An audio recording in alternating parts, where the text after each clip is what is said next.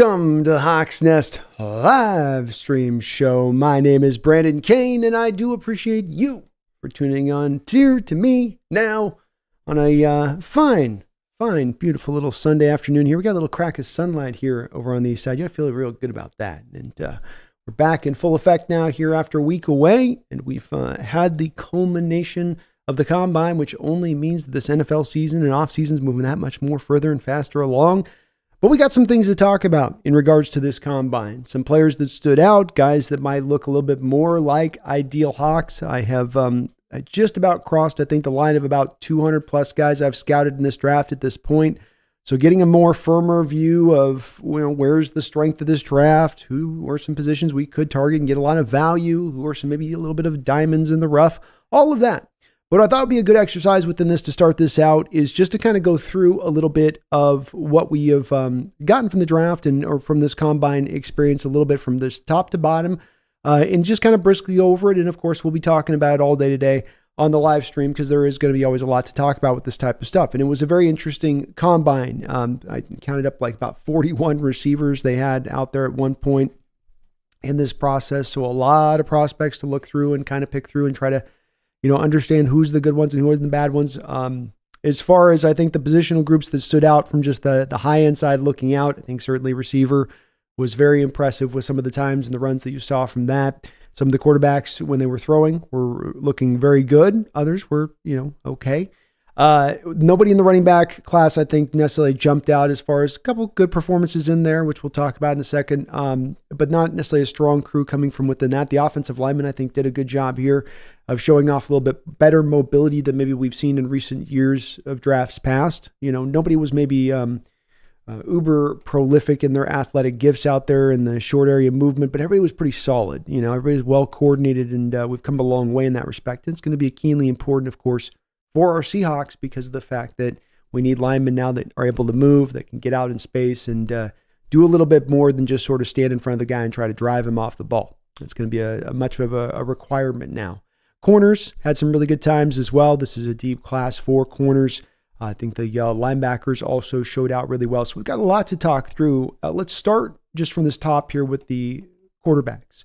And there's not going to be a lot to talk about with the testing time of the quarterbacks because everybody basically kind of sat out or half sat out one way or the other on this.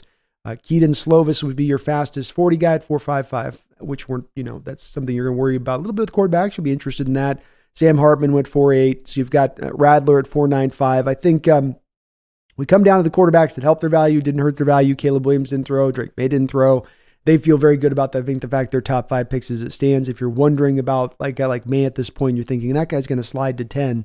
The fact he's not throwing, I think, is indicative of what he's hearing back and that he is going to be that top 5 pick. So it's kind of, there's nothing more further to up your stock. You're there, so to speak. You may disagree with that personally, but that does seem to be at least what they're indicating in the lack of him throwing as he was. So Joe Milton went out, put a show on. He was throwing the ball 60, 70 yards in the air and taking his time with it, letting the receiver go down there, doing with some style points. And there's no doubt about it. The guy's got a strong arm. There's no doubt about it. The guy's even very mobile. But with him, it's about decision-making and accuracy and ball placement, which is another, very key known part, not just the strong arm, but the other aspects that go with it. He definitely, though, helped his stock with, I think, some of that performance and what he did throughout the week. Michael Penix looked good throwing the ball, I think, as well. He did his ball looked on time. You could see the snappiness on the release. Mechanics were clean. So I don't think that he did anything to discourage people away. Likewise, I think Bo Nix was solid within that. I think Rattler, when you look at him, he's a guy that I know is a bit of a favorite here within the chat for me. And he had an okay combine. Oops, sorry. Thing went out. He had an okay combine, but nonetheless, 4.9540, so not particularly fast for Rattler. He came in at only 6 feet tall and 200 pounds. So he's definitely missing a little bit of size there. And I wonder if this is just going to likely kind of place him now within the second round area of things with Rattler. He still threw pretty well. He still showed off the good velocity he has on his throws. That part was really well. But running that sub 5 flat 40 at the quarterback position in this day and age means you're going to be pretty immobile in the pocket. He smartly moves in the pocket out there at South Carolina. He had to just to stay alive.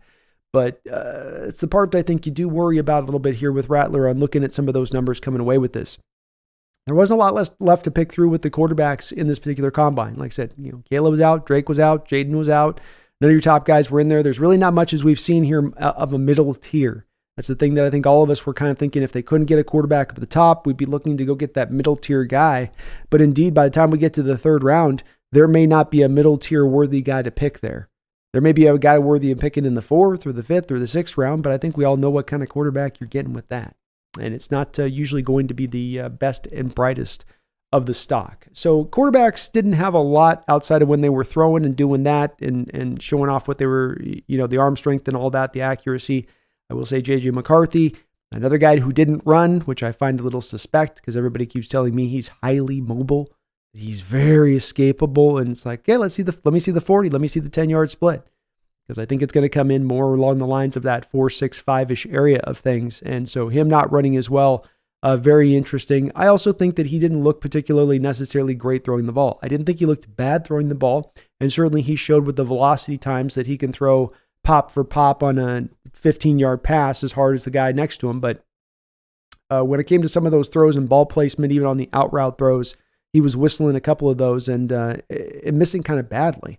On the 9 route throws that he made, he missed a few over the top. And if you'll notice with McCarthy on those 9 routes, it's part of where you marry what you get from the film to the prospect. How do you arrive at a guy like McCarthy from my standpoint? And I'm not as in on him. And I feel like, this guy's not going to be the guy on this. He's getting overrated. Is because when you watch him on the tape and he's got to throw a ball 40, 45 yards down the field, he'll get it there, but he's going to have to get it on a line, right? There's not going to be anything closely associated, any in the vicinity of the Russell Wilson-like moon ball that you would get from him, where it's that tasty up over the top. And that's kind of the ideal because you want the ball to come in over the top. When it's coming on the line, that's when a cornerback can make a play on the ball. That's when you have less likely the chance of it actually being a completed pass at that point. So you want it to come up over the top so the receiver can in a lot of ways use his body. Even if the corner is running step for step with him, it just gives you a better chance to complete those kind of throws. He doesn't have that arm strength to put it up over the top. He's got to laser it on that line to get it that 45, 50 yards down the field. And so when you see him overthrowing there to that receiver, it's because that receiver is not having an opportunity to run underneath the ball. It's a small little thing, but it's a thing that does match up to the thing that you saw with him on tape. And just a little thing with him, but that's one of the things that does stand out with me on why I'm a little bit, less than on board with the J.J. McCarthy experience. Running back, I think, was good this year. There wasn't anything that I think blew anybody away. Jalen Wright had a really strong combine running in that 4.3 range. I think Trey Benson, a guy that I had an early comp to Todd Gurley. I felt like he's like 93% of Todd Gurley. Not 100%, like 93%. Very same running style, slice and dice you, vision guy. When he puts his foot in the ground and gets upfield, you feel that speed, you feel that quickness and burst. I thought that he really did a good job putting on a show. Might even push himself up into potentially maybe even second round discussion, as he also matched it with a 1.52 10-yard split. That's a phenomenal burst time for a running back at that spot, especially again when you consider that's at 216 pounds he's doing it at. I believe we had Jahmyr Gibbs last year at 151 with his 10-yard split, and he was doing that at 190 pounds. This guy, 16 pounds heavier and 0.01 off that split. Very quick. His stock is going to raise here. I like him a lot. I think he's my second favorite back in this draft right now. Really solidified himself, I think, in the grand scheme of things there. I don't know that there was a lot of running backs that did anything to separate themselves. Marshawn Lloyd, 4.46. You were kind of hoping that he'd be in that spot that reinforces and you feel good about now where he's going to go as a guy that's going to be 5'9", who's going to need to run with some power, but he's going to need to have the juice as well. If he'd come in and been a 4.6 guy or 4.55 guy, I think that would have been a little bit of detrimental to his draft stock. Ray Davis, I know another local favorite here and a guy that the Seahawks have met with. I think, maybe I'm wrong. No, I'm thinking about the linebacker from Kentucky. Excuse me on that one. But Ray Davis also had a pretty good combine for him, 4.52 40. Which looks really nice. 1.56 10-yard split. Really good there. He got pretty good explosive numbers too with the 35-inch vert, the 9.11 broad. 4.51 shuttle's okay. But he also is, that matches to what you get with him on tape, which is he's very shifty and able to change direction and also has really good acceleration from stop to start. But I didn't think that there was a lot of running backs that necessarily came out of this that really blew me away with what they did in their performance. It was fine performances.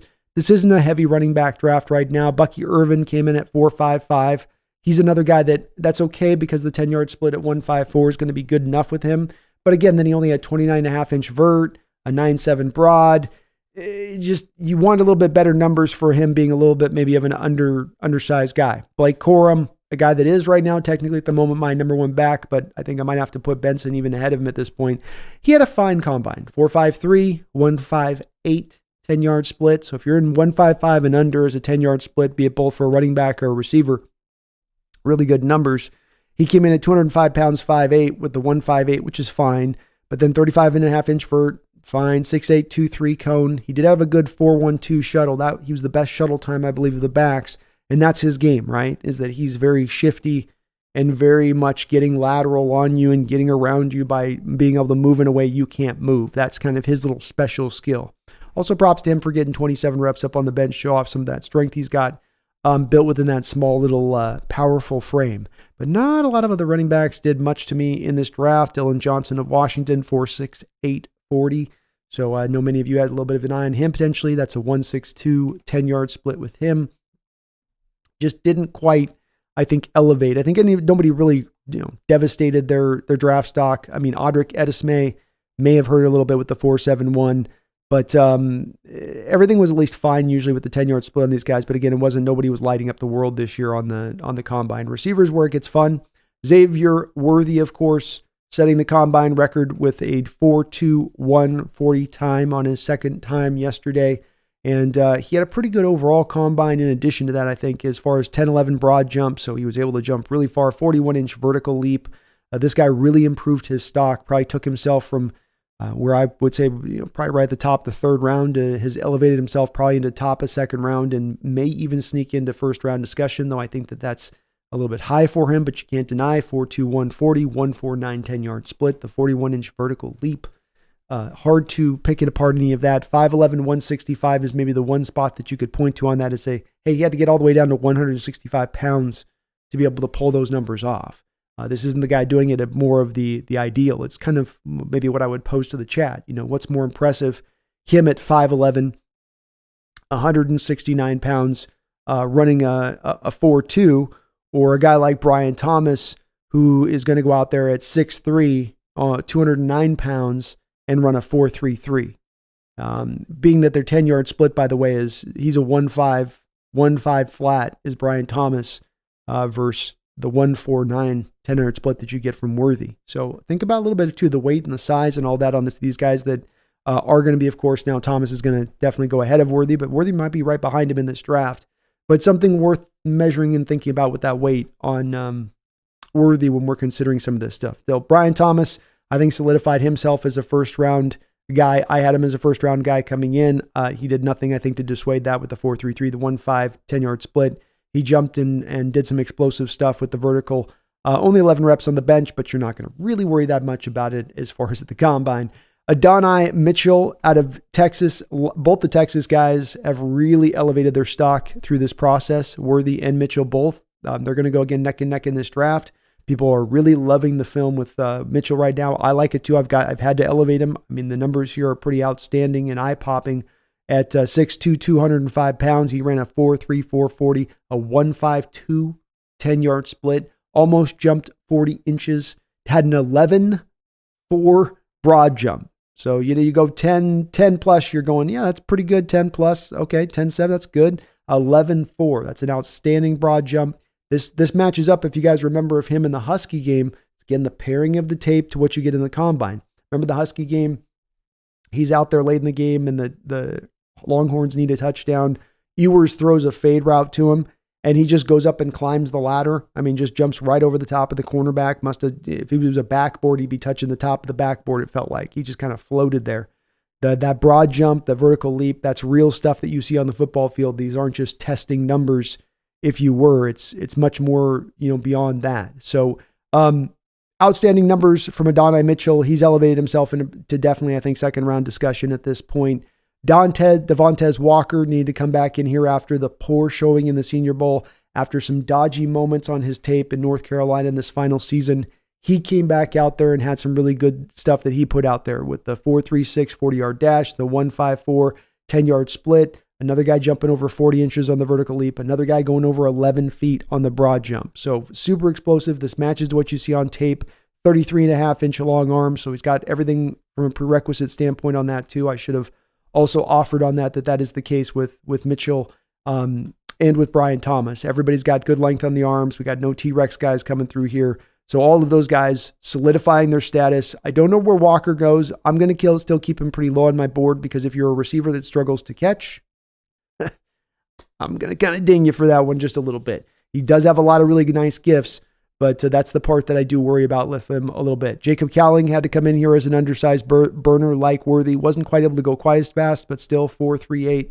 That's perfectly fine. I would push the same with Roman Wilson, who's going to be a slot. You just wanted him to come in here and show out as far as the short area explosiveness, the speed that he's supposed to have. He went 1.52 on the 10-yard split. Didn't do any of the other testing numbers. But he's going to be really, that's a guy to be interested and look at on the 3-cone with him, for instance, because I think that he has a good potential of being a guy that can kind of almost get open at will out of the slot. Ladd McConkey, a guy that might sneak his way up into first round discussion, got into 4.39, which is outstanding for him.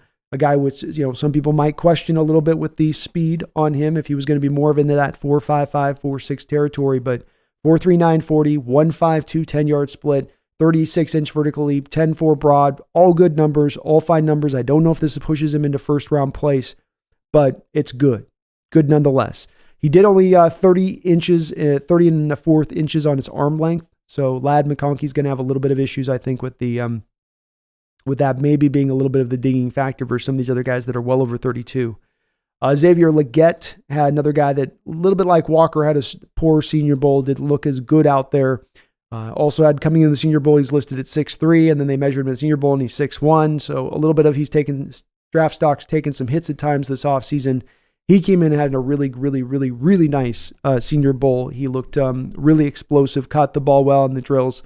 Still 6'1", but he's carrying 221 pounds, so a little bit heavier than you normally get out there at the receiver position. 4.39 at the 220. 4.39 at 220 pounds. Very impressive. 1.54 10-yard split, 40-inch vertical leap, over 10.6 on the broad. Like I'm saying, these receivers really solidified themselves in this draft of being really outstanding, strong guys as far as one of the real true depths of this draft, both high and wide and deep. You can go get yourself a draft throughout in this one.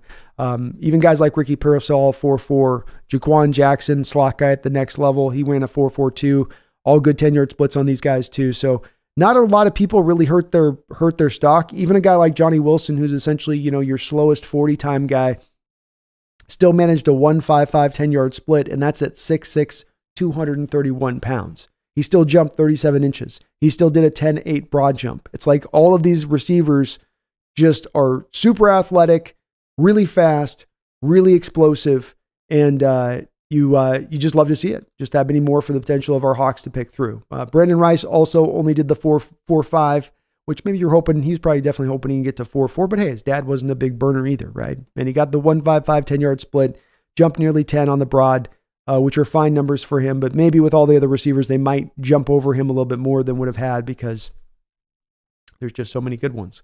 Tight end wise, not a ton of guys to talk about here. I think it was a okay crew, but Jadavian Sanders went 4.69. That's okay. You're maybe hoping he went a little bit faster for the athletic build that he brings to the table.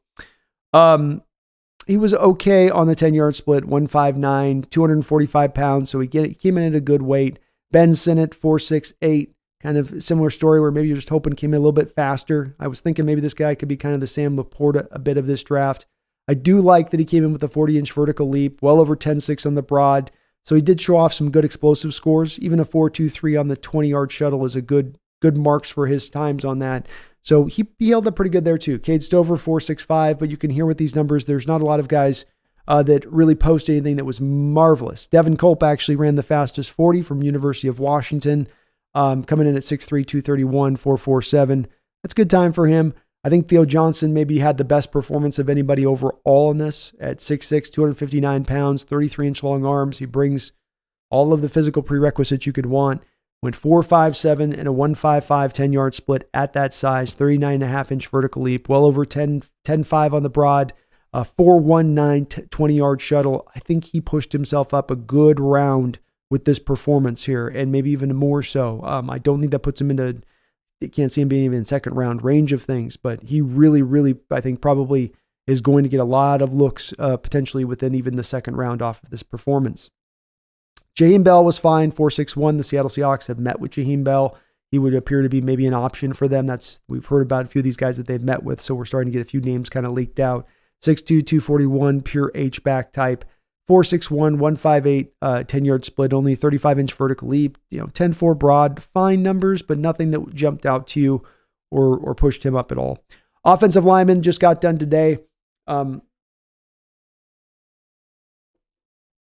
times, Roger Rosengarten got the 4.92. One reason I had him here as a third-round guy coming into this combine, and may end up raising him even more so, is because he does everything nice out there in the field. He moves so well, and the speed and the quickness that you get with him shows up. With linemen, of course, I think the 40 becomes much less important. We really want to concentrate more with these guys on where they're at with the 10-yard split, the 3-cone, the shuttle when they're doing that. The guy that I think was the best across the board and really solidifying himself as a very athletic lineman in this draft, if you're looking to build that guy into your scheme, and make no mistake about it, we're looking to build that in our scheme right now. We need guys that can move and move in space. It is an absolute prerequisite. Not kind of nice to have. You got to have it now. Got to be had. So Tenor Bortolini is his name. He had the best short shuttle time, the best 3-cone time. He was good across the board in pretty much all of his testing numbers that he had, even including the 40-yard dash. I thought he was very impressive out there. Joe Alt, one of my blue chip prospects in this draft, the son of a former guy that's in the Ring of Honor for the Chiefs. Just looked like a rock solid, easy prospect to just go, okay, I know what this guy's going to be, where he's going to be. I've got him as a comp of Andre Whitworth. I think this guy's going to be the real deal at the next level, and he showed that, having a really, really nice performance out there. Crazy to watch him, as explosive as he was in the broad jump, and just take the 3-cone at 7.31, moving at that size at 6'8". I mean, what did he come in at the weight at here? 321 pounds at 6'8", just moving so well. He's going to be an easy pick for somebody in the top, probably 6 selections, and he made it even much more easier, I think, today. The center out of Michigan, Drake Nugent, also tested really well. Do the Seahawks go back-to-back with Michigan centers for 2 straight seasons? Maybe liking this guy potentially a little bit even more than they might like a guy like Oluwatimi for last year. We'll see. But I thought he tested out pretty well across the board in all of the short area explosiveness stuff.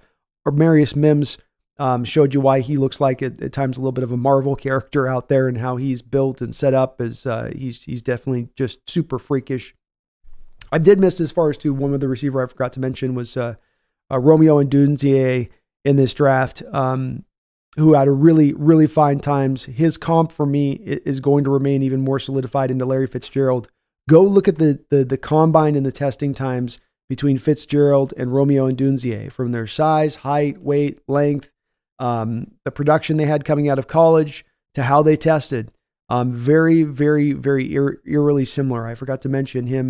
Sorry, I spaced that one out. And he did have a really great combine. I think he's positioned himself at this point as the 3rd receiver that'll be taken in this draft, and not taken very long after the first 2 guys are taken.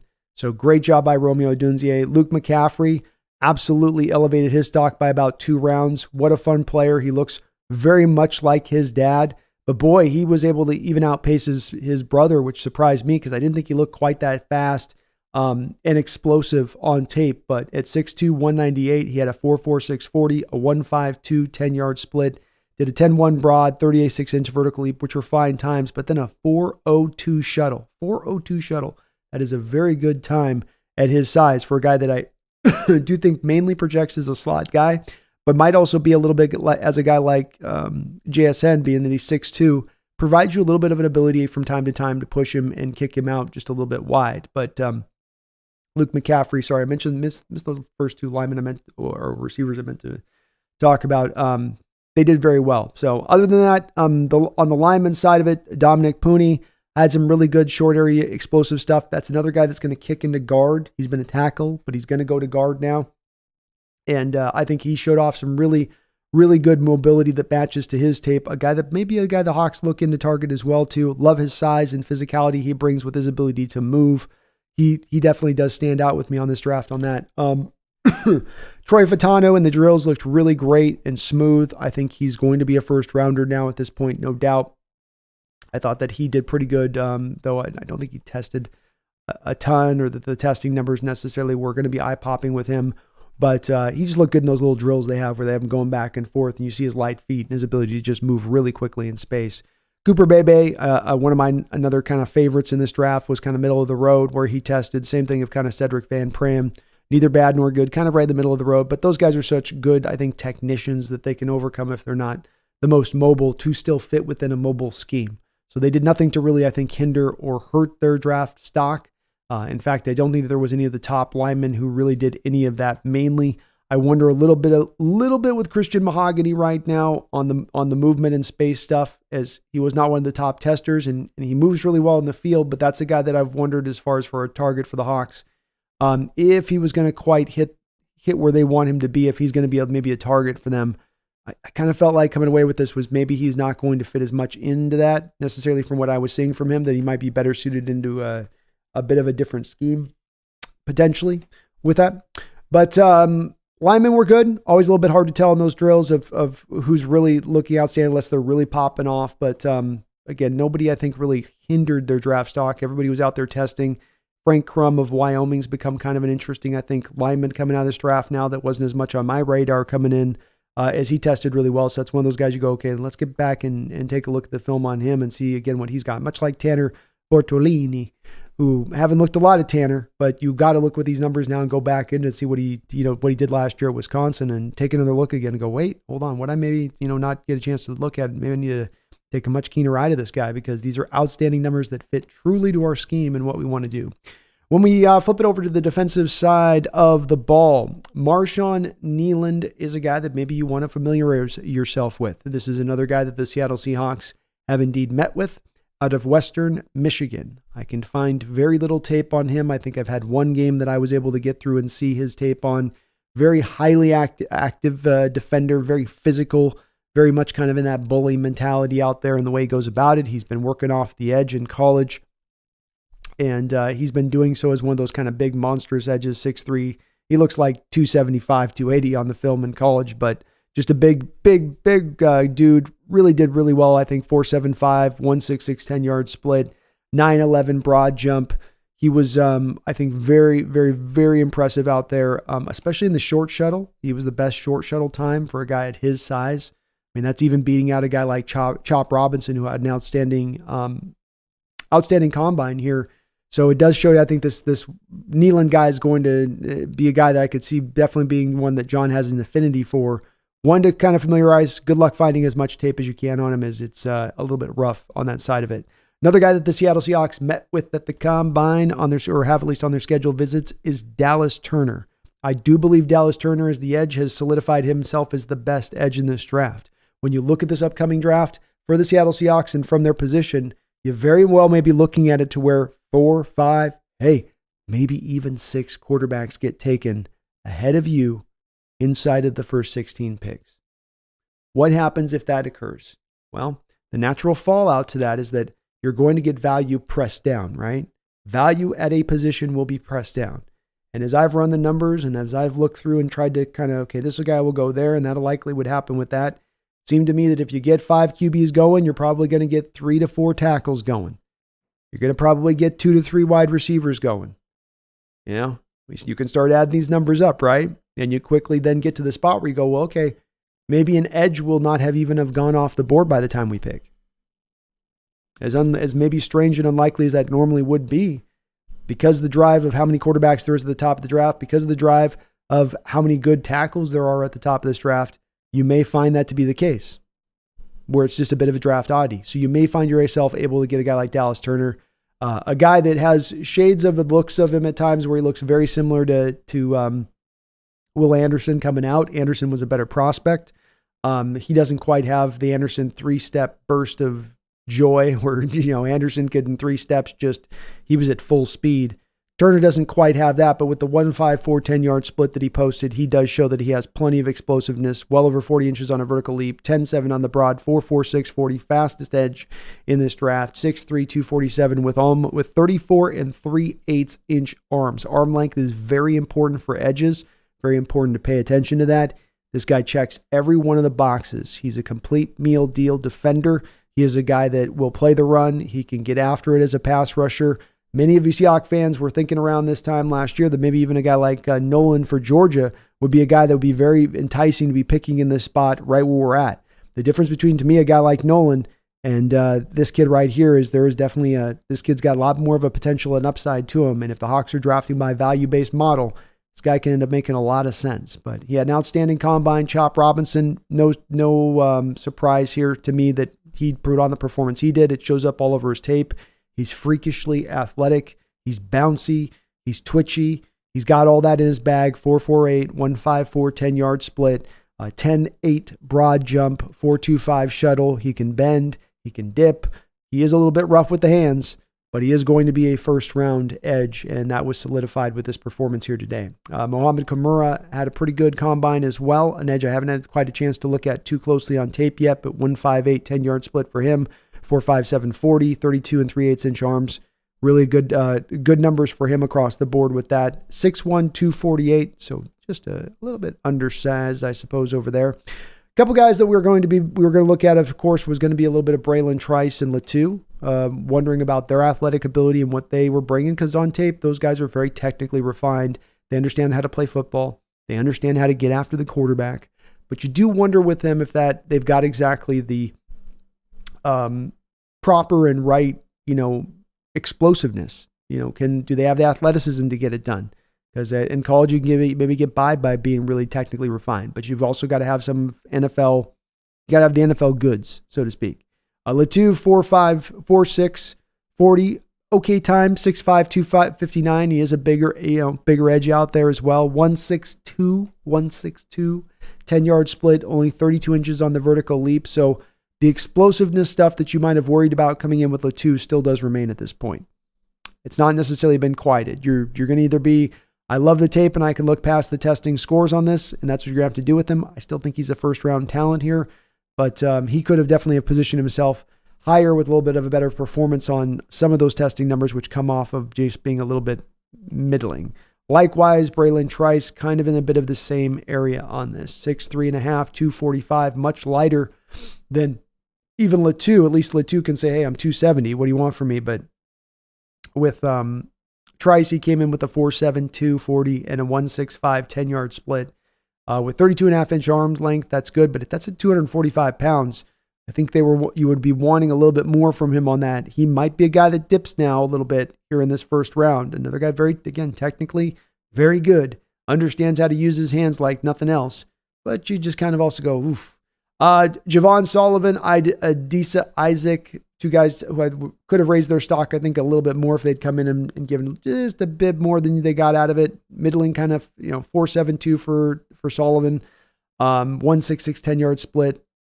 Nothing really good within that. And that was a guy I was looking at very closely because I did like his tape a lot, but kind of unimpressive stores there. Adisa Isaac playing opposite Chop Robinson out there in Penn State. Another guy that you can see on tape looks very athletically gifted. 6'4", 247, but 4.74, 40, 1.64 10-yard split, only 34.5 inch vertical leap.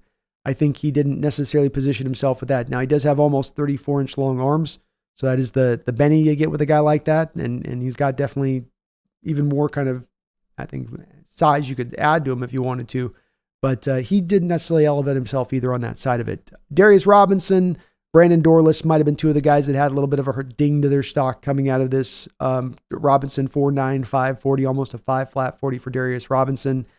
He was also a guy that complained about the bench press there, and that the bench press was like awkwardly set up because he only could get 21 reps and he was hoping to get much more. 1.73 10-yard split. A guy who was I believe, the player of the week out there in the Senior Bowl, and a guy who was getting a lot of talk as maybe being a first round kind of talent. You come out of this now and you go, oof, maybe that gets dinged down just a little bit. He's going to need to have a hell of a pro day A guy that you knew you were going to kick inside a little bit going back in the next level at his size because he is 6'5", 285. But also a guy that kind of gets caught a little bit in no man's land with these testing numbers. Dorless, same sort of thing where you're counting on kicking him a little bit more inside to the next level, but didn't post anything really explosive. Barely cracked over 30 inches on the vertical leap. 9.3 on the broad jump. You'd like to see at least 10. Didn't quite get there. So that was kind of where the edges were at in this draft. I think that the top guys solidify themselves like Turner, Chop Robinson. Jared Verse also did his job. He's definitely going to be there in the discussion with Turner, I think, for the number one edge.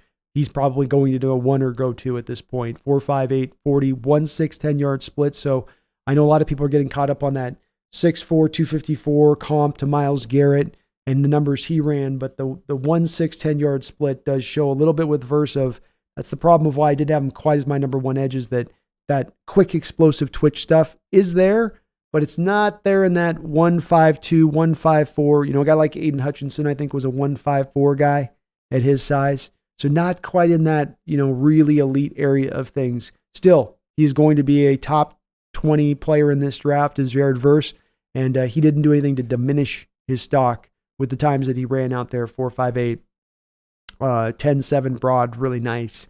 7.31 3-cone was really good, showing off he does have really good bend. I mean, he's athletic. He can get around that edge. As we kick it over to the defensive tackles here, Braden Fisk was the man as far as he seemed to be the best tester here at the Combine, the guy that kind of first started to get everybody's attention. Real fun defender. If you haven't had a chance to go back and check out the tape on Braden Fisk, you're going to love what you see from the kid. He is active. He plays with his hair on fire, even though he doesn't have any hair. He is getting after it snap after snap after snap. 4.78, 40, 1.68, 10-yard split. And again, we're now into the interior here. So these are, like lineman-like times if we want to think of the equivalent on that. But 33.5-inch vertical leap, put up 26 reps on the bench. Came in with maybe a little bit of short arms. That's the worry that I have with Fisk when you watch him on tape, is that he gets often beat by guys that get their arms into him first. And then he just will get swallowed up because he is at 292, probably missing 15 pounds. Losing, he's given up 15 to 20 pounds to the lineman across from him. And so when he loses that length and he loses a little bit of the girth in there, he's got to just kind of do it by effort and hustle a little bit. But he's legitimately quick. He's legitimately smart and aware of getting to the spot on tape and finding the ball carrier. And he's going to fight like hell to get there. Like, he's going to give you his life every time, every snap. He may not get to the ball carrier. He may get driven and pancaked onto his back, but he's going to be giving you every inch, every fingertip he has to try to go and make a play if he can go make a play. So definitely a guy that has helped his stock out there. Makai Wingo, another guy that has done a great job of, I think, helping his stock with what he did. 1.64, 10-yard split for a guy at 6 foot, 284 pounds. My comp for this guy is Brandon Mabane. So that's why I have a little bit of an interesting eye with him. Another former Seahawk. Just see some interesting kind of parts that go back. Guy that's sub 6 foot. He may not have quite the same 300-pound, legit 300-pound size that Mabane had, but a guy that with that size, first step quickness, and some of his power and explosiveness, converting explosion to power especially, who has maybe an upside to being able to help out in this league and play in a couple different roles there on that defensive line. But a fun little player on tape. He had a really good combine, I think, and helped to solidify some of his value and separate himself from a stock of a lot of really good linemen.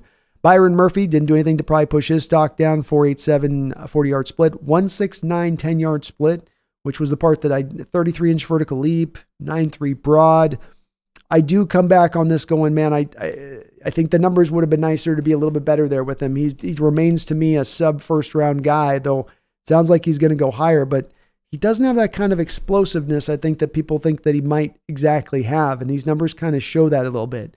He's a bit of trying to, get you by sort of stutter stepping you off the snap more than he's trying to really peel and attack a gap. And he can do the attack at the gap stuff, but it's only then after he's kind of set the lineman up to get him to think they're going to have to be ready for the crossover. And then he attacks hard. So he doesn't have that pure one gapping, 3-tech, first step explosiveness that you would necessarily be theoretically looking for. The rest of the linemen did fine out there on this. I don't think that there was a lot of guys that jumped out with any real marvelous times. Rook Aurora from Clemson did fine out there. He had a couple of good postings in the short area explosiveness stuff. Again, things you're going to pay attention to with these defensive linemen. Jaden Crumbly, an interesting guy out of Mississippi State, had some good times that he posted out there, but not much else as far as the other linemen. Dwayne Carter, another guy that kind of comps out to me as sort of a Jaron Reed minus the run stuffing, just kind of the pass rushing of Jaron Reed is what he gives you. I think Chris Jenkins, another guy that the Seattle Seahawks have met with in this pre-draft process and maybe looking at here, especially if you see Leonard Williams walk, this guy becomes all that much more of a likely target.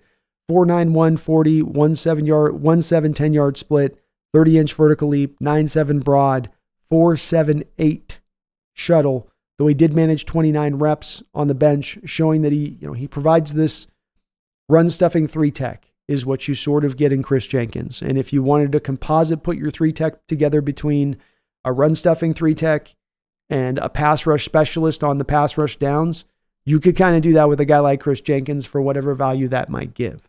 But he does show with some of the lack of explosiveness in this times and what you see with him on tape, he's not really as much the pass rusher. If he's going to win as a pass rusher, it's going to be by effort and working you down into the pocket. But also a really rugged defender, a tough day at the office for any offensive lineman. But he, again, I don't think necessarily pushed his stock up fully much with these numbers on what he did with that. Tyler Davis, I think, would have wanted to be a little bit quicker as well. Another guy looking to try to come in here and be on my first step quickness guy in here. 1.72, 10-yard split, 9 even broad. I think there's some of these defensive tackles might have dinged a little bit of their stock more than they helped here for some of the other positions. Justin Ogabogie, who is definitely liked in the fan base quite a bit as a kind of diamond in the rough, 28-inch vertical leap, 1.8, 10-yard split. So Justin Ogabogie, also a guy that maybe didn't provide as well as some people were thinking along those lines. Pouring through here, Seahawks met with Junior Colson, who didn't do a whole bunch in this draft necessarily, but Junior Colson, the Michigan guy, my favorite middle linebacker in this draft, was met by the Hawks. He didn't do much of the testing in this, so I guess he's going to wait until he's at his pro day to get going what he's going to want to do here. Peyton Wilson, I think, did a really good job. He's got to get around these short arms of his. I mean, they're very, very short. 30.5-inch long arms from Peyton Wilson. But he went out there and really blew it up as far as the testing numbers. 4.43. You got a linebacker going 4.43 at 6'4", 233 pounds, 1.54, 10-yard split, 34.5-inch vertical leap, almost a 10 even broad jump. I think there's only been a handful, like 3 guys who have been taken with under 31-inch arms, I believe, in the first 2 rounds at the middle linebacker position in like the last 20 years of the draft. This guy might be that guy to do that with these other testing numbers on the other side of this. Kalen De La Roche, Florida State kid, might have helped his stock out a bit with the 4.47, 40, 159, 10-yard split. He's a little undersized guy at 5'11 and a half, 31.5-inch arms, but those are good times for him for being just kind of a quick guy that maybe projects into more of kind of your, will linebacker type at the next level. Edrin Cooper, my second favorite middle linebacker in this draft, also performed really well. He matched up to the athletic, explosive stuff that you see from him on tape. 6'2", 230, legit size, check. 4'5", check. 1.54, 10-yard split, so he runs like a running back with his explosive quickness, check. 34.5-inch vert, that's fine. 9'10 broad, that's fine. But 34-inch long arms in addition. So this guy, all the boxes checked. He's going to be, I think, a legit linebacker in this league, a legit starter in this league from day one. You might even see him taken at the top of the first round. I don't think this performance neither solidified it or took away. He was going to come in here as a hot commodity, and he's going to leave here as a hot commodity at the middle linebacker position. The Seattle Seahawks have also met with Kentucky linebacker Trevin Wallace. Another one of our meetings. When we do show interest in these guys, it's not smokescreen. We tend to definitely pick from the guys that we are going to meet from. So some of these guys are very likely to be potentially a Seattle Seahawk here if we are looking at talking to him. 6'1", 237 pounds, 32 and 5/8-inch arms. Very quick, very athletic on the football field. I like these. He's got a nice, real strong, sturdy build versus some of these guys that are almost sub 225. He's right up around that 240. Still going 4.5, 1.6, 10-yard split, 37.5-inch vert, and 10.7 broad. So almost getting up in that almost 11-inch broad range of things. So he also brings the explosiveness. This is the type of guy that I think definitely John Schneider is going to have him circled. And the interest in this particular linebacker, I think, is very, very real. Edifon Uliafocio, The UW kid really helped out his value, I think, in this draft. He's going to have sort of the equivalent of what Deion Henley had, I think, in the Rise last year, what he was looked at with WSU coming out and how he kind of went from here in the draft stock process to, as you went through all the pre-draft stuff, to getting up here in that post process. 6'1.5", not the biggest of guys, 236, so he brings at least the prerequisite weight. Just, rocked up kind of built guy. 4'5", 640, 159, 10-yard split, almost a 40-inch vertical leap, almost getting up into the 11 range on the broad jump, 10.8. Those are outstanding numbers for him. I've got him in the third round at this point. I love, he's got to get around the injury stuff. He's going to have to clear the medical evaluation stuff because that plagued him in college a little bit. But he did a great job of pushing up his stock out there. Curtis Jacobs, Nathaniel Watson, two other guys that I think helped their stock quite a bit. I was hoping Cedric Ray would run a little bit faster of a 40, but then he did come in with the 159 10-yard split. So that part was at least good, but he was just kind of okay with it, especially coming in at 6'1.5". Also was hoping maybe he'd be another about 1.5 inches taller, a little bit bigger of size, but still didn't, I think, super diminish his stock. And I don't think there was a linebacker that necessarily hurt their stock that was looked at as good coming into this. When we turn it over to the corners, another crew that just had a lot of stars within it. Nate Wiggins, 4'2", 840, kid out of Clemson. I've got a second round grade on him. 159, 10-yard split. So the 4.28's good. He's got the long speed. The 159 is a little bit. That's, he's got good quickness, not great quickness, whereas that's a great 40, right? Faster than he is quick. That's maybe the way to put it. But he came in with a 10.7 broad, very explosive as well. 6'1", 173, very thin, lithe kind of guy. 30.5-inch arms, which is why I've got him more into that second round range, is I think the arm length is going to be a bit of a detriment for him in some of NFL evaluators' eyes. My number one cornerback coming into this combine and has only been absolutely solidified right now, and that is Quinyon Mitchell. I've got this kid down as a lockdown star potential player. I don't put that in my normal outlooks for these corners or players coming out. I don't know if even I had it necessarily on Witherspoon last year, but this kid is the top rated cornerback by PFF for the past 2 years. He is an intercepting machine, ball skills for days. He showed that in the catching drills. 4.33 40. This was a guy who's worried he was going to come in and maybe he'll run like one of those guys got ball skills, but they're super slow. The type where it's like, he's going to do this sort of Richard Sherman's like, he'll get you picks, but he's going to always be held back by not being fast enough or quick enough. 4.33 40, 151, 10-yard split, 38-inch vertical leap, over a 10 broad, put up 20 reps on the bench, 6 foot, 195, 31-inch arms, so a little bit light on the arms, but that's the only thing you really ding here. He's solidified himself as CB1. He should be the CB1 right now. Give me, don't talk. Terry and Arnold's fine. Terry Arnold's fine, okay? I like Terry Arnold out of Alabama too, but Terry Arnold's got some grabbiness issues. He doesn't have the ball skills of this kid. Arnold, I don't think, had as good of a combine as Arnold was the guy looked at as by many, if not Kool-Aid McKinstry, as the number one corner coming in. I think he had a good combine, but he didn't have what Mitchell did in the combine. 4.5 40, 154, 10-yard split, 37-inch vert, almost 11-inch broad. So again, really good explosive numbers with him. Almost 32-inch long arms from Terry Arnold. So all of that checks out. My big differences between these guys, and I do have a first-round grade on Arnold, is just that he's very grabby on tape. Versus Quinyon Mitchell, who trusts his athleticism, trusts his quickness, and trusts his ball skills to go and make the play.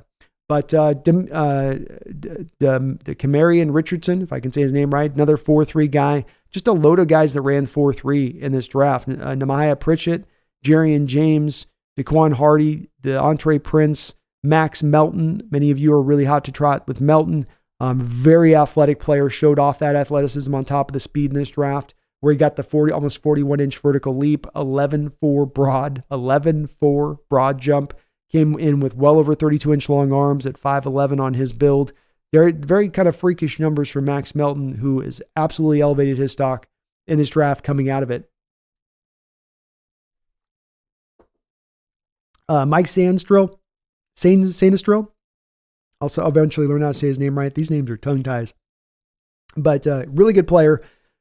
Kid that played for Michigan last year, just a mighty might type at 5'9", 182, 4.4, 740, but a 1.51 10-yard split, a 40-inch vertical leap, and you feel his leaping ability on tape. He's a guy that may be undersized, but he gets on top of these bigger players with that leaping ability and explosiveness.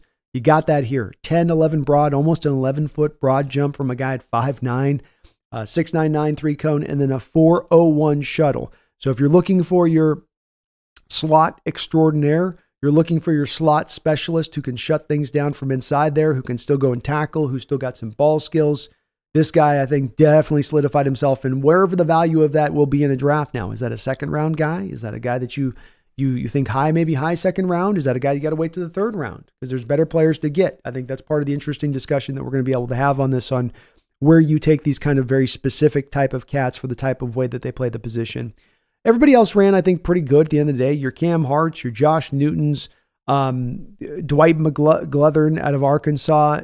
These guys are all good cornerbacks, 4.5 range. Nobody got into that 4.55, 4.6-ish. Everybody was in a respectable area as far as the speed stuff goes. Kamari Lassiter from Georgia was your best kind of 3-cone guy in there.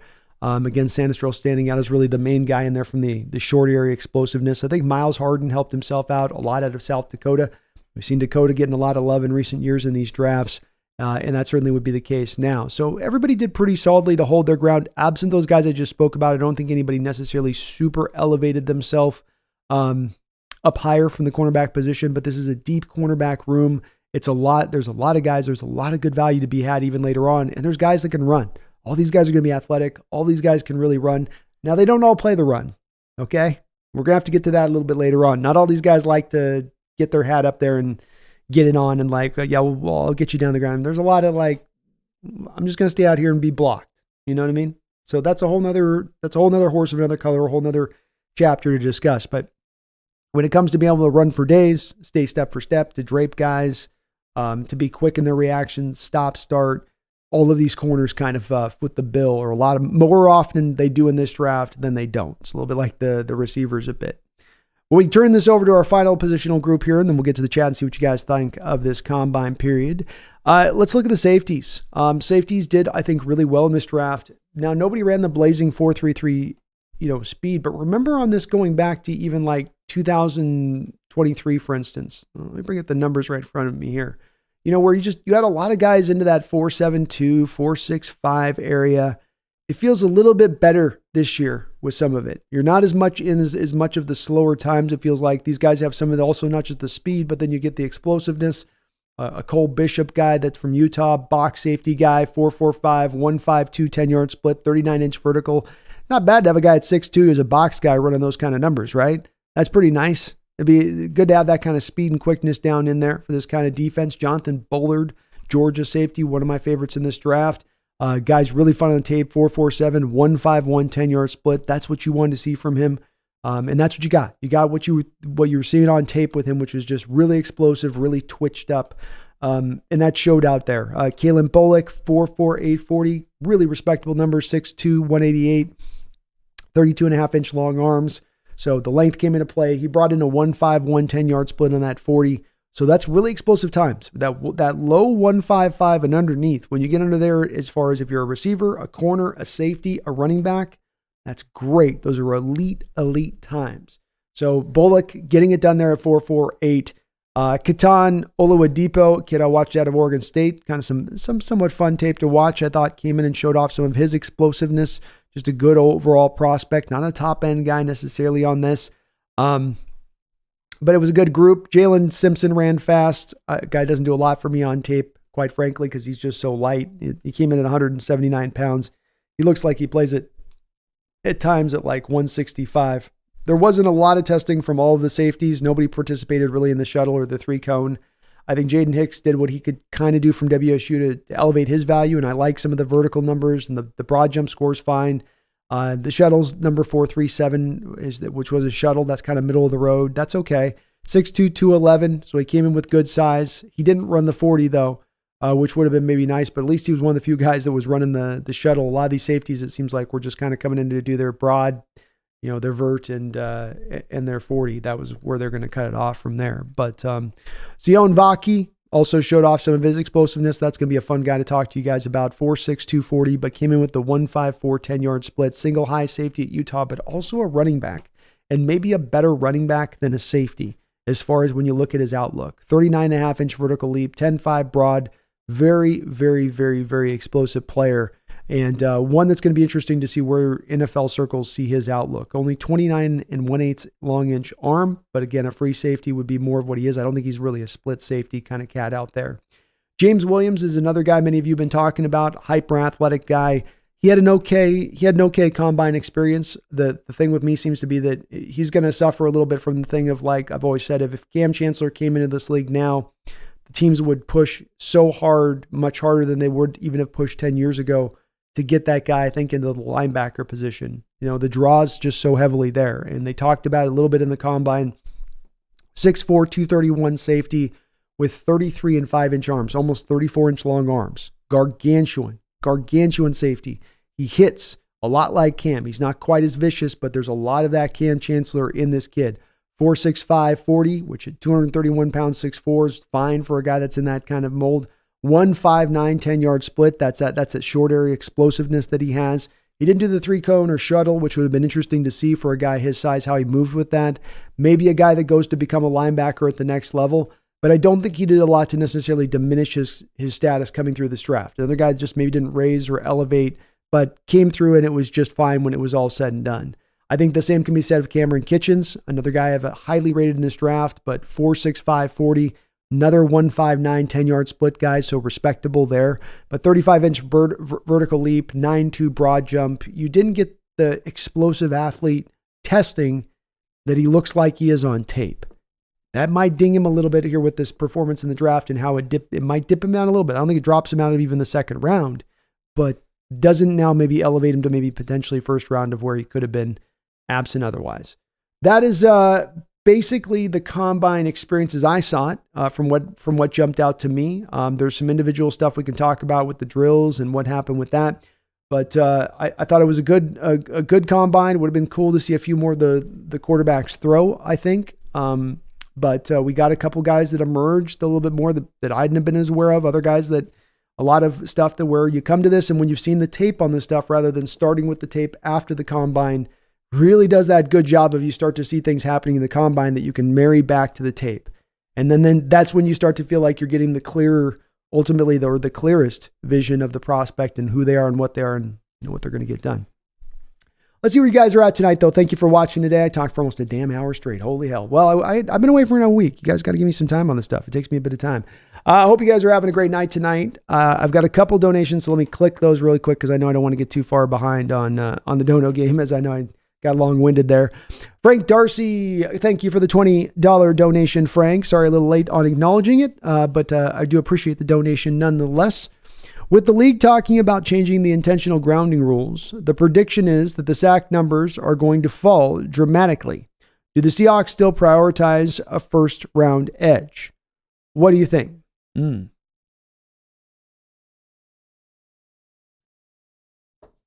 Well, admittedly, I spent the last week a little bit. Hold on, let me see. New NFL proposed grounding rule.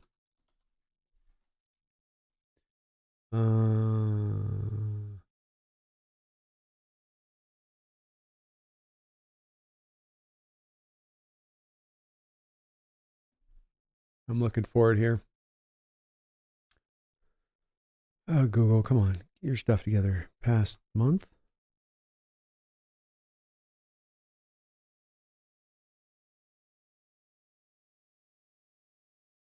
So I haven't.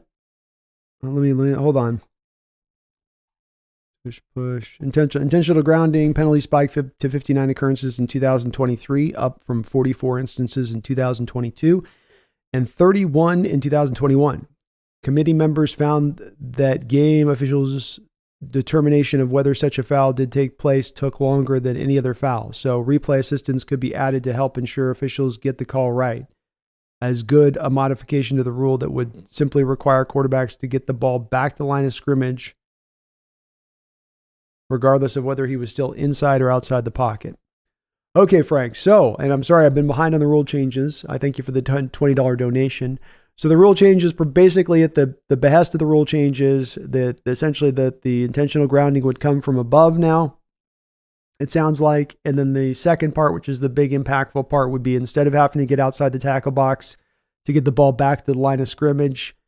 You now, to throw it away, you could essentially throw it away sort of anywhere.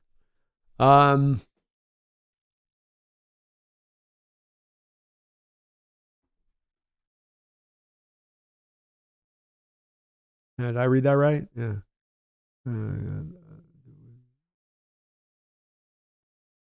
As you get the ball back to the line of scrimmage, regardless of whether he was still inside or outside the pocket. Yeah. So that could definitely have a big hinging effect on the amount of sacks that you see, Frank. That's for sure.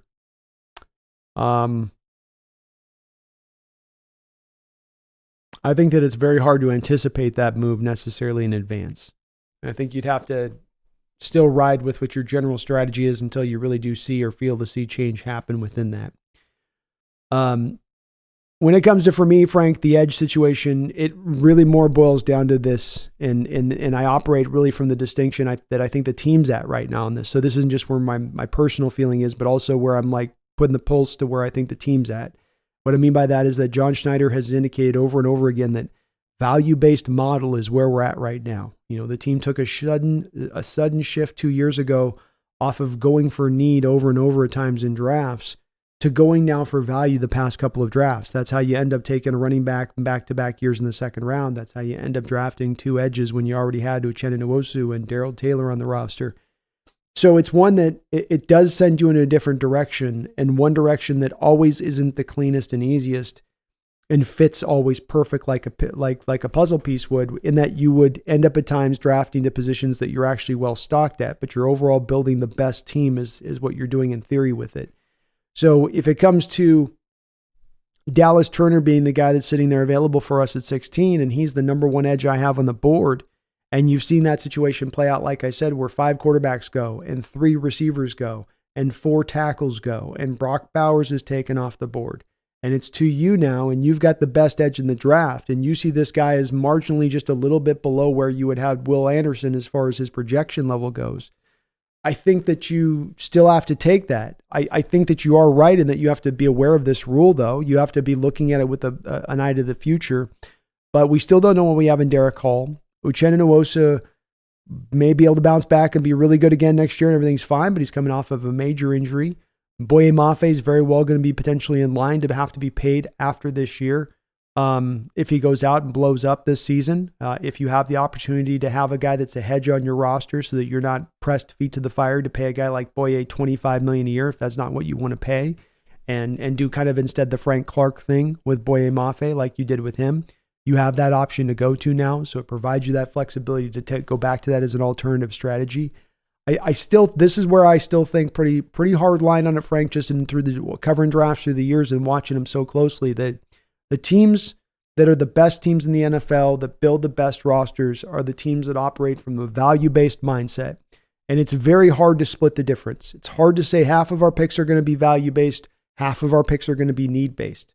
You have to pick one to the other, and then you got to just kind of stick with it, I think. So, yeah, I think I would still go with it, Frank. Obviously, it's got to be that's the value guy you got on the board, and if that's it, you got to go with it. I don't stretch for it. But if that's the way, if it plays out in the first round like I'm thinking it potentially could, I wouldn't be mad at it either. I'd understand the pathway that took them to go, that way.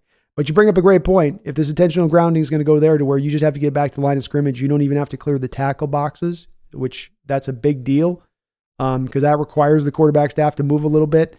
That could have some monumental changes to the game if they're going to implement those kind of changes. I mean, that is a major rule change if it comes down the line. That's kind of a lot to bring in with a lot of the other changes that they're considering too, which, boy, defenders can't catch a break, Frank. Garth Knight, thank you for the $5 donation. Says, Brando, what was the most difficult object during the move? There is always one dandy. Yeah. So, my mom, I love her. Love you, Mom, if you're listening. Had these plastic bins that you had to lift. They were 50 pounds, and we kept having to lift them, and they were sharper than the devil himself. So Garth, you get a little bit of, here's my bleeding blood. I bled my blood for my So, yeah, my leg would scrape past him and I'd look down and it looked like somebody took razor wire over the top of my shin. It was pretty wild, but those were fun. Stacking those boxes 10 feet high was an interesting experience, but it was good. We got it all done, got it all knocked out. Never saw the beach, but we got it all cleared. We got it all, business got handled. You know what I mean, Garth? That was the most important thing. Business got handled and taken care of. So my legs are scarred for life, but we got it handled. Those things are gnarly. I didn't think plastic could be that sharp. I was like, did that just, whoa. Thank you for the donation, Frank. Garth, appreciate you for that. Sorry, a little bit late on the dono acknowledgement. Megan Joe, how you doing? It's good to see you. Penix had a pretty good day, Joe. He was looking good. I might have missed your guys' chat. I'm going to start up here a little bit from the bottom. So if I missed your comment or thing below, sorry, I was yakking a bit there. Just repost it back in if you could. I'll look forward and see if I do pop anything in. If we do usually have a lot of internal discussion in these kind of live stream shows. So just the thing I do ask too is if you do have a question, comment, concern, and you want to direct it directly at me, just if you can put Hawks Nest, Brandon, whatever you want to just so I know it's not necessarily directed to somebody else. If you're looking for something me to specifically pull from, because we're getting a lot of people into the chat, it's hard to sometimes always get every single one. Like we already got some good discussion going on. We're going to start this fresh at the bottom here. So just repost if I missed you at the top.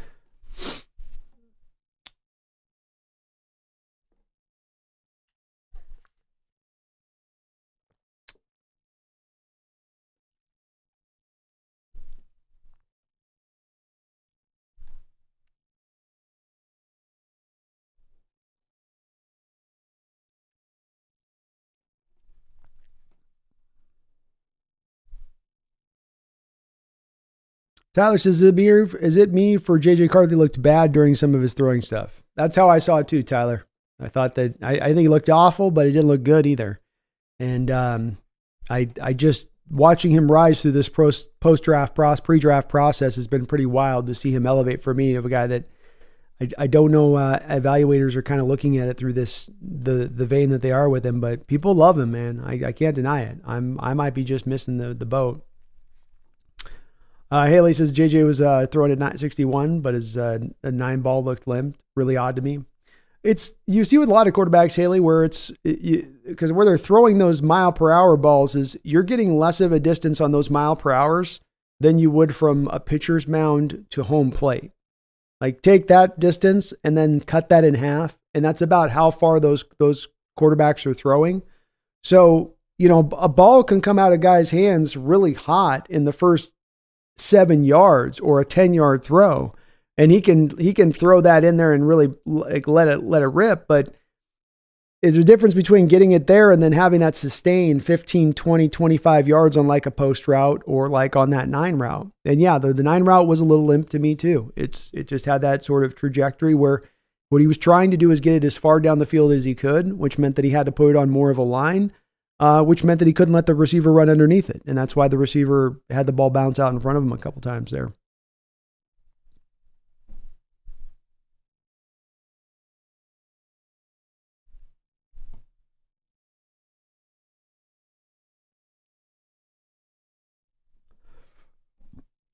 Copperwise says, wouldn't Williams be a good candidate to play the Hamlin role here in Seattle for McDonald? I would love to see him still play into that, like the Hamilton role. You said Hamlin, you meant Hamilton. I could absolutely see him be the Hamilton-like defender in this defense. He's very athletic. He can run as he showed. He's big. He can run with tight ends, and his length with tight ends will give them problems because they can't just do the contested catch. I can beat you out because I'm bigger and taller, and maybe I can outleap you. I like Williams a lot. He's one of the guys that I'd have as Brandon's guys in this draft. If I'm accumulating a list of guys, regardless of round, just guys you have a kind of a preference for in general, he would definitely be one of those guys. It did seem like they were talking about him on the Sin draft cast to me a little bit, copper-wise, like kind of goes without saying that he's going to go to and become more of a, linebacker guy at the next level. So I don't know if that's the truth of it, but it seemed like that's how they were kind of talking about it. But even if he was to go to linebacker, I still wouldn't, that wouldn't put me out on him. I'd still be down for it. Tyler says, by the way, how'd Troy Vitano look? I didn't watch the offensive line stuff today.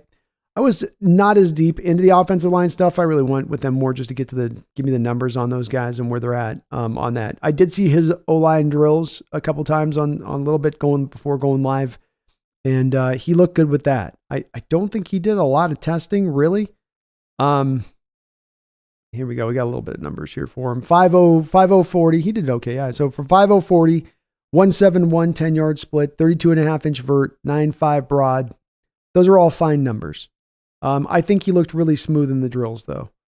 The movement in space, back and forth, side to side, that stuff he looked really good. And also with Fatano, it's really nice with him. You might worry a little bit with him on the arm length. He came in at 34.5-inch long arms. So that's legitimate for Fatano. Really, really good scores for him. That is awesome.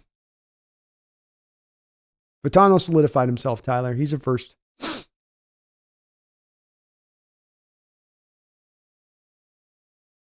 Nick says Bullock has some really tough tackling tape out there. That's my main concern with him. Yeah, he can cover really well out there, but I agree with you. Tackling is the worrisome with him. And he's so kind of lightly built. You know, it's like you feel like guys at the next level, you worry a little bit, might be able to run through him a little bit.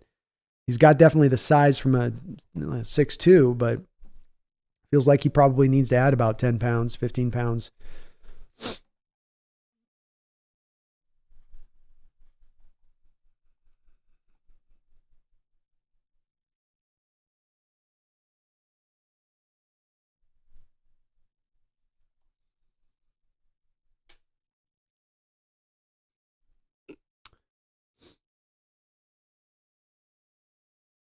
Brian East says the bigger problem with intentional grounding is the officials being able to discern whether there was miscommunication on a route as the only reason the ball went one way and receiver went another. Yeah, that's true. I agree. I think we got bit on that earlier this year, didn't we, Brian? We had a game where that was very obviously the case where Gino thought the guy was going here to there, and then they called the intentional grounding on us. And it was, come on, you guys. Yeah. Anytime that they can remove the subjectivity from the rules, and it's going to slide between one to the other on what one will see it as, I think that's a good thing to do. This will be tough, though, if they give another out to the offense to avoid sacks at this point. That's going to make it very, very tough on defenders.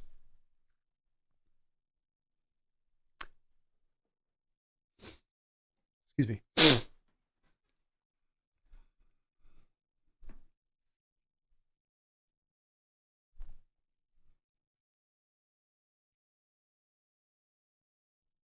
John Aceveda says this is Nwosu's first season-ending injury. We don't know how he's going to come back. Pec injuries are no joke, especially if surgery was needed. Agreed, John. I think insurance here, and the thing that stands out to me, and it's happened to us for many years here, is that we found ourselves at times going just good enough on the pass rush, and it seems every year, especially on the edge, that we find ourselves just thinking we're just going to get good enough to that spot of things and that'll be fine, and it's not fine. It's not enough. We need to go more with it. And when I look at this group, Darrell Taylor, I don't know what I get out of Darrell Taylor at this point. I think Boye Mafe's got a great, bright future. I do like what Uchenna Nwosu has brought since he's come here, but I think you're right. You're coming off a season-ending injury to just automatically as a fan go, oh, he'll be fine, he'll be good. It's like, I don't know, maybe. These things can be, sometimes they bounce back, sometimes they don't. And Derek Hall didn't do enough in that first year just to feel like, okay, we know he's going to turn it on. Remember, at least with Boye Mafe, he gave you a really dominant run defense in that first year. He gave you something. He gave you a little bit of a light that was kind of brighten up a little bit. With Hall, it was kind of more of a rough road all the way around.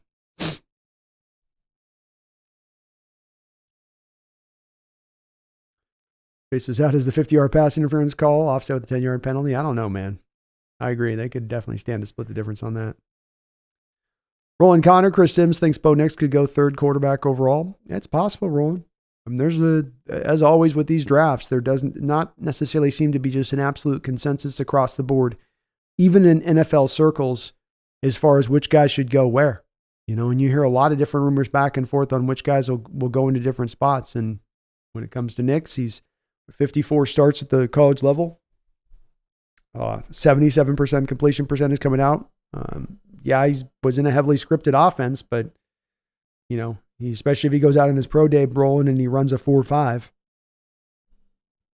I think that's going to get teams' attention, and it very well could have that possibility. That's why I do believe I've made a prediction for a while that I've got no doubts in my mind at this point that 4 quarterbacks are going before we pick at 16. I'm pretty sure, and I'm getting pretty solidly into the spot where I think that there's going to be 5 gone by the time that we select at 16.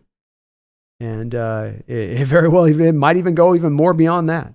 It may even go even more beyond that, as crazy as that sounds. Place to the back, I like Zach Frazier. We need a center. Zach Frazier is awesome, man. One of the things we loved about Creed Humphrey when he was coming out a couple of years ago was the wrestling background. When you're snapping that ball and you're coming up, you're in that dogfight right off the jump. There ain't no chance to prepare yourself. There ain't a chance to kind of load yourself up in there all the time. Sometimes you're right into it there with that defender and he's right in your kitchen. And what you need is that guy that's got that kind of grizzly, the Grizzlies do that move. You ever seen 2 big Grizzlies fighting out there and they film it and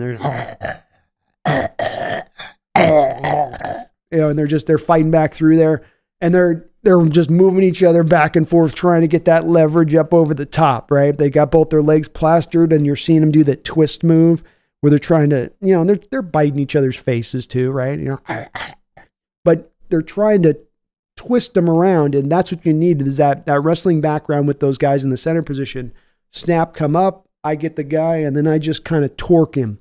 I got that torque strength that you kind of only get from wrestling. I don't know, it's all those push-ups they make you guys do or the up-downs or what the hell it is, but they just got that torque strength, and he's, I think, an all-state wrestler. And you see that on his tape, his ability to really get in there and root down and kind of still control a guy, even if he's not in that prime. I set you up, I strike, I hit you with the 2 hands right in the chest, come up, I've got the leverage win. It's like I can be lost on the leverage win at times and I can still kind of, rotate you around a little bit like that. JPJ is another guy that does it too, Megan. He's also a guy like that. Nick Guzman, I like Dominic Pooney in the 3rd round, another guy who has versatility across the offensive line. I like him too a lot, Nick. I do. Really, really easy, natural athleticism with him, right, Nick? Just an easy mover. Just it's not labored. It's not, he's picking up big, heavy feet and having to put them down. You feel a guy that's just able to kind of bounce around back there and be very comfortable with what he's doing. And I believe in him being kicked inside. I think out at left tackle, maybe not quite enough out there to make it happen. His kick step's a little rough. Put him inside, let him go to work. Let him hit some of these reach blocks, pull out in space. He's going to be a load moving out in space. Yeah, he's a fun guy. 3rd round wouldn't be bad either. Let me see, where'd I have him at on that? That's right where I got him, man. That's right where I got him. I'll bring up my horizontal board here for you guys here in a second. Nick Guzman says, with Wilkins hitting free agency, I'm curious if we go after him instead of trying to keep Big Cat. I was thinking about that yesterday too. It sort of had a light bulb for me. We're hearing right now that they are having furious negotiations going on between the Dolphins and Wilkins right now, trying to get one signed to another and all that done. But that's still going on as we're hearing this right now. So they still may very well end up putting the franchise on. Remember with them, Nick, they've got a lot. They still have enough time to where they can have time to put the franchise if they want. Of course, the Dolphins are in a bit of a pickle, as I think as far as their cap situation is going right now, especially if they're going to try to get a Tua contract signed this offseason. But yeah, I've thought about that, Nick. It's, if Big Cat's going to go for 17, do you go for 24 for Wilkins instead for the younger guy? I don't know. I think it's a good question. I wouldn't be mad at it.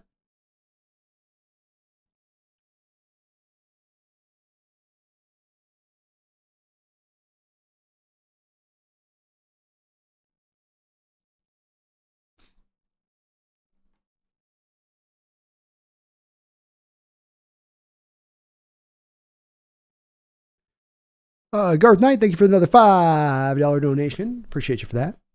Says Brando, given the combine numbers, are you still at 10 blue chips or has it shifted up or down? Nope. They're all in the same place. In fact, right now, Garth, it's a good time to let's post the big board for you guys. Here is the horizontal board. We'll start with the offensive side of the ball first and foremost. And this is the side of the ball where I only have my blue chip players in this draft. Maybe I'm just an offensive offensive prejudicial guy in my outlook here, but I do see as the only guys in this draft, blue chip wise. This was coming in, by the way. I haven't changed this from the combine. This was what it was coming in. This is what it's remained as. Caleb Williams, Drake May, Jaden Daniels, Marvin Harrison, Malik Neighbors, Romo Odunzie, Brian Thomas, Brock Bowers, Joe Alt, Olu Fashanu, Taliz Fuanga are my blue chip people over on the offensive side of the ball. And those remain my only ones as when you go to my defensive side. And as you can see on this one, I've got no blue chippers on this side. I'm very driven a little bit. There's a part of me, Garth, that wants to make Quinyon Mitchell a blue chip guy. So he might, and I get up until basically the 11th hour or the 12th hour on this one to decide. But Quinyon Mitchell is the one that I'm driven right now to maybe put as a blue chip guy at this point. But no. And this is where these are the prospects I've looked over here at this point, as you can kind of see. So I'm getting pretty heartily through the board of guys. But here's my defensive guys. You can see I've got a big slack of guys in the second and the third round. Cornerback, you can see third and fourth round is really where the glut of them is at. Middle linebacker, it's second and third round is where you'll really get the value from, I think, in this draft. So a little bit different there. On the offensive side of the ball, you can see my receivers. I think it's just stacked receivers. I think the fact they had 40 guys at the combine is no coincidence. You can see I think I've got like 16 guys or something in the first 3 rounds. Quarterbacks at the top, and then you can see the dip for me after that. From there, it drops down pretty quickly at that point. I need to get a little bit more deeper through linemen. That's where I'm a little bit behind the ball right now on getting these handled. You can see I got Pooney in there at third round. We were just talking about him. I've got Roger Rosengartner in the third round as well. He had a really good combine experience. But nope, Garth, it has remained the same. Quinyon Mitchell is the one that I might elevate into being my only defensive blue chip guy when it's all said and done. But none of these guys coming in are going to remain coming out for me. Nobody did anything. Fuongo looked pretty good in some drills. Of course, Harrison didn't run. Neighbors didn't run. Thomas ran great. Odunzie ran great. I'm going with that. Those are my guys. Thank you, Garth. Appreciate the donation.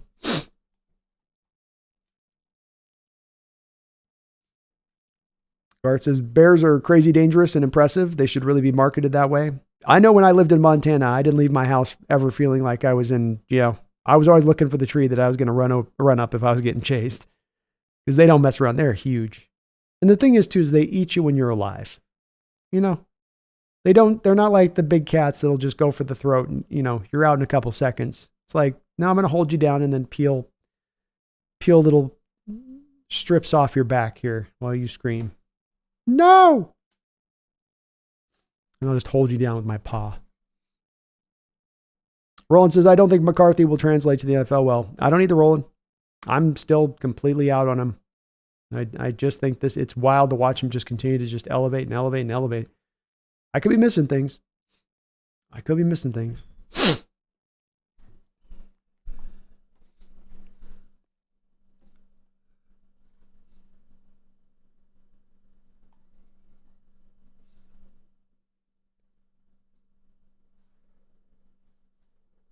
Scott Subby says, my favorite option, what seems really realistic, is the Seahawks trade back into the top of the second and draft Tavondre Sweat.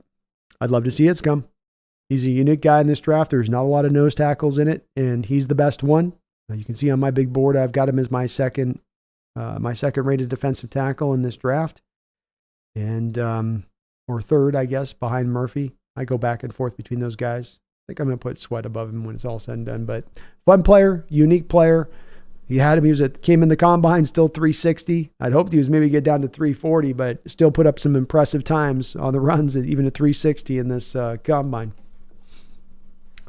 Thomas says, McCarthy has a live arm, but saying he sucks when a team went 15-0 and was won a natty. Yes, I feel like they're better quarterbacks, but McCarthy is a proven winner. Certainly. No, what he's done at the college level, I certainly wouldn't kick anything out of what he's done at the college level. It's just for me at this point, the outlook of the difference on what you got it with a guy at the college level versus where they project out to at the pro level. And, with college level, it's when you go a guy who goes 15-0, it's great he does that. It's great he has the record he does there. But it's also he's not doing that on a ball club that, he's not doing that on a ball club where he's carrying that team through. I mean, Stetson Bennett carried the Georgia Bulldogs in their back-to-back national titles. Stetson Bennett didn't get any love for being a winner. Like that didn't affect, for some reason, it didn't help his draft. Now, I know he probably had some questions maybe with the drinky stuff, but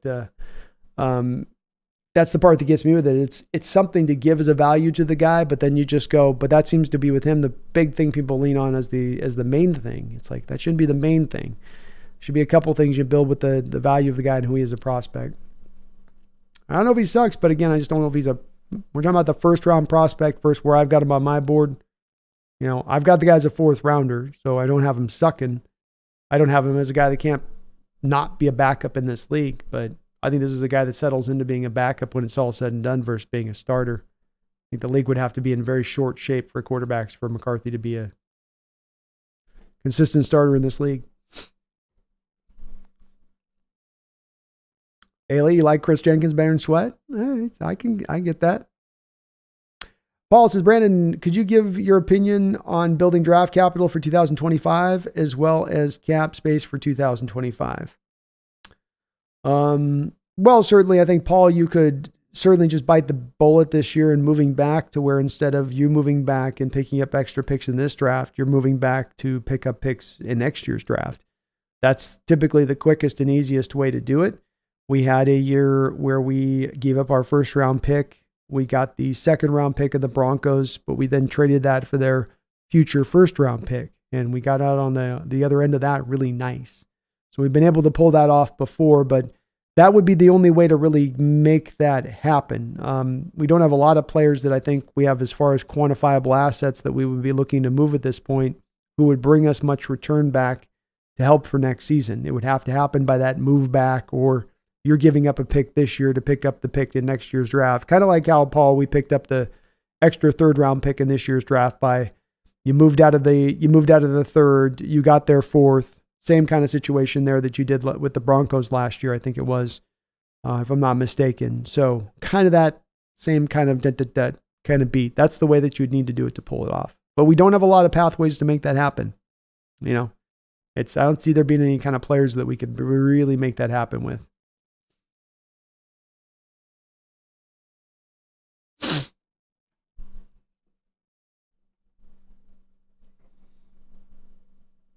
Thomas says, everyone says trade down. I hate to say it, but what if Seattle decides not to trade down or use move next capital to get players? I'm okay with it, Thomas. As I say, it's that value-based model is what wins out above collecting picks. It's taking the best value on the board. And if you have a guy that maybe they have as a blue chip grade that I don't, maybe they have Dallas Turner with a blue chip grade, that they have him as one of the top 12 players in this draft that you're sitting there at 16 with. And this is just, Turner's just a for instance. I mean, you could insert Fuanga, you could put Dunzier, you could put, there's a couple of different guys you could probably insert into this as a kind of fill-in for this, of course. But I would understand if they did that, Thomas. It makes sense if they take that road.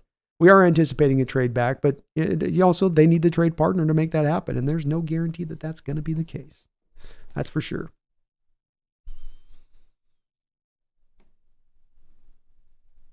Nicholas, I wouldn't be surprised if Milton ended up having a better career than McCarthy. I'll tell you that.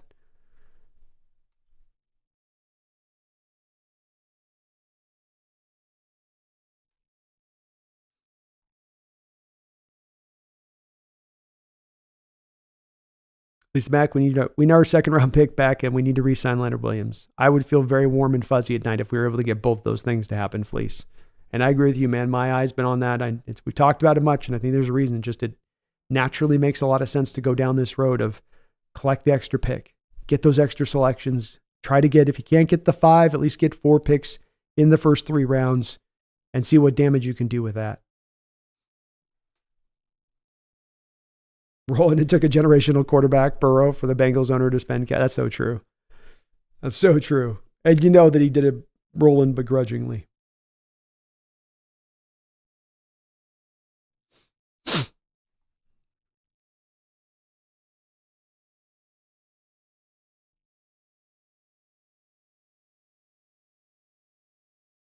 I do think Tavondre Sweat's in play. I like Cam Young, but he's unproven. And Jaron Reed, King, he's definitely a nose tackle, but he's getting up there in age, and you played him too many snaps last year. You know, he had to fight through injuries a couple of times and he wore down as the season went along. I feel like you could kind of treat a little bit nose tackle, a little bit like what I'm advocating for treating the edge, where instead of just going up to being just barely good enough, like, okay, we got the two guys, we're fine. We'll get a roll guy in there. We'll get, you know, what's the other kid? We got that Matt Jodl guy or whatever his name is, off the practice squad. You know, rather that you take it a little bit harder as the position. You go, no, let's get 3 legitimate guys in there. You know, we're likely to get one of these guys injured. You know, we want to keep the load balance snaps off the other guys. Draymond can't really play 3 tech to me. Leonard Williams could play a little 1 tech, sorry, the opposite of that. Draymond could play 3 tech, but I don't think he play 1 tech. Quinn can play a little bit of 1 tech, but he's better 3 tech. And Mike Morris absolutely can't play any 1 tech. So getting an extra guy, I mean, I don't think that would hurt us, or it'd be a bad pick to go that route. And especially as somebody else said, Jaron's only on a 1-year deal here, and you may still need to come back to this again next year at that point anyway. Get you a little bit ahead of it. Jaron Reed's still on the anvil. Jaron Reed's still on the roster.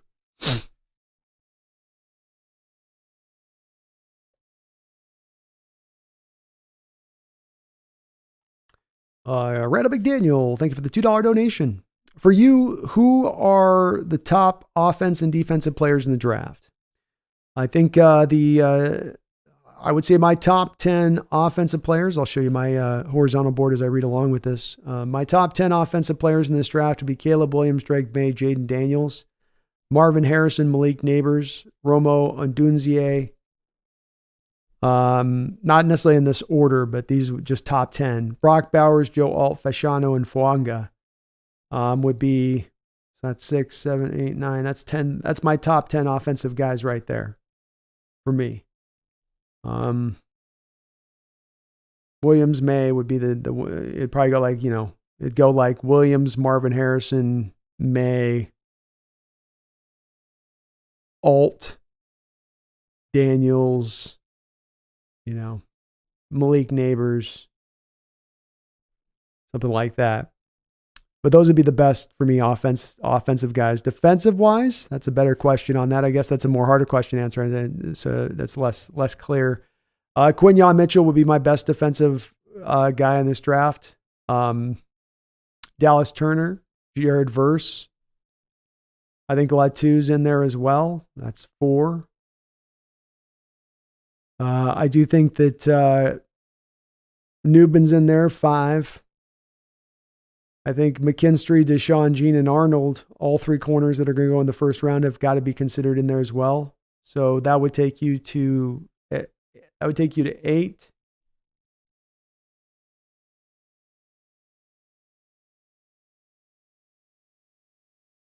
And I probably would go with just the other 2 edges in Chop Robinson and Trice, but there is a pull to look at the linebackers instead on that, Randall. You know, instead of Chop Robinson and Trice, it would be Colson and Cooper.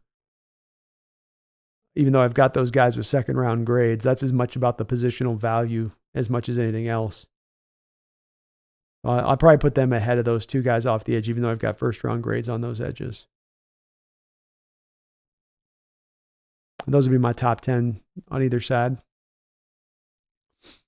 Thank you, Randall. Appreciate you.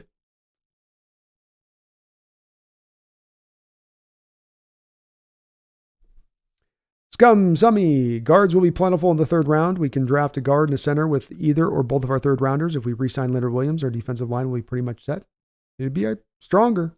He's strong, sure. And it's been.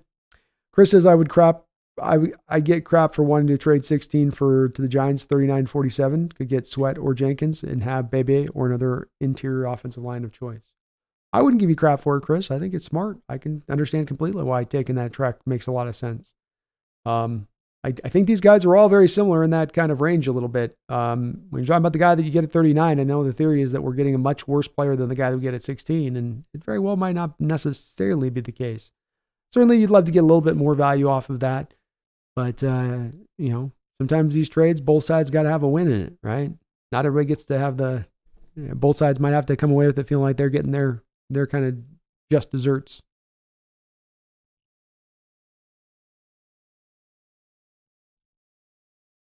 Randall McDaniel, thank you for another $2 donation. I appreciate you for that. Where would you rank JSN? Where would JSN rank in the 2024 class? 4th or 5th? Eesh. Great question.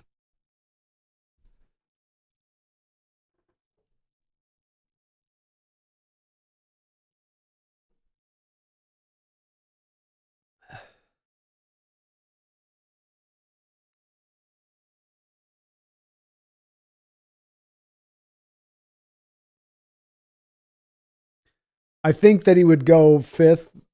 I don't think that I don't think he's beating out Brian Thomas at this point. Randall, Harrison, Neighbors, Odunzie go definitely ahead of him. No doubt about it.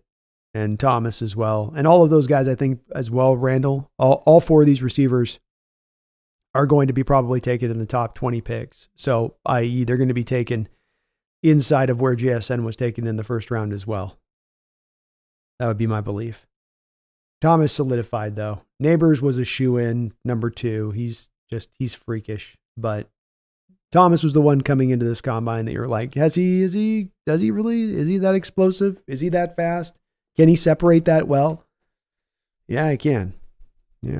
Oh, hi, kitty. How you doing?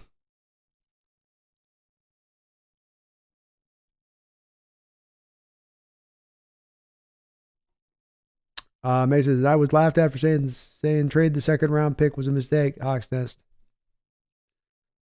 Well, that's always for me. It's just, are we going to be able to keep Williams or not?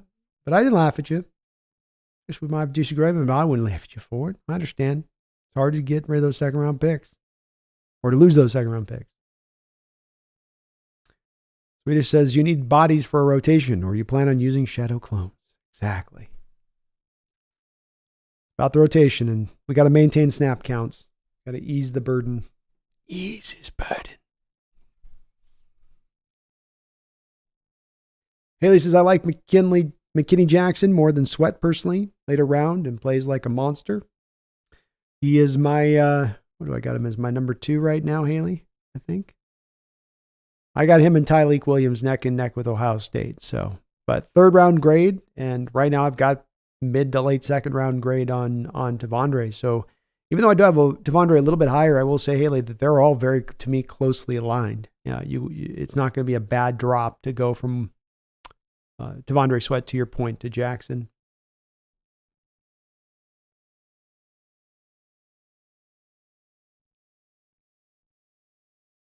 King says, last year, Carroll did not rotate the players whatsoever. Rather than saying we need more bodies, I suggest you look at the snap counts between individual players.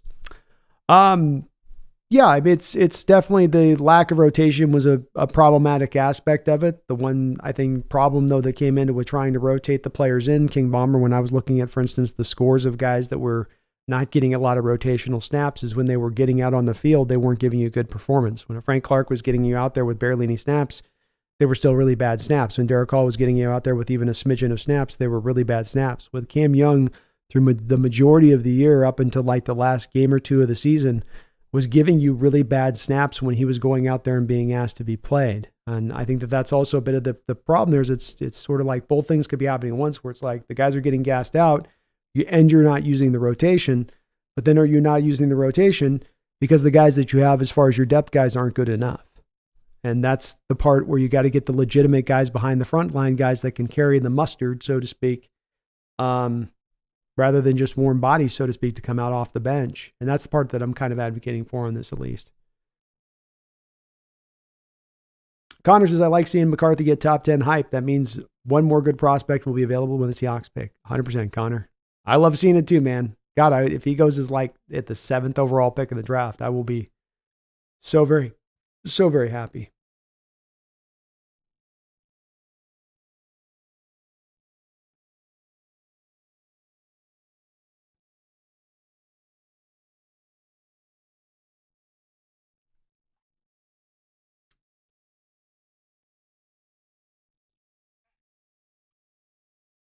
Jag Sports Talk with Jose Rodriguez says, B, if Williams doesn't come back, what do you think of Newton from Illinois?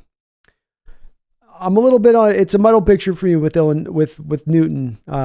Jose. I mean, he is, as you can see on my horizontal board over on the left side there, I've got Newton as technically my number one defensive tackle in the draft, but he started as a guy that I initially looked at and thought he was a blue chip guy who's just kind of drifted back since then. He reminds me a little bit of an old school Seahawk that we used to have in here in Sam Adams, being a really big guy that's got unique first step quickness for a guy that is as legitimately big as he is. But there's just times where he disappears for me on the tape. He has a little bit of the issue that Sam Adams was able to overcome that I don't know necessarily that Newton has necessarily overcome, which is that, are you a 3 tech? Are you a 1 tech? Are you a 3 tech trapped in a 1 tech body? Do you find yourself in a bit of the tweener place of things, maybe a little bit here?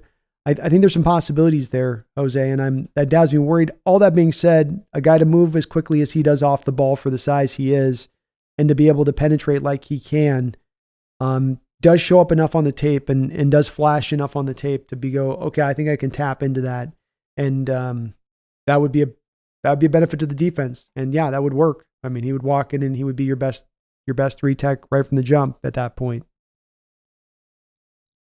I've just kind of waffled on his tape a little bit.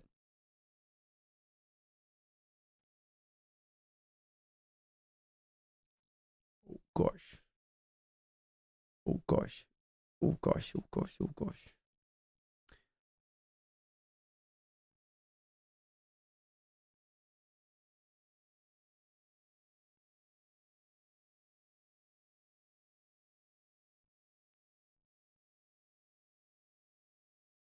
Garth Knight, thank you for the $5 donation, brother. Appreciate you for that.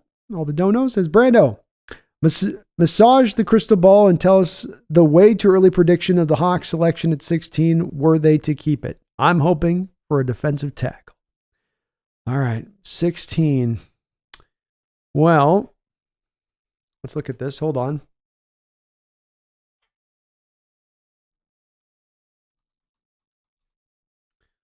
All right, Garth, let's look at Tankathon here.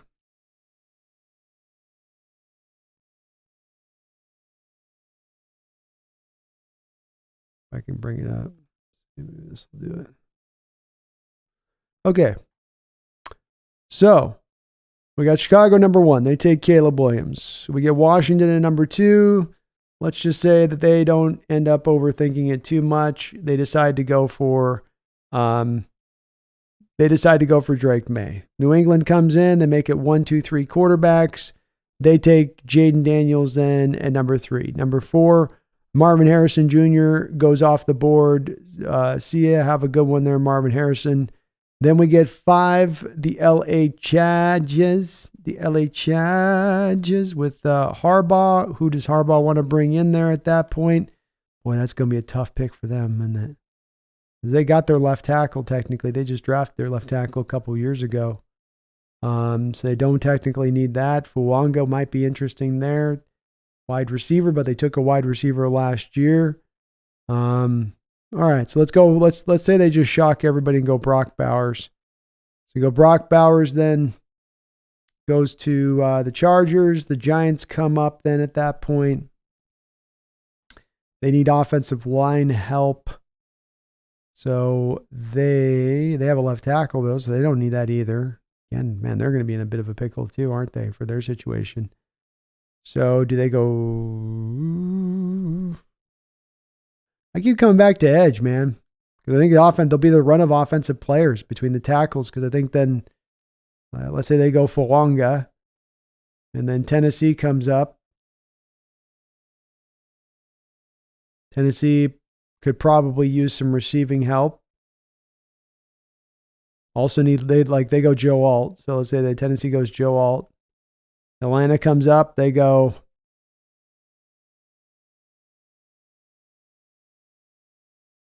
yeah, so your quarterbacks are gone. You end up going to the defensive side of the ball, and I think you just end up with a really good defensive player at that point because there's a run on the offense.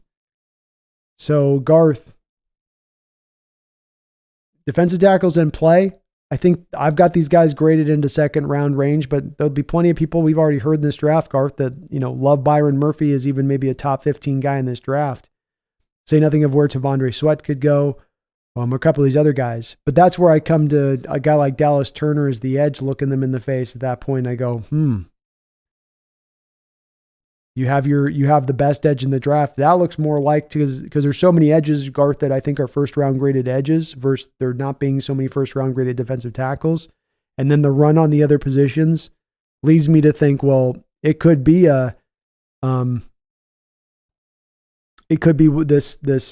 edge that you end up with Turner. It could be what about Quinn Mitchell? What if it's the best cornerback in the draft that you now are picking at 16 because of the way things have slid? It's something like that. I don't think defensive tackle, but something like that is certainly possible if we're just going to stand pat and not trade back. But I look at these guys at the top, and I don't see a lot of teams that are going for defense here at the top. I think everybody's going to be driving towards offense. I think we get through the first 10 picks, and I think 9 of them have gone to the offensive side of the ball. Which, does that not, Garth, then probably just push a little bit more of the likelihood that it is a defender, because that's where the value will be then likely if so many offensive guys have been taken that fast. Getting through the rest of it, Thank you, though, Garth, for the donation. I appreciate you for that. Sweet Shinobi, huh? What's the Brandon? Just don't settle with what you have is what you're saying. Suggested wild take, according to some. Exactly. Yes, sir. Chris, I like Sweat for the ability to absorb double teams. I do too, Chris. I think he's a guy that's going to give you something, even if it's just in a rotational basis at first. He's going to help your defense out from day one too. Randall, thank you for the $2 donation. If all available, Bowers, Turner, or Verse at 16, who would I take? I would go with Bowers, Randall. Bowers, I do still have a pure blue chip grade on. He is one of my 10 guys that have the blue chip grade in this draft. Turner is very close to a blue chip player. Verse is just a little bit behind Turner. And I like Verse. I do. Very explosive. He's a problem off the edge. Rolling ball of knives. All of that applies with him. Those are very good guys. Great value if you pick him at 16. But Bowers would be a godsend, Randall. That would be a boon. That would be wonderful value in a draft where there was only 10 blue chip prospects. You picking at 16 to come away with a blue chip guy. And then also for a position of vital need on top of it. That's the best of all worlds in a draft where value meet need, and then you get all the upside in the world on top of it. It's a beautiful thing. King Bomber says, and Brandon, I disagree with the nose tackle thing. There are some more impactful nose tackles than others for sure, but when you need more help at other positions badly and getting equivalent or better value, can't pass that up.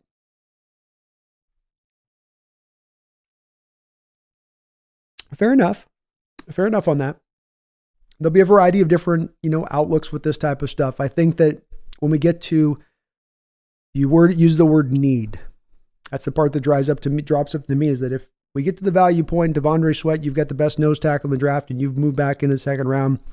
He's that best value of that guy on the board versus I'm going to reach for a need of another position that we have of a need for. It's again where we get back to my philosophy on just my outlook of it is to push more for sitting in a value-based model. We do have a need for getting an extra nose tackle in here, in my opinion, and filling out the ranks in there. But it doesn't mean I'm going to reach for that need. It means I want that to be at the proper value-based spot. But that's also just where value-based model is going to take you to, King Bomber. I'd argue is that there's going to be times in that value-based model it's going to have you stacking up positions. But the alternative of that, the moving into the need side of it, we've seen the reality of that. We saw from 2015 through 2020 what need-based model would bring about as far as the returns in a draft. And it didn't net us all pros. It didn't bring us about great drafts. You went for the safety of what you needed to fill out your roster, and then you ended up, finding that it wasn't good enough because you were shooting to need, not just the best pure kind of player. But Jaron Reed's well over 30 years old, played a lot of football, wore down as the year went along, had an injury last year. Cam Young is completely untested fourth rounder who was very raw and whose tape I didn't particularly love. I'm on record not loving his tape. So part of this is all of my outlook personally that goes into that too, where I look at that and I go, that doesn't have us in a position of strength at the nose tackle position. On top of which, King Bomber, what's been, probably the biggest problem on this defense over the past couple of years, is it stopping the pass? Is it getting to the quarterback? No, it's stopping the run.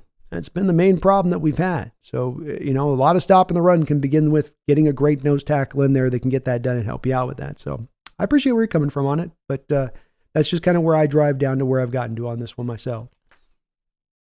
Jeff Shekel says, what if one of your blue chippers is there at 16, but not a position of need? Say maybe one of the receivers. Do you take him?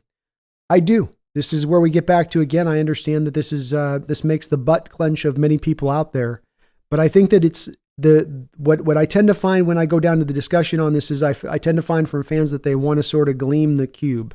And what I mean by that is that they want to attempt to try to, have the best of both worlds. I'll have a value-based model, but then just when it's convenient for me, I'll become need-based in my approach.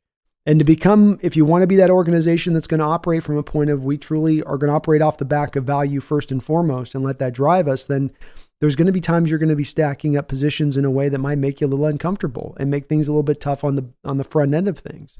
But that doesn't necessarily inhibit you all the way. There are creative ways around that. There is, I'm sure, a way that you're still able to maximize that talent to the utmost. But yeah, if we sit at a blue chip prospect at that point and we're picking there, and we grab a blue chip prospect, I kind of almost don't care the position at that point. I think it's, maybe absent a guy like Fashanu, who's a pure left tackle and who's not really going to want to, you're not going to really want to put him over at right tackle, or guard, for instance, on that.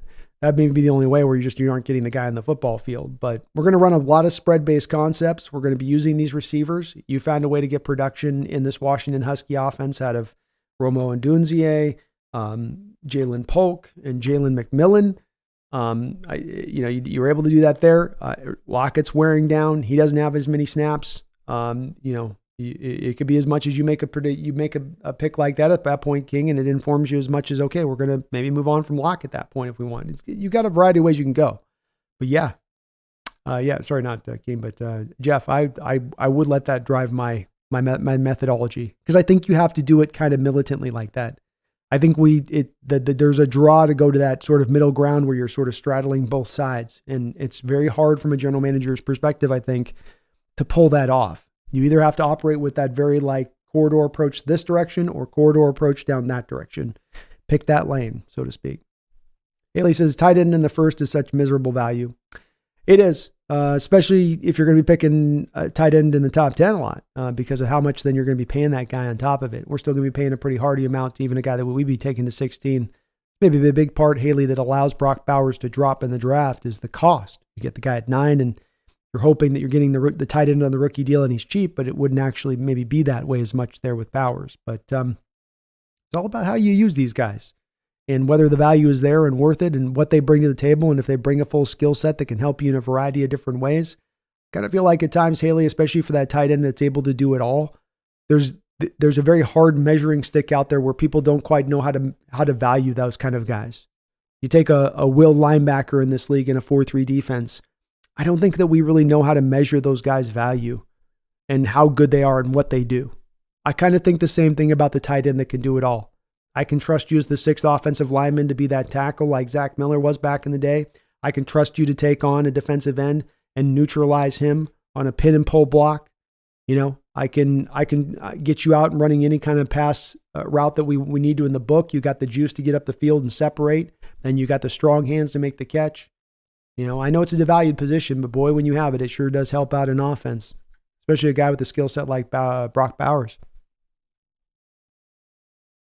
And I don't think Brock Bowers will be there either, Fleece, but Haley brings up the point with Brock that I was looking into a bit with him on some of these teams and considering him, which is that the price is the part you have to consider with Brock, and that the devaluation of the tight end position is one to where when you're taking him then at 7, 6, 9, you're now paying him $9-10 million a year. You're paying him up at the top high-end rate for tight ends for the guys even taking a snap on the football field. And that does make it maybe a little bit hard to have him picked up higher in the draft. Just maybe a little bit of a monkey wrench in from Brock's standpoint that kind of upsets to where he should go versus where he does go because of it.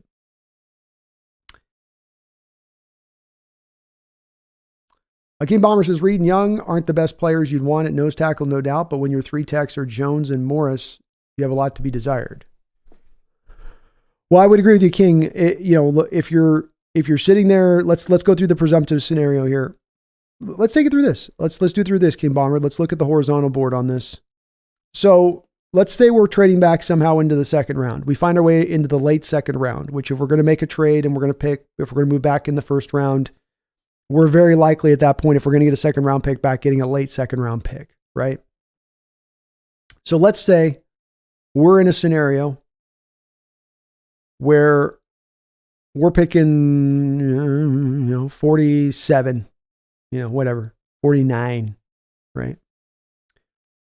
And we've got Tavondre Sweat on the board. And Jerzon Newton's gone. Byron Murphy's gone. Who else we got there? I'm trying to look at these guys. So most of these rest of these guys might be on there. I would argue with you by that point, you're probably looking at a couple of other 3 techs that are off the board at this point. But let's just say for the sake of this argument, it then becomes a question of it. Now let's take the bottom line on this, King, because I think you would agree if we're picking at 47, I think we're both on the common standpoint of Zerzon Newton and Byron Murphy are off the board at that point. So if you're crawling back up into that second round and you have Tavondre Sweat on the board, or you have Tyler Davis, or you're Leonard Taylor, or you have Mekhi Wingo or Michael Hall Jr., I will give you that 3 tech becomes a vital position of importance. But this is a great, I think, exercise to look at this with, because what do I want more? Who would I want more removing that need factor I'm talking about? So let's take need out the door and let's look at just pure value. Who gives me more sizzle? Who gives me more upside? Who gives me more potential? Tavondre Sweat or Tyler Davis? Tavondre Sweat or Leonard Taylor? Or Michael Hall Jr. or Chris Jenkins or Braden Fisk? And in my opinion, those guys are useful players, but none of them have this sizzle. They'll be useful NFL players. They'll be league average type NFL players. There's things within all of their games where it's like, well, there's this that's good, but then this isn't uncertainty. You're not getting a guy like, for instance, I'd say King, but it's the Leonard Williams kind of impact, right? You're not finding that guy there. So it does, to me, come down to that value thing. And if I got the value to the Tavondre Sweat versus the other available DLs that'll be there, the other 3 techs that'll be available there, I'll go to the Tavondre. I'll go to the best player.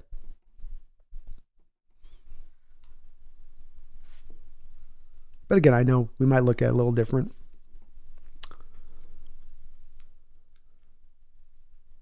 Anvil possibly, but John should read the room. If he had to move up a bit, then do it. We need to draft a quarterback. I just think he's a Seahawk. Oh, you're talking to somebody else in there. Sorry.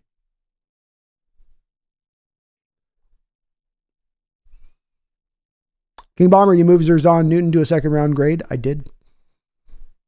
Did indeed. The tape was too. I went back 3 different separate times to him, and I came to the final conclusion on it. His tape's really exciting, but the tape is very inconsistent. And I do think that there's a bust factor that makes it uncomfortable for me in the first round versus other players that I'll be able to pick in the first round that don't provide as much uncomfortable bust factor that I think that he does provide.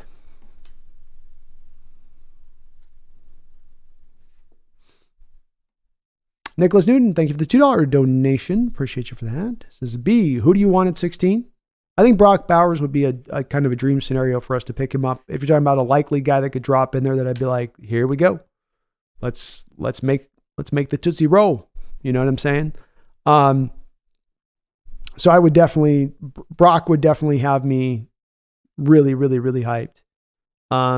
I think Dallas Turner would be I don't think edge is a need right now. I'm not pounding the drum for need right now, but I'd be okay with that. And if they went with any offensive lineman, Nicholas, it would just signal to me part of the plan would be, we're going to build this line up. That's an indication as much as the player they pick, whoever it would be, it's the indication that you're looking to truly build this line up and make it a strength then at that point. So almost anybody you could get, even if it was a reach. Oh, we took Cooper at 16. That's a huge reach. Oh my gosh. He's going to be a good NFL player. He's going to help this offensive line out. Fans can wring their hands on that one, but I am not going to be mad at going out there and getting an offensive lineman. But just kind of guys that could be like dippers that shouldn't dip, that would be great value lands. Bowers and Dallas Turner, I think, would be 2 guys that jump out to me in that kind of realm.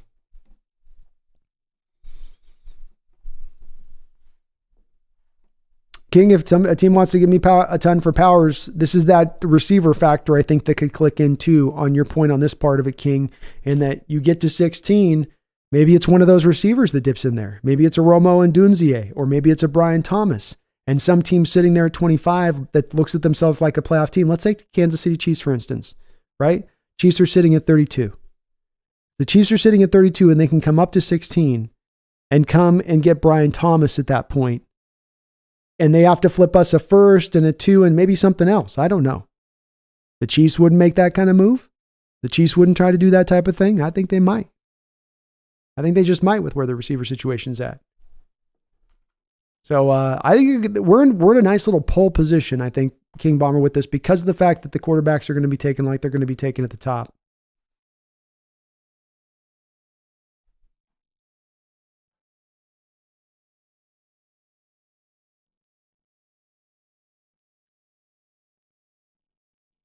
Haley says there was a really great field goals article on why tight end in the first is a terrible idea. Unless they're literally Gronk level production, it's not close to worth it. Well, let's take a look at the article. If I can find it.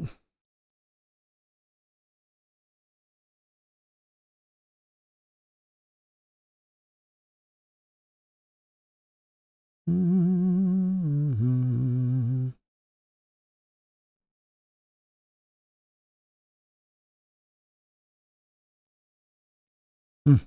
I'll tell you where not. It's not. I can't see it on there, but yeah, the cost on it's the big part that comes into play on this. I would say I think a little bit from my perspective on this, Haley's. I think that it's that spot we get to on the devaluation of a position that goes a little bit beyond the pale, to where it gets devalued to a point of it becomes a market opportunity. And when I look at tight end right now, Haley, I look at it as more of a market opportunity type situation. And what I mean by that is that if that's at a place right now where the outlook is in that way, and that allows Powers to then fall through the first round to land to us, that I think it's more about utilizing that guy to the utmost and getting the most value of that guy than on that rookie deal. And if you are able to do that and get a complete player at that, then the value is there and worth it.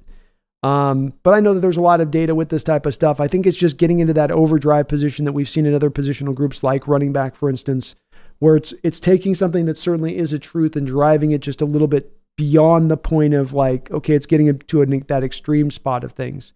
And it always depends a little bit on the outlook of the tight end. I don't know that Powers is Gronk level. Maybe he's not in that type place, but is he George Kittle? Haley, is George Kittle worth it? If I take him at 16, I think he is. And that's my comp right now for Powers.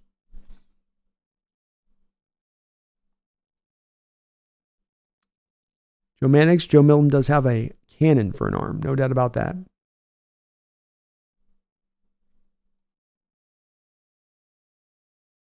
Chris is with Haley. He says, Bowers is a great player, but a tight end in the first doesn't make sense to me, especially when you have more pressing needs.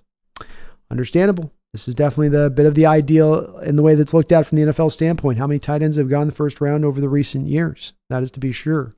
But it is a pressing need on this team right now. You got Disley on a 1 more year deal. We currently don't have any other tight ends on the roster. So it's definitely a pretty big need on top of the value meeting that need at that point of things. But some of this is a little bit of my outlook and who I see as Powers and what he's going to bring to the table.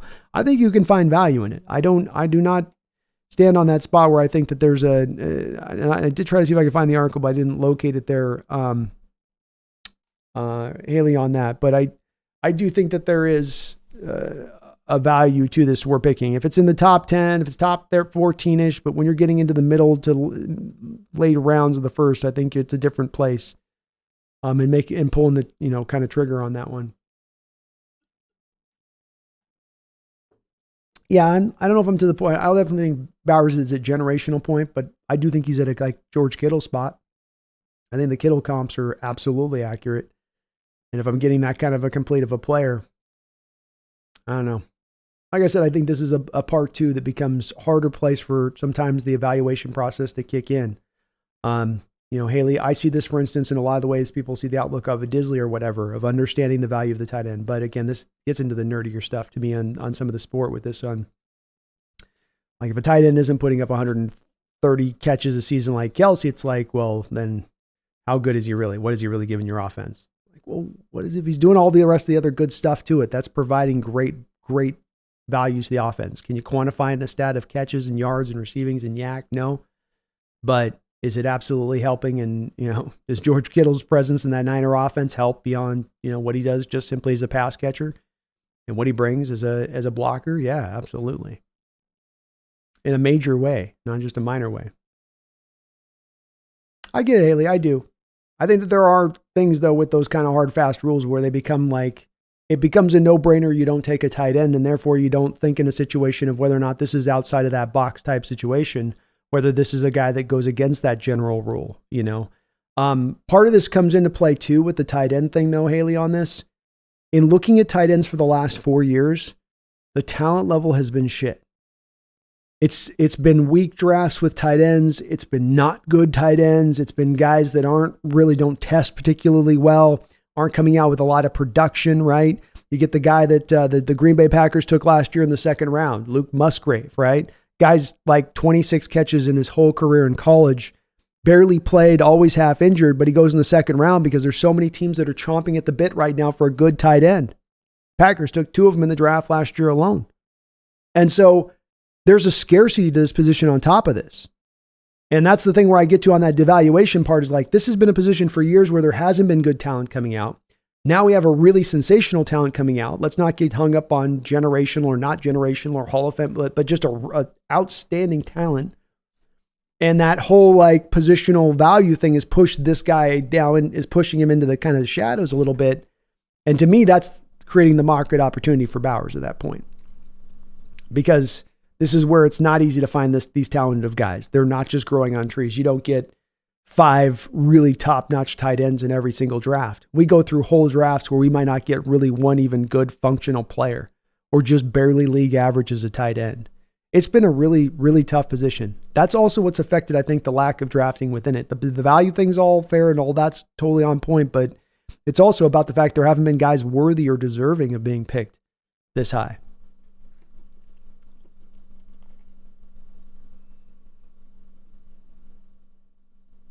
William Tarkowski, can the Seahawks get a second round pick if they trade down? They can. They can, yeah. They're going to need to trade down a good amount. You're not going to get it for 5 picks back, William. You're going to probably have to go 10 minimum.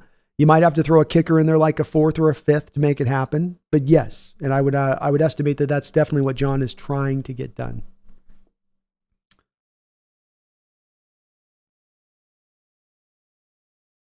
I hope Lucas's knees better as well. We didn't get a total committal on John Schneider that this would be fixed at this point. He was kind of like, well, I hope it does, was kind of his answer. Aloha, Lord Boom. How you doing? Good to see you in the house, my man.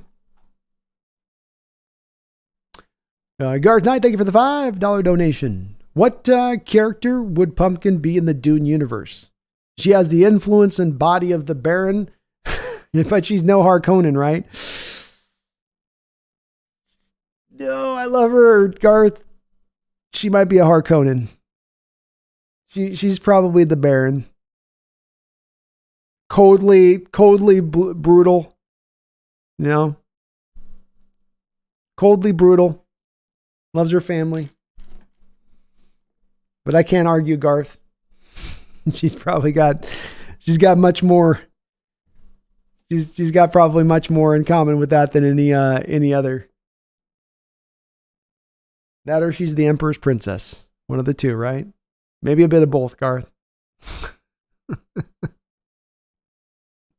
No, she'd probably be the Baron. I love her, but she's a live wire, man. You know, she's gonna do what she wants. She's gonna do what she wants.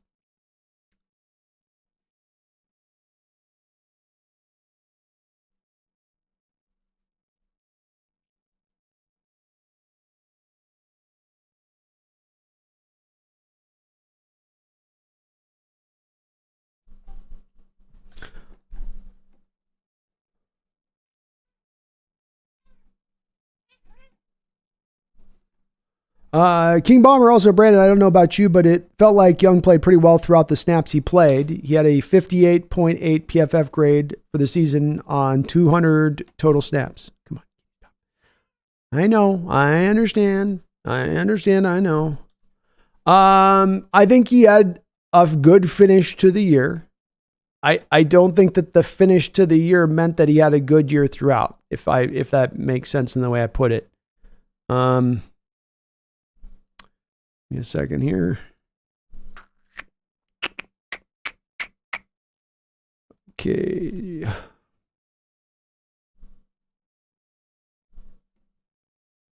Somewhat. I guess they actually had kind of a weaker, they're graded him weaker out.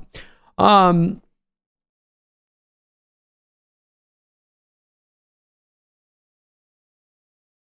so here we got his just PFF numbers from the year. I have my eye test I can put in addition to this. The eye test to me was not good throughout the season in which he played. 21 snaps early on in the career, did pretty good in the Carolina and New York Giants game. But once he's had to start to go up against some legitimate offensive lines, Cincinnati, Cleveland, the Baltimore game, San Francisco game, kind of got owned in those games. He gave you 2 hurries on the year. I don't know,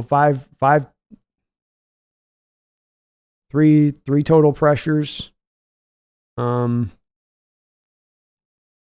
mean, it's okay. I don't know that those are numbers though, King, that you go, all right, we're good with Cam going forward. I think those are like, well, there's some solid stuff in there to look at, and I'm still hopeful for some upside there, but that's not league average play. That's not he's doing something really well in one part of his game, like he's going out there and being a really good run stuffer, or he's giving you some pass rush from the nose tackle. You know, he's not doing any one thing really well. So I like the potential of Cam Young and what he could bring, but that's the difference between I like the potential and I'm counting on that potential, King. That's the key for me on this. Counting versus like. If I like a guy's potential, that's fine. Let's get some other buys in there. If I know I'm getting this as a return, if I know that Cam Young's going to go out there and give me a 70 grade on runs, just as run stuffing, right? Don't care what he brings as a pass rusher. You go out there and give me a 70 grade off your PFF score next year as a run defender. Well, I'd be in the camp where you're at about feeling calm, comfortable, and cool about rolling back with him as your number 2 nose tackle next year. But being that he was an underperformer in his first year, and he was not consistent, he wasn't necessarily doing something that was lighting the world on fire, I don't think I can count on that. And that's where both I agree with you on the nose. The 3 tech is a need, but the nose tackle is just as much of a need in my opinion. But I also like a little bit more of Mike Morris and his potential that he brings in there too. I also think the other thing with this too becomes, King Bomber, when you look at this, the consideration of like we talked about a second ago, I like Tavondre Sweat versus those other defensive tackles that we just talked about who would be available when you'd be picking if you were up there in the top of the second round. But then likewise, I don't necessarily know if I'm going to have the option of coming back and getting a nose tackle later on, whereas Ruku Aroro, Dwayne Carter, Brandon Dorless, Braden Fisk, Chris Jenkins, Michael Hall, Mike Iwingo, Randolph, Agabuki, Harris. There's a plenty of 3 techs on through the rest of this draft that you can still go out there and target. Are they going to be dominant? No, but are they still going to be solid? Potentially. There's more options on those guys going through the draft than there will be on nose tackles.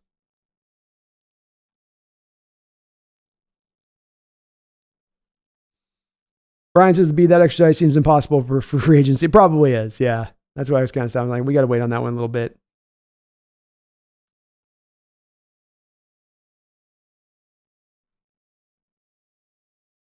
Haley says, did they measure Penix's height from his hips up since he has no legs? All torso, that guy.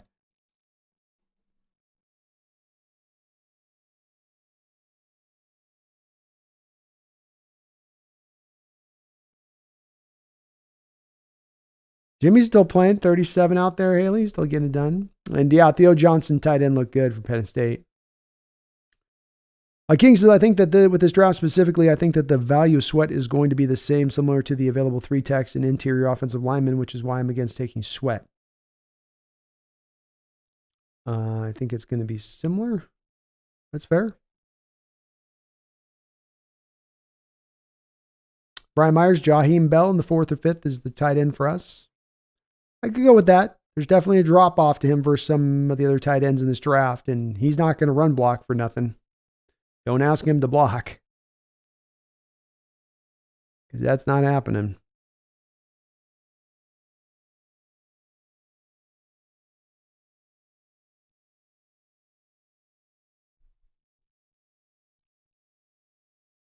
Yui says Pumpkin's definitely Fremen, unquestionably. Probably that. It's one of the two.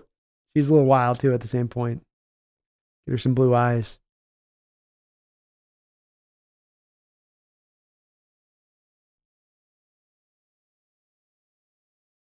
Gleaming the Cube, man. It's a classic.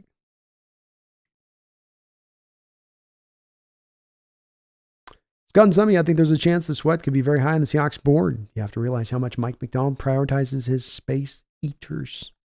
He does indeed. He likes his big boys up there at the nose tackle, that's for sure. She's the silent killer. She is the silent killer. She's a good girl. Give me that roar.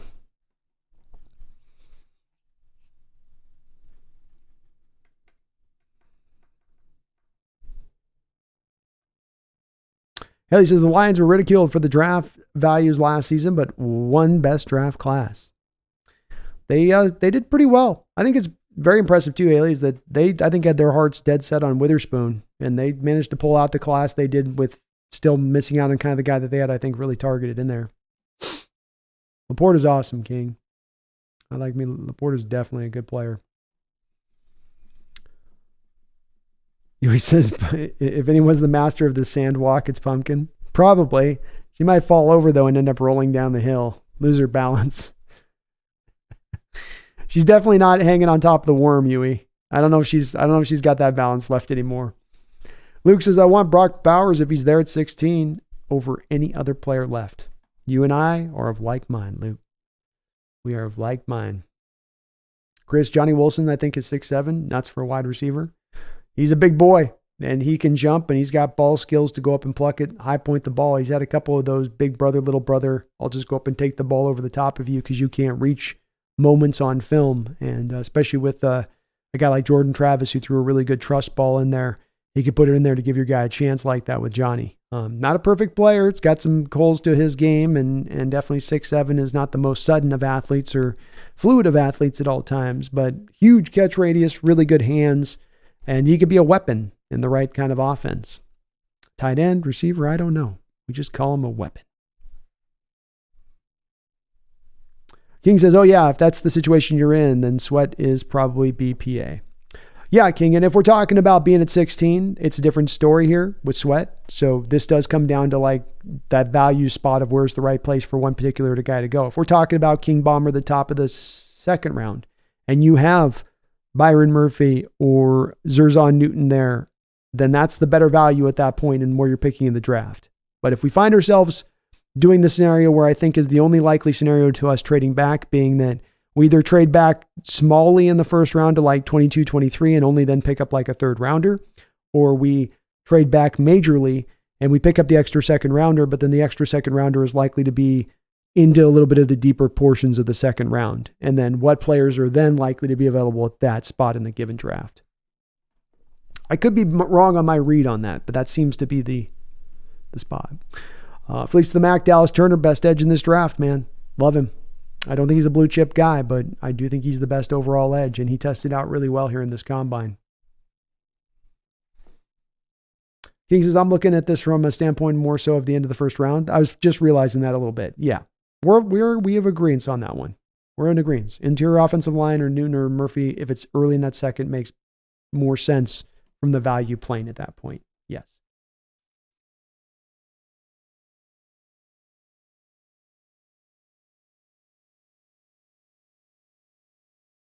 Marl's Pizza is in the mid-90s for some reason.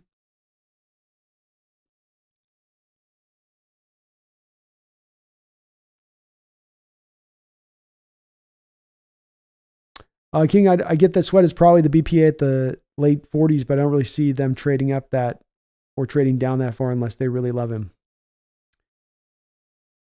Well, remember what I'm thinking with this King is this. You go 16 to 25, 26, right? So you still pick in the first round. You still get that guy that's theoretically, let's say, an interior offensive lineman, and then you're getting your extra second round pick back. Or you go to 32 with this Chiefs. Let's say it's the Chiefs who want to go, because I know sometimes people get really hung up, King. I've had a few people who get hung up like, you're not getting that for that. You're not getting that for that. It's like, don't get too hung up on the details of this. It's just the general moves that you would make to get to the spot. Like you could move 16 to 25, pick up a second rounder, and you got to flick back a fourth. And nobody's going to really say nothing boo about that. But you go from 16 to 25, 26, 27, you go 16 to 32 to the Chiefs, then, you're likely to then pick up, you'll still keep your first rounder, King, but then you're getting that second rounder back in that late part too. Alexander, is Xavier worth it at 16? Did the Seahawks take him? No, he's to me a little bit of a one-trick pony as a speed, 9-route guy. He's kind of like a Travis Benjamin. I think even in the second round, Alexander, it's a bit much for me. And Bill Powers at 16 would be nice, not going to lie. I think a lot of Hawk fans would be pretty happy about it on draft day on that one.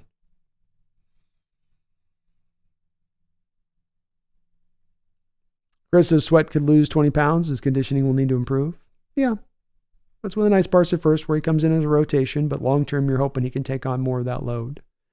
Haley McCaffrey would be such a great weapon, would let us move on from Lockett, as sad as that would be. McCaffrey would be fun. And I ain't going against that bloodline, Haley. I ain't betting against that bloodline. Carlos Mendina. Hey, Brandon. I love the work you do on this channel. What burger joint in Spokane do you recommend?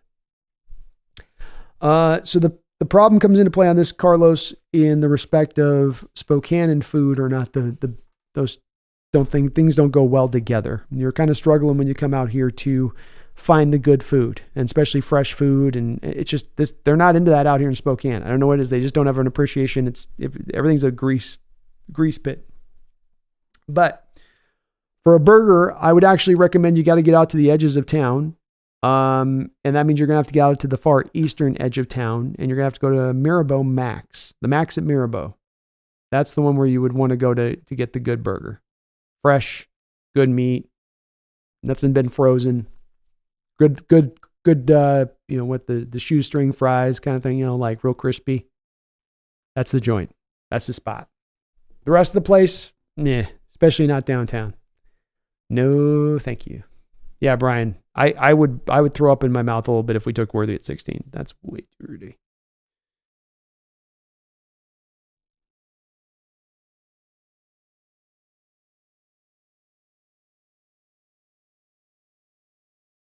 And King Bomber, I'm thinking that we're going to trade back is the most likely scenario to me. I don't know where it is, but I think we're moving off that 16 for the reasons you just said. I think someone's going to overpay at 16. Someone's going to want to get up there. There'll be a player somebody's going to want to target at that spot.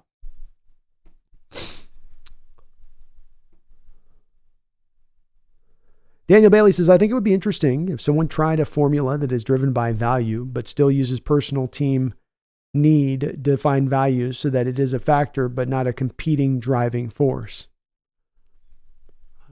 That is driven by value, but still uses personal need to define values so that it's a factor, but not a competing force.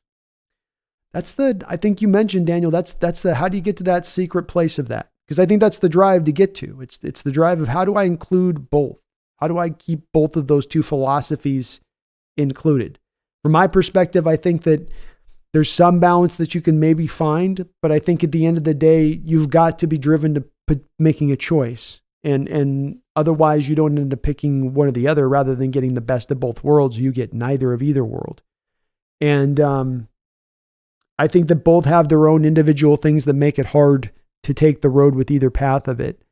But that's the tough part of how do you have this thing where value is the way you're going to do it, but you also want the need part to come in to some degree on it. It's like, I think using the word formula is the right word, Daniel. And what would be that formula? And I don't know. I don't have my read on it or know on where I would sit with that.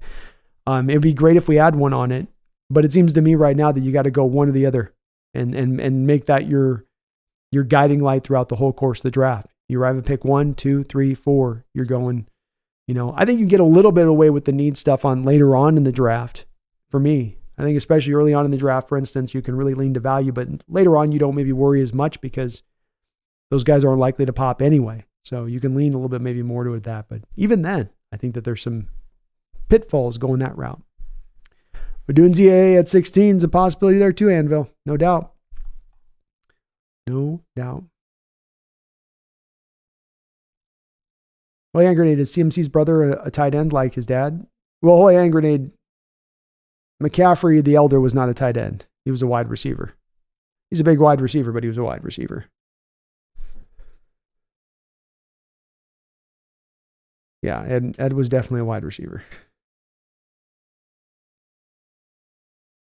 Chris, as if we have Diz resign Colby and draft Sinnott or Theo Johnson, I think we'd have a pretty good tight end room. That would be a good tight end room. Colby's looking to maybe get paid a little bit. Please, Mac Brock Powers will be better than Kittle. He will. He possibly will. I like him.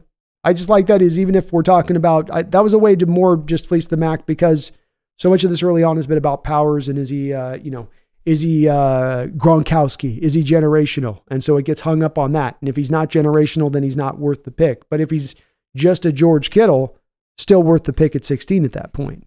That was mainly just the kind of point I was making on that.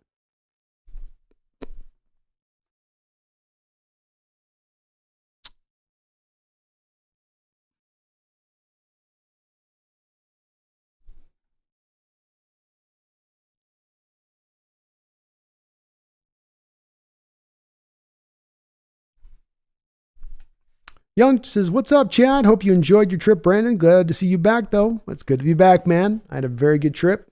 Back and refreshed, ready to roll. Ready to go.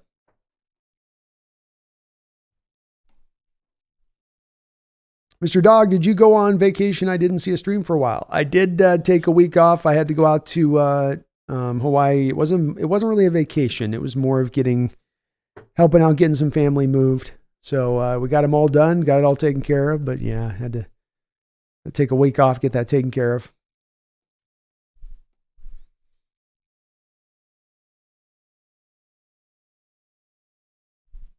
Spaces, did the Ravens have a good tight end? Yep, Mark Andrews, and then Isaiah Likely is their number 2.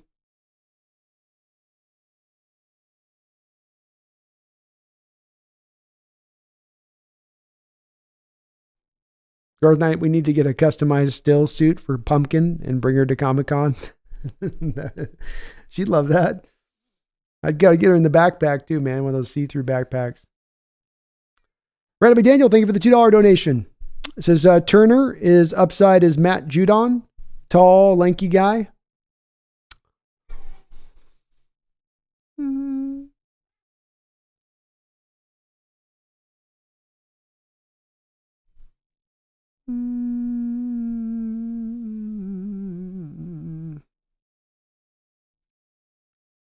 I don't know if that'd be my comp, Randall.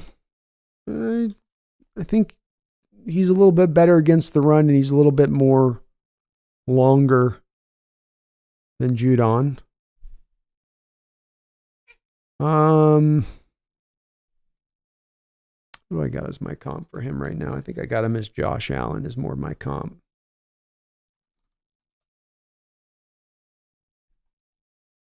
Yeah. I see more Josh Allen from the Jacksonville Jaguars.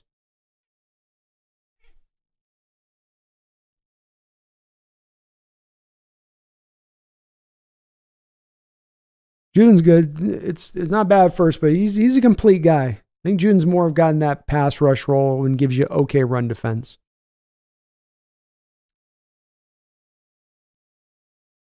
Thank you, though, Randall.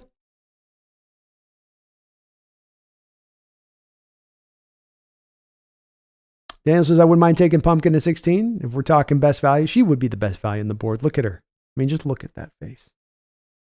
How is that not the best value? Come on. Randall with another $2 dono. Thank you, Randall, for all the donations, man. I missed one of your other ones there too, man. Sorry about that. This is Al Davis turning in the Xavier card for the grave. Mark Davis is going to bed at night, Randall, and he's like sleeping and he's hearing his dad's voice. You get Xavier. Get Xavier. It was more New York, right? He was New York guy.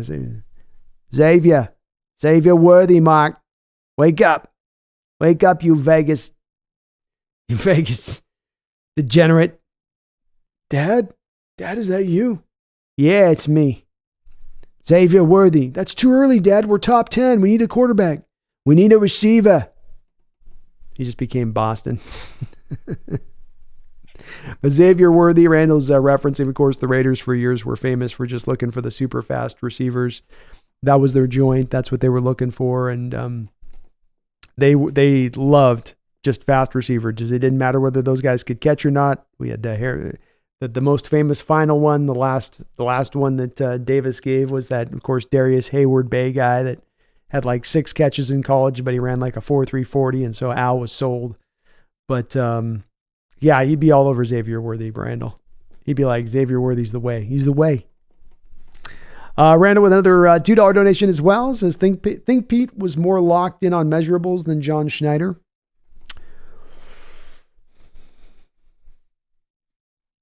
Boy, it's a really good question, John. Randall, I don't know if I've got a good answer on that one. Because it does become, at the end of the day, toughest to parse between necessarily Pete to John. It does seem like John took some more control back these past couple of years in the drafting process. And that he wasn't maybe getting as overridden as much. So does that lead them to have more opening than Randall to take a guy like Witherspoon, who's got shorter arms than the 32-inch long arms that Pete would have typically looked for in his outside quarterbacks? Maybe. But then when we do look through the rest of the picks that have happened through this time period, Randall, Derek Hall, Boye Mafe, Charles Cross, Abraham Lucas, guys taken up at the top of the draft, Cam Young, Bradford, all these guys are kind of measurable guys, aren't they, Randall? So even if it's taken that fork turn with John, it may be that both John and Pete are kind of measurable guys a little bit with that. So I don't know. I haven't seen necessarily any proof over the past 2 drafts that sort of maybe John's more of a, if I see it on the tape guide, that's good enough for me, that the numbers just kind of generally inform me in sort of vague terms, or not really they're not a driving force as much as just the raw tape. But I don't know. The last 2 drafts would seem to indicate if John's already taken back some of that power, that they still do kind of factor into matter a little bit. He wants the 33-inch long arms on his defensive linemen. And, who else? What else do we have? I guess there is JSN though too.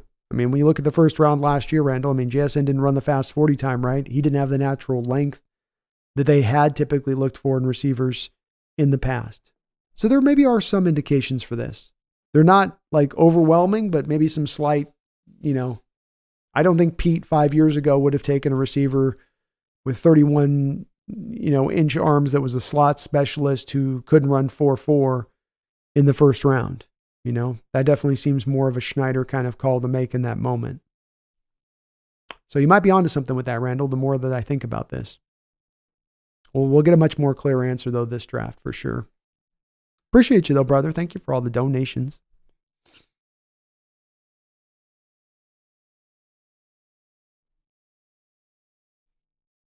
Mr. Dog, I read Vancouver, Washington area is about to get an In-N-Out. First one in Washington. Hell yeah. What an interesting spot to have as the first location. You would think they would have put that in Seattle.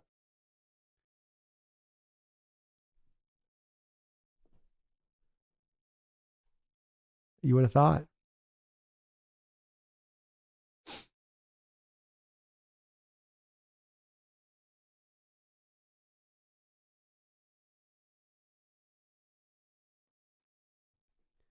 A Swedish Shinobi, I may be wrong, but wasn't Olu's mobility a bit of a concern when he came out? Is he even a fit for grub? I could be wrong. I don't know. You're not wrong, but then there's a kind of a little bit of an asterisk on the Swedish. Did Olu test exceptionally well last year at the combine? No. Did he test bad? No. But to your point, did he test with a highly mobile place? Did he test like that Tortoliani guy? That just, was definitely seemingly the best overall short space mover that we've had in this draft from the interior offensive lineman.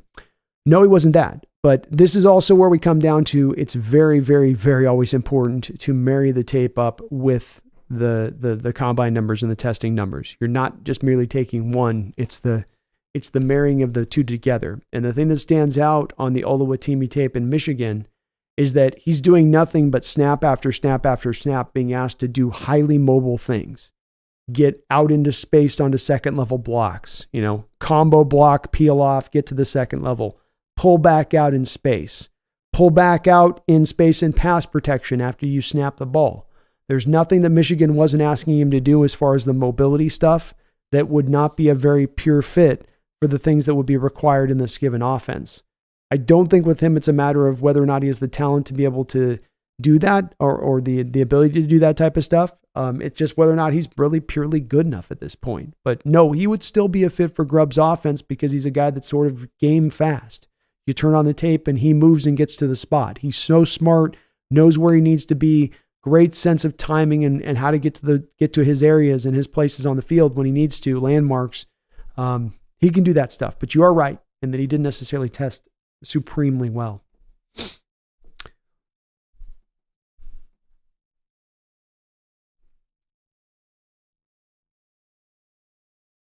Haley says they would take their lumps, but now is the time to get our young offensive line going with Grubb, Huff here as offensive line gurus before they get higher opportunities. Well said, Haley. I agree. Can't go wrong this draft going for offensive line. I'll tell you that. King Bomber, do you have a list of the people we've met so far? Yes. Most of these guys, I think, I've got on here. Most. Let's see. So the Seahawks have met with Jaden Daniels, J.J. McCarthy, Chris Jenkins, Marshawn Neeland, Braylon Trice, Dallas Turner, Johnny Newton, Junior Colson, and Trevin Wallace are the ones that I'm aware of right now. Sorry, guys, I got a little bit of a nose going on here. Those are the confirmed. Haley, who's the other Michigan linebacker? Not Colson. I like the other guy more. Oh, do you? Why can't you get signed up for Mike Colson guy? The guy that you're thinking about is one Mr. Michael Barrett. You can see here on my horizontal board, Haley, I've got Barrett not too far to your point. So your love of Michael is okay. It's understandable. As I have him merely as the third linebacker below Colson on this. So I have both Michael Barrett and Colson as listed as two linebackers who will go in the second round. He's a Will, not a Mike. He's more of a pure Will kind of guy, but fun player, Haley. I like that other Michigan linebacker too. They're good players, both of them. Michigan had a lot of good fun players on that defense in that kind of down in that box. I even kind of count Sanistril in that sort of spot. Brian Meyer says Pumpkin's the best punt returner out there. You know it. She's sudden. She's super sudden. You are. You're super sudden. Super sudden. You got twitch. You got hella twitch.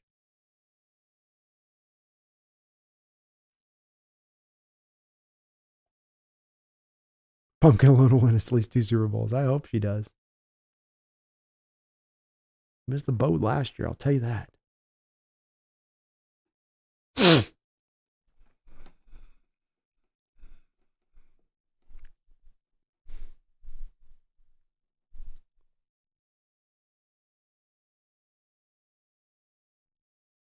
Swedish Shinobi, you were gone for a week. It felt like 18. Oh, thank you, man, Swedish. It felt like I was gone for a long time. Yeah, it was only a week, but it did feel like a month for me too. It was a slow moving week. Haley says the Ravens way, which Snyder seems to want to replicate and is similar to the Packers, is to re-sign your own talent, seldom dip into the free agent pool, and occasionally make a trade. That does seem to be the way that they go about it. Yep.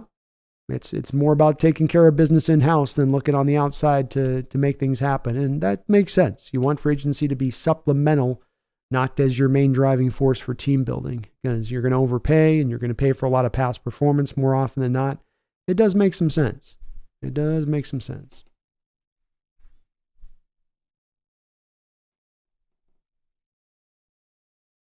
Yeah, Chris, I think Barrett's a really good player. I've got him in the second round. Really, really good player. I just got done watching him this past week.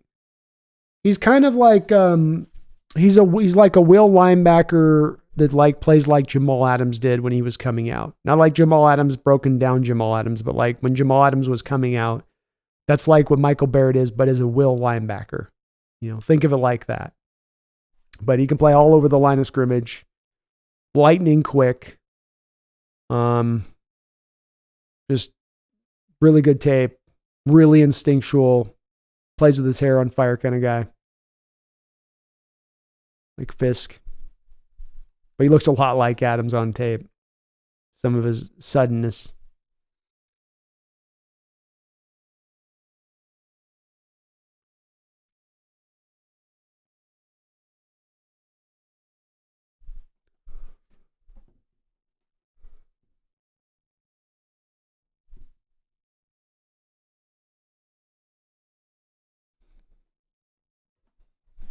Sweet Shinobi B, thank you for the clarification. Heard the pre-draft analysis, but never thought much follow-up or how he moved up on the field. Oh, yeah, man. My pleasure, brother.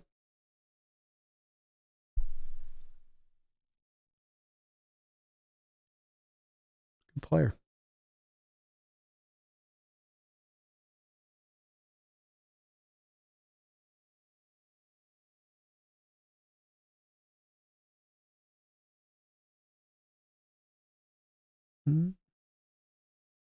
Chris says, I think Barrett will go day 3. Well, he is 6 foot, 239, so he's a undersized guy out there, and that may end up causing him to dip down in that way. I might have just been kind of sometimes guys' tape will just kind of catch me in a certain way,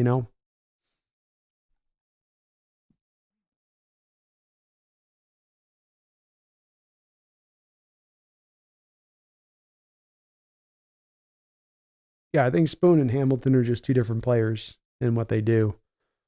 There's things I think Spoon can do, Hamilton can't do. There's things maybe Hamilton could do, especially taking on tight ends and bigger players that maybe isn't as much about in Spoon's game. But Spoon had a hell of a year last year. I mean, he had one of the more outstanding rookie years we've seen from a cornerback in the last 10, 20 years of football.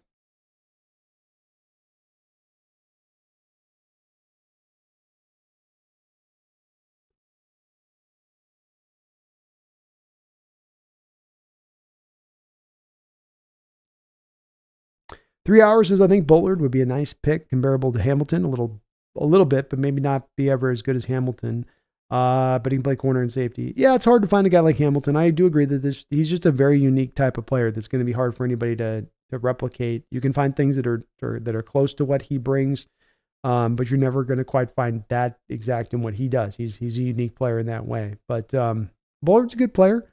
Definitely doesn't have that kind of length, but twitchy, fast, plays with an abandoned spirit out there. He'll come up and hit and tackle, and fun safety, can do a lot of the split safety stuff that you'd want him to do. So I liked a lot of the tape of Bullard. I've got him, as you can see on here, as a second round guy currently put through. So I like him quite a bit.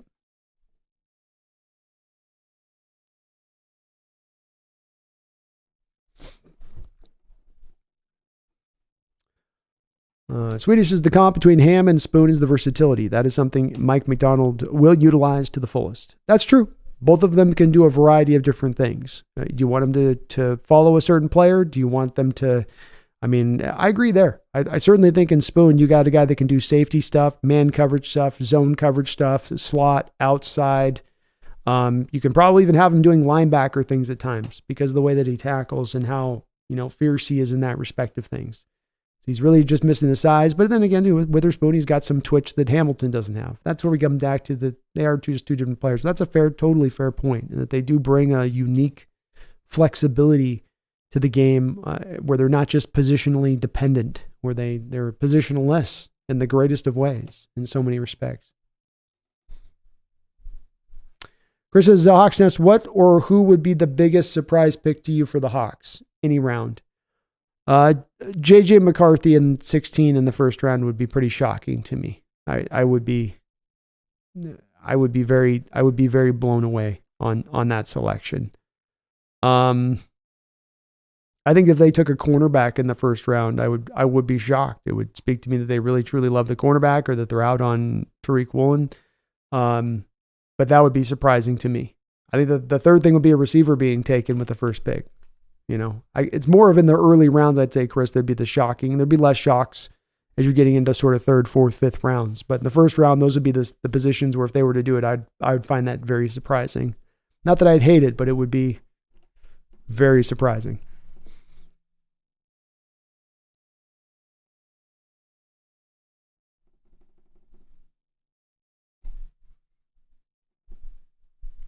He says, I think people undervalue the Hawks players currently because of the trash scheme we were playing. Pete's defense didn't elevate players. It relied on generational talent to carry it. I think it's a fair point, Haley. I do think that's a fair point. I've part of why I don't want to just bail on next year and simply say, let's kick next year to the curb and not even try. Let's try to tank. Let's try to do this. I don't want to do that because I don't know that this team can't be still pretty good with some of those adjustments brought into play that you mentioned, Haley. I do think I find myself agreeing in that respect in many ways. How big that will allow for them to be bumped up, how much better they'll look in that's the part that remains to be seen, but I just can't help but think that it will be a pretty stark improvement across the board with those things brought back into bear. In 3 Hour, I love James Williams. He's awesome. One of my faves in the draft.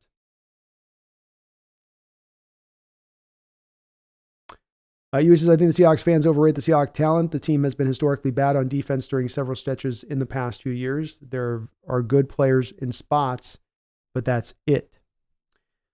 Yeah, I think that the thing that comes back to where I'm more aligned to where the thinking is in Haley's on this UE2K is that when you look at why the defense fails, we can find some specific reasons as to why the defense fails.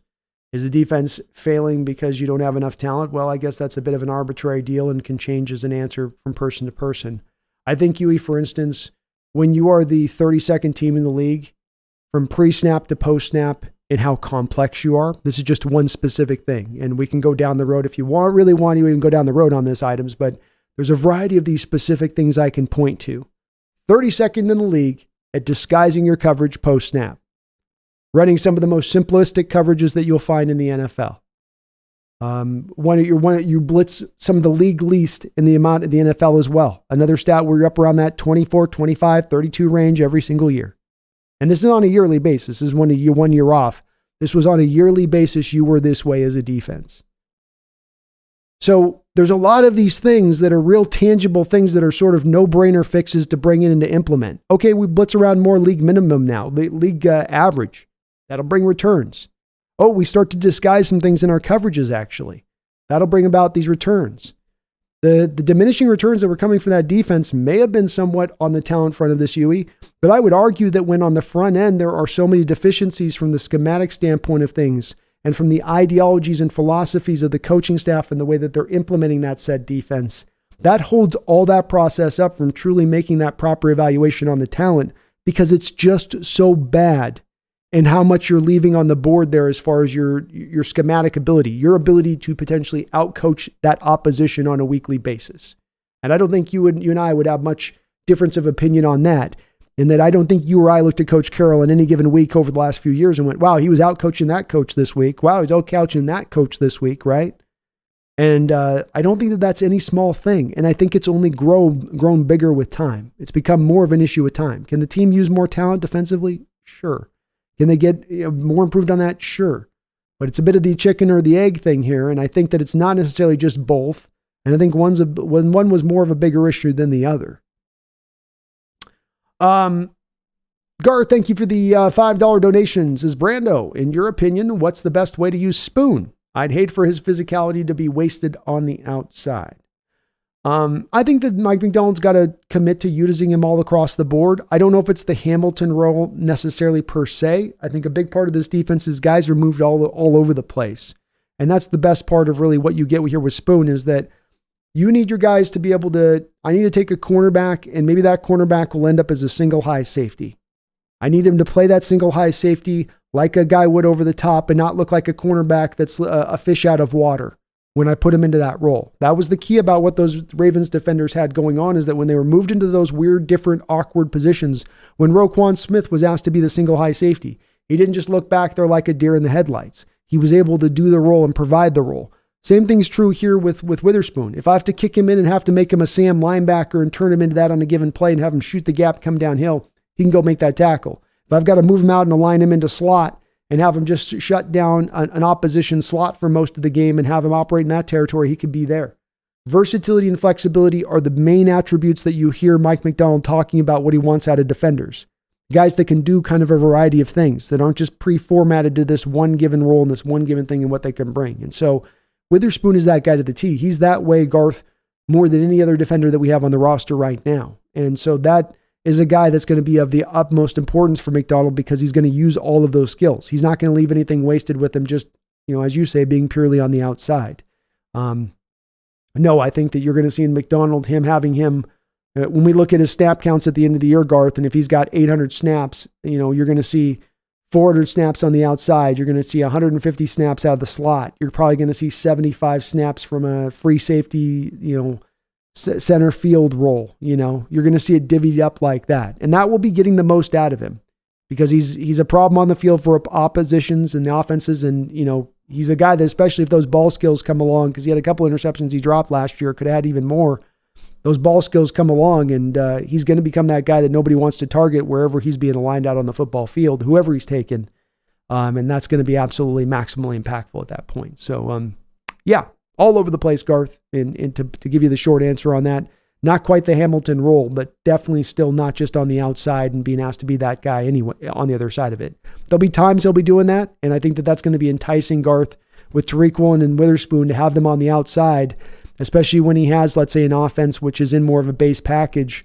There might be a bit of a draw to do that more, to be able to say, hey, I know those guys on the outside are going to shut their guys down, and now I can just congest everything down here around the line of scrimmage. I can just work to take everything else away. I think there's going to be definitely a pull from him to want to, do that kind of thing.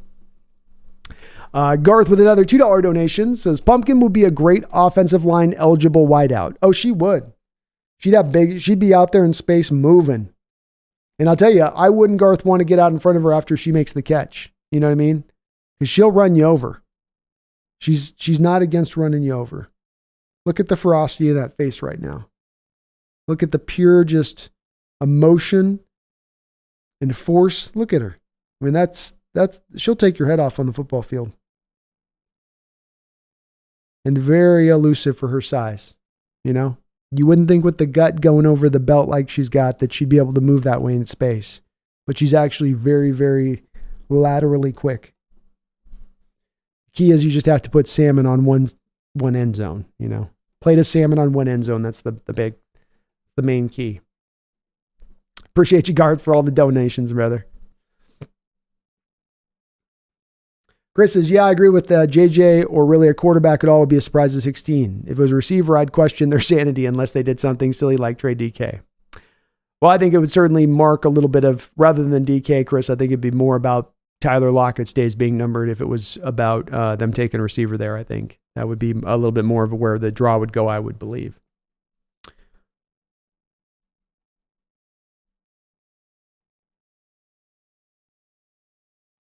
You says they are not purely scheme related. 49ers basically running the same scheme, but have better players. Well, yeah, I mean, the Niners have put together one of the great rosters in football, Huey, right? So, they're a little bit of an outlier in the way that they've put together that. That's the whole point of the Carroll system we've talked about with this, Huey, though, is that the only way that you make it work is by assembling elite talent across the board on a defense to make it go. And it's very hard to get that done. But if you don't have that elite defense, if you don't have that elite talent, which is hard to get all of that into one place, like the Niners have, and I'd argue the Niners have from a defensive talent standpoint over at least the last 4 years been the most talented defense or one of the most talented defenses in football. Again, I think common ground you and I would have on that. That's hard to replicate that and shoot for. It'd be great to go find a defense that's that talented. But if your scheme is only going to be effective by having basically near Hall of Fame talent players stacked across the board, your scheme is not then terribly effective, right? There's other schemes that don't need or have that as a requirement for them to be effective, for them to find advantages for the players. And the point being on this is that it's a very unique system and scheme in that it really doesn't do much to help the players out. It just aligns them up and says, you go make it happen out there. And if you've got the elite talent to make that happen, that's great, but that's hard to do. It's hard to put that much there. And I would say that that's not the best way to build necessarily a defense or go that direction with it. So yeah, there is the outlier team that has the elite talent they've put together to make that happen, but that's not a common way that defenses normally get built to find value, right? Not most of the great defenses, I think, or good defenses aren't just simply an assembly of all this great talent. It's also the coaching, like what McDonald showed last year. He didn't have the greatest of talent over there in Baltimore. They had some good pieces. They had some really good pieces, but he's getting the most out of the talent. He's building in those advantages and maximizing the defense with it.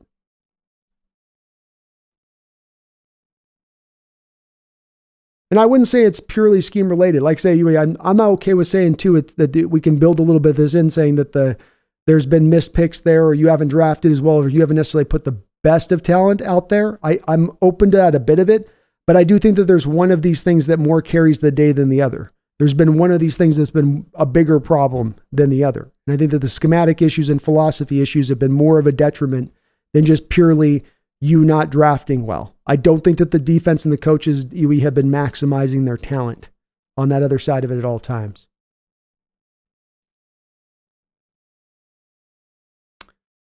DVD says that kid Josh something out of TCU could complement Spoon or Woolen. I think you mean Josh Newton.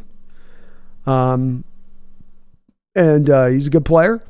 Where do I got him at right now? I got him in the 3rd round.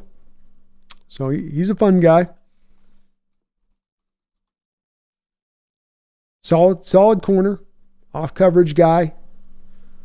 Smooth in the back pedal. Wasn't tested a whole lot. Just good overall, solid game. He's kind of a 3rd round guy though.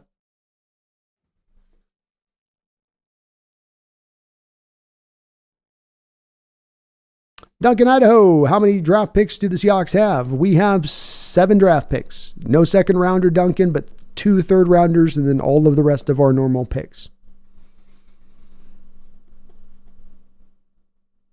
So 7, yeah. Swedish says, but Bobby had a good year in LA, didn't he? Although, so I thought the 49ers did run some form of Pete's 3 high, just better executed and better players help. The Niners do run some similarities to what the Seahawks have run with Coach Carroll's defenses. They do run a wide 9, which is different from the 4-3 under defense that Coach Carroll ran here. So there are some specific differences in the way that we run it.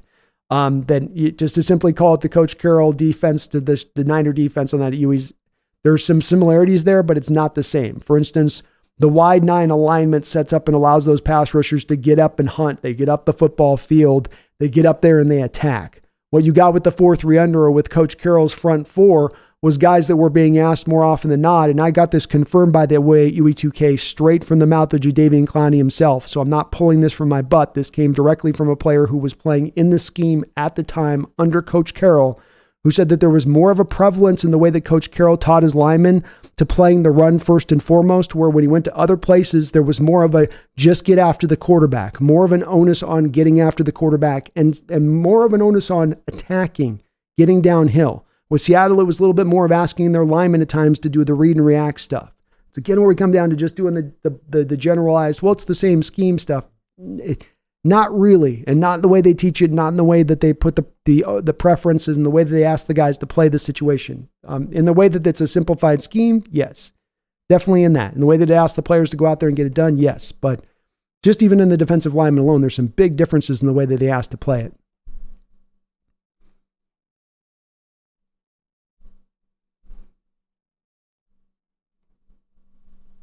He says, I agree with Pete's inability to adapt the defense, but part of his problems were due to the Seahawks, to the players in the field. Y'all act like the Seahawks have 85 Bears talent and Pete's just crapped it up. I don't think anybody's saying that we've got elite talent on the defense. It's what we're saying on this, Yui, is that your defense has held back. Let me put it this way, Yui. And it's not shaded Carroll. I have tons of respect for Coach Carroll and what he did. It's not that Carroll wasn't a bad coach, but Carroll's defensive scheme at the end had been solved. It had been solved for many different years. It was growing more and more adept in its ability to stop things because of how solved it had been. And it had been solved, Dewey, because it's not a complicated scheme at the end of the day. It's very, very, very simplified. And what we're saying by that is when you take these specific things, and you can go down the list on them, Yui, there's a good 7 or 8 things I can bring up to you, man. I don't know if you're interested in me giving you the items or if it's going to move your needle much, but there's specific things you can reach to that other teams across the board don't do. When I present you a stat and I say that we were 32nd in the NFL at disguising our coverage, you would just take that back for a second. Let's not spin fast to the next point. Let's take that one little point for a moment. Your coverages when I walk up as a quarterback are the most simplified in football. Not kind of simplified. Not, well, we're in the bottom third of the most simplified in football. You're the 32nd in the NFL in the most simplified looks of what you show pre-snap to post-snap. So what does that do for a quarterback? What does that do to the opposition? This is one mere thing. And it's not a thing, as I said before in this, UE, that's a year after year base. It's a year after year you get this as a basis. I predict week in and week out. If it's week 7 and I'm the quarterback facing the Seahawks this week, you know what I'm going to get? A heavy prevalence of cover 3, cover 6, off coverage. I'm going to be able to know that whatever I look out and see that coverage prior to the snap, when I walk up underneath the butt of my center and I look out at that coverage, whatever I'm going to see is likely with almost 100% certainty to be what I'm going to get post-snap. That right there is a monstrous advantage that you provide the offense. Those Niner teams we just talked about, not in the same realm. Simplified, but not as simplified as us in that point, Huey. That's just one little thing. Or like I said, it's the technique with the defensive lineman up front. I just mentioned the guy that I talked to about a lot about with Jadeveon and how they played it and how they asked their pass rushers to get out of it. Very different versus how you have other guys do it in the rest of the league. The lack of blitzing. We can go through, and when you put these 8 or 9 items together, that's a lot of stuff you put together that's inhibiting your defense from being maximized. Does it mean that it's going to become the 85 Bears when you start to take advantage of those things? No. But does it mean that there's going to be a good uptick of a jump in performance when you start to put those things laid to bear? You better believe there will. And I think that that's not an out of control thing to believe will happen when you were dealing from such a remarkably distinctly rudimentary defense. And it really was that, which is something I don't think is even really that much of a controversial opinion at this point, Huey. It's pretty well understood at this point in what it is. But that's why I'm trying to give you these specific items, and rather than it being about the pure talent of the team, to give you the specific things they're really being held back on. When I know that I've got the simplified coverage, when I know you're not going to blitz me, when I know you're not running a lot of stunt games up front or a lot of games period up front, when I know what I see is what I'm going to get post-snap, that is a huge advantage to the modern day offenses. That is almost like giving them stealing candy from a baby like ease in their ability to read that and understand that at that point.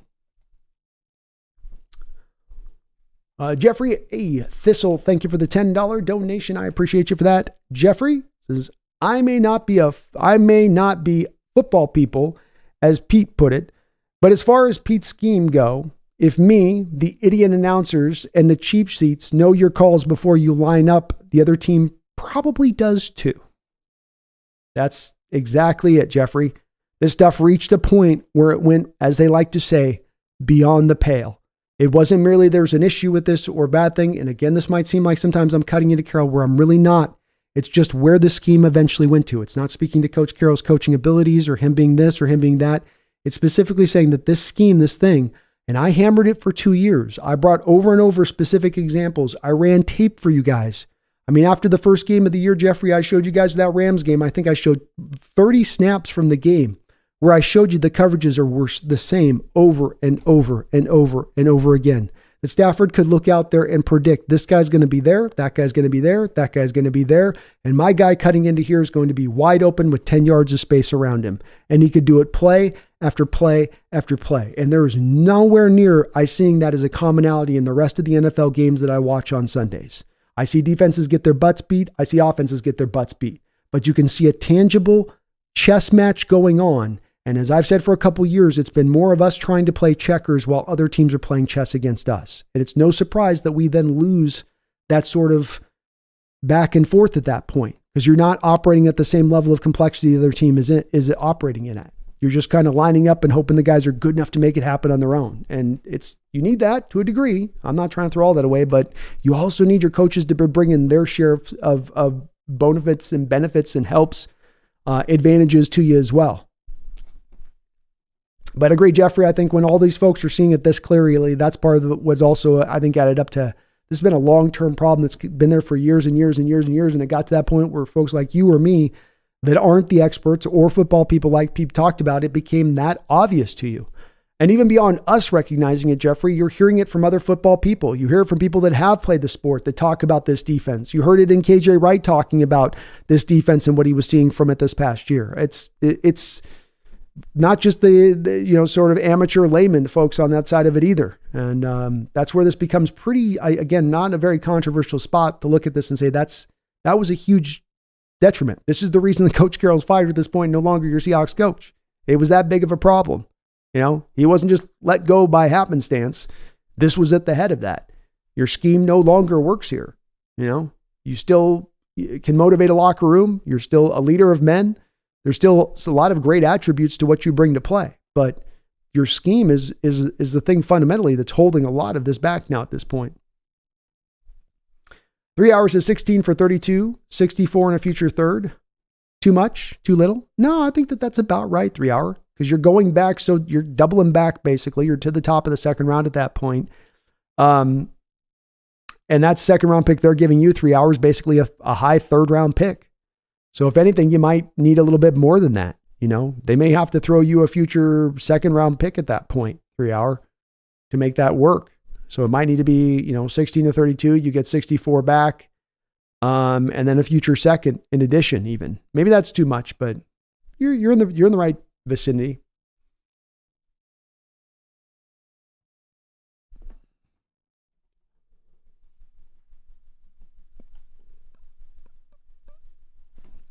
Duncan says, is Seattle looking to trade back in the first round? Historically, Duncan, that's been the way that we've operated. I don't know if that's the way he's going to go this draft, but that's been the way Schneider's moved. And being that we're currently not sitting on a second round pick, I would guess that that's probably going to be a heavy draw by Schneider to want to do that again if I was him. So I'm anticipating at least somewhere in this draft, we're probably going to move back. Proper, Niners about to get Brian Burns and Snead. What about Brandon Ayuk? You going to get him signed too? Is you guys just doing that funny money cap thing? Garth Knight, thank you for the $5 donation. I appreciate you for that. He says, Brandon, what's the best mock draft site if I'm willing to pay for a subscription? Well, my preference is, Garth, is the PFF one. And my feeling on it is that there's others that swear by other mock draft sites, but it's been the most realistic one that I've come through over the couple of years. I also think that they do the best job of keeping it updated throughout the process of the pre-draft evaluation process. I think some of these things have them kind of set and then they don't move for months on end when there should be some movement and updates and general understanding of the consensus on where things are at and where things are going. So PFF is the one that I go to on that, Garth. I think that the nice thing with them is that you're paying for that. You're also getting the PFF stats, which give you so much good information and data, even beyond the grades. It's like having an opportunity to go through these college players and do evaluations on them and be able to take a look at some of their snap counts and how they're playing, especially the safety position, for instance. When I'm evaluating for Seahawks safeties, I want to look for and see these guys on the PFF boards on their snap counts that have snap counts that are split a little bit at times between playing free safety and box. You get a guy like a lot of them that have the 300 snaps at free, 300 snaps at strong, 100 snaps at slot. There's a guy now I can see just almost on a snap basis alone, especially if he's well graded, that, hey, he's got some versatility to play some different things now. He can do a variety of different things. This is a guy that's going to fit to the model of defense that we're, looking for. So you get a little bit of extra with that if you do buy the subscription with them on that, Garth. But they've been, for me, the best one. That's my preference. I think they do a really good job. And they allow you to do all the trades and all the different iterations of that type of stuff too, which makes it nice. Haley says the thing with a lot of Ravens, defenses, they were below average the year before Mike Macdonald. Funny how people forget that. And it was similar, and it was a similar scheme with Wink. Great point, Haley. Very, very true. The team was not in a great state before Mike Macdonald got in there the year before. That's why they're firing Wink Martindale. That's why Harbaugh goes to that point. Goes, okay, Wink, we can't do this, no risk it, no biscuit defense anymore. You're doing too much risk it. We're not getting enough biscuit. So we've got to go a different direction with you, man. Great point. Great point.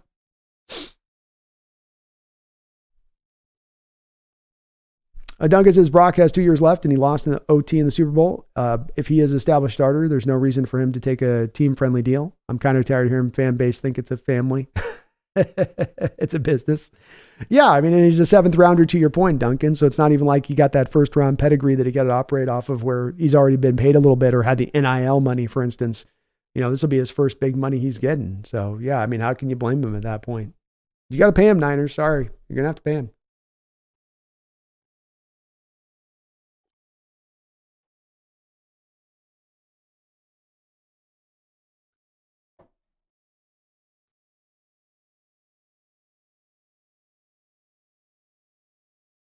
Fan since 92, Snead has been franchise tagged days ago. He has. Sometimes, though, of course, fan since 92 teams will do that too. Make sure they don't lose the guy for nothing. So the Chiefs could be doing that. Maybe they look to get just a second round pick back for him. Maybe they look to keep him on the franchise too, but it doesn't necessarily mean they're going to keep him with just that franchise at that point. There still could be a trade that comes down the pike. Duncan says, I think the Chiefs would love to trade up and take Bowers ahead of the Bengals. I could see that. Well, I think there's got to be a little bit of draw for them too, though, Duncan, for those receivers. Knowing there's going to be 4, knowing there's going to be one of those 4 that probably dips into the middle part of the first round, pairing Mahomes up with a really, really dynamic talent on the outside that's young could be very, very enticing, especially with how much it kind of held them back at times last year. Perhaps Chiefs are working on an extension with the refs too. He says, God knows I'm not arguing in favor of Peter's scheme. I'm just saying the Seahawks defensive woes weren't exclusively scheme related, but also partly due to poor drafting. That's all. Fair points, Huey. I'm not trying to push overly too hard on you on this with it to say that there's no point of that is worth being distinguished in this process, being, parsed out and saying, hey, this is a part of the puzzle as well. I don't do that. Malik McDowell never playing a snap. Yeah. Got Jordan Brooks in the first round, middle linebacker. Yeah. LJ Collier, Rasheem Green. There are plenty of misses within that. It's for me, I guess, and maybe just the difference on us, or maybe we're in the same place on this. It's just that if I'm going on looking at it, UE right now and what's led to where we're led, I say right now it's more 80%, 70 to 80%, 75 to 80% has been held back by scheme, 20% to the talent. And the fun part about this, though, of course, will be just that we get to see what we'll pull this year. Because if Mike McDonald comes in and basically inherits the same talent that Coach Carroll had last year with a defense that was playing like one of the league worst defenses in the NFL, and he moves this defense from 32 to 15 across the board in points allowed and yards given up, and they're up around the better teams as far as turnovers and still getting sacks and whatnot. Well, then we know at that point that there was a bigger part of that was, Carroll related on that part of the process. So the good part about this is we'll get to learn really what was the biggest part of that impact and what was the little bit of a smaller impact. But I would never say that there is no impact of drafting back on that. I wouldn't say that. I'm not saying that there wasn't none of that. There is certainly that, employed in a part of this. But boy, I do think there's just such a much bigger part of this at this point that's become the sort of the pall of the scheme over the top of things a bit. I think we got some agreements on this. Swedish says, great teams also know when to move on and maximize value of players. Steelers used to be masters at this. Indeed. Part of it was their cheapness too. Like where they might look like they knew the right time, but it was also like, yeah, we don't like to pay people either. They've gotten better with that through the years, but yeah, they used to know right at the right time to let a guy go, move to the next. They'd have a conveyor belt with linebackers going through there for years too. Proper says, we have the GOAT, Brandon Staley now. It's over for the NFC. That only took you guys 2 months to find your defensive coordinator. I'm sure he was your number one candidate. Ailey says, Queen was considered a bust until Mike McDonald. His stats are worse than Brooks, but like Brooks, it didn't show as much on tape. Scheme is a big thing. Amen. You know me and you are alike on this one, Haley. I see it the same way. Proper, I got you, man. You're being funny. I get it.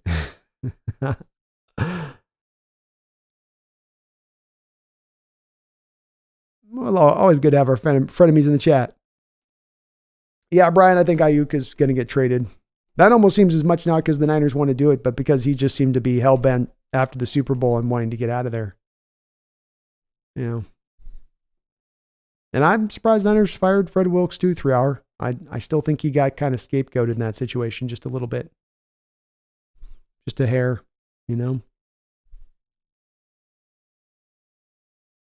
Jeff Sheckles says Sports Kita has a nice mock draft sim that's free. Trades can get a little bit wild, but it's fun.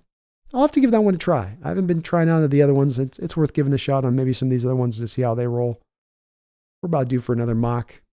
3 hours says mock draft database has a similar big board to PFF, but the auto picks are a little weird. I personally like PFN's mock draft sim, but there's big board is a little different to PFF.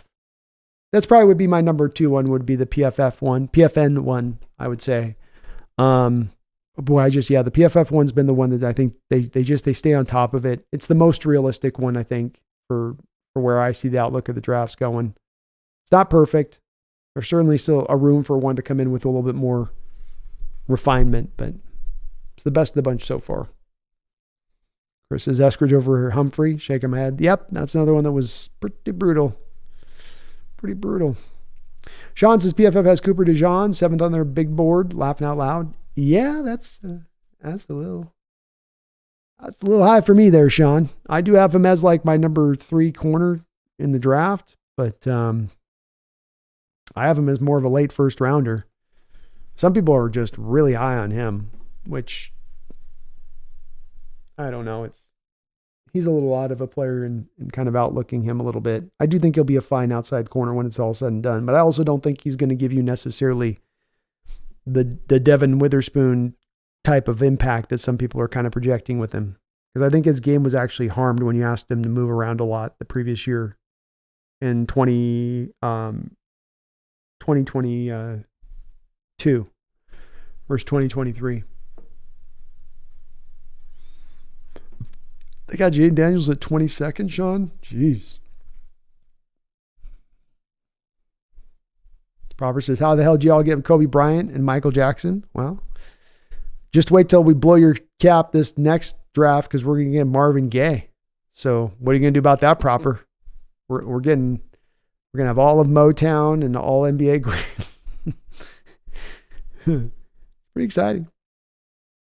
King Bomber says, I think you should do a mock draft now. I'll do a mock draft now. Why not? It's never a bad time for a mock draft, huh? Is it a bad time for? There's never a bad time for a mock. Come on. How can we go wrong with the mock draft? Come on. All right, let's do one trade back. This is our first post. Our first post combine mock draft. Sure enough, Dallas Turner, like I'm thinking, is your best value on the board potentially there. Let's see what we got as far as picks. 22nd. Ooh, 43. All right, let's go 22nd, and we're not going to get a second round pick, so let's go with that. 54% chance of being presented. Oh, there we go. So we trade back, got an extra third round pick. Zerzan Newton, Kool-Aid McKinstry, Troy Fatano, Barton. Let's go Fatano. And we got to wait all the way here. We got our second round pick coming up here now. Jaden Hicks, Jonah Ellis, Chris Jenkins. I get Chris Jenkins here. We got Junior Colson. We got the middle linebacker on the spot. It's looking pretty nice. Hey, Braylon Trice all the way dipped down here. Boy, that'd be maybe potentially good value. We already drafted our offensive lineman, kind of set ourselves there. We got Kitchens, Trotter, Rattlers on the board here.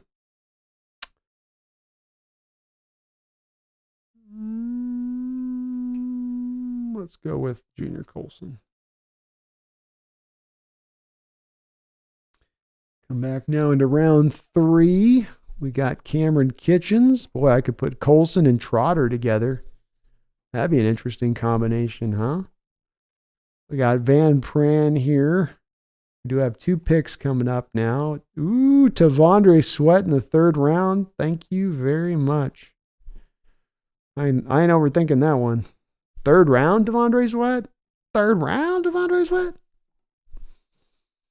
All right, we got 3 Tech and Leonard Taylor is interesting down here now. He's on the board. We got Dorless 3 Technique. Dorless is kind of on Dorless. Kitchens here is kind of interesting, isn't he? Cameron Kitchens here. Very, very interesting potential player to add. Christian Mahogany, we could go with a guard. He didn't test really good, though, so I don't really like how he moved in space off of this draft.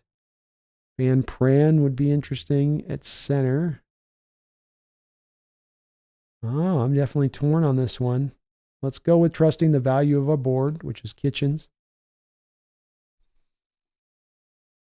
And we're picking in the 4th round. We got Satone Lamiel. I think that he's going to be a guard at the next level. But we've already kind of drafted our guy for that. We got Bo Limmer, a center in here, is an interesting player. Braylon Allen. Ooh, we got Jordan Travis. Ben Sinnott.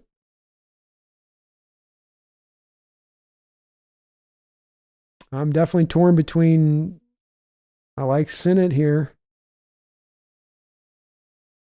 I'm a Cooper Bebe. Ooh, I could get my left guard, my right guard. And then I got right tackle.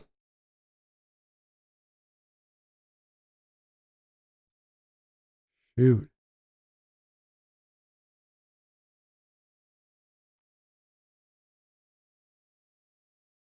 I like Ben Sinnott, but I like Cooper Bebe better. All right, so we got our guards set. Come back. Let's take. I could come out of here with Cam Kitchens and James Williams in this draft.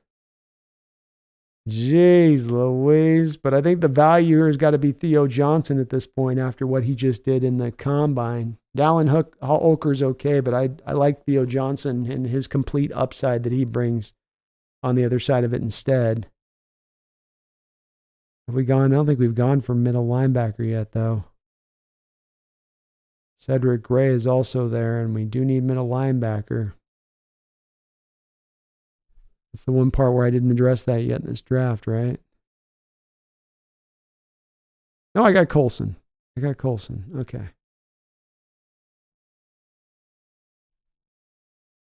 Okay. I could also go Tyler Davis, a 3-tech here. Tavondre Sweat and Tyler Davis. Both do that.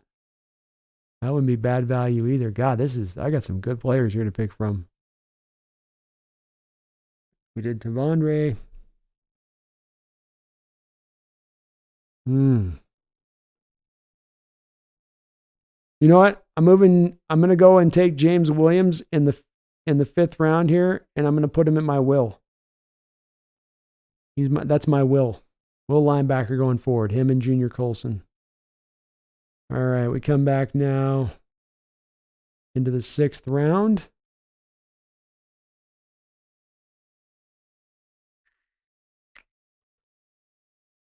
Let's go with Tanner Bortolini. That guy just moved really well in this last draft. So my interior of my line is set.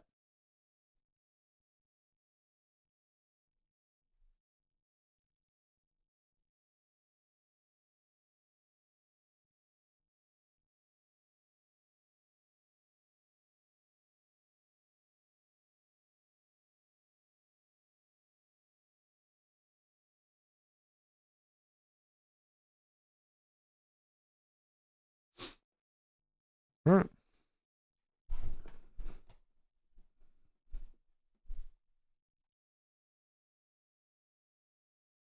Another one where I'm torn a little bit. There's some tight ends here that are interesting.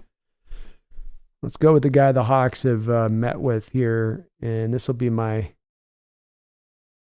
guy for insurance for James Williams, depending on if he doesn't fit at linebacker, and I got to kick him back to safety.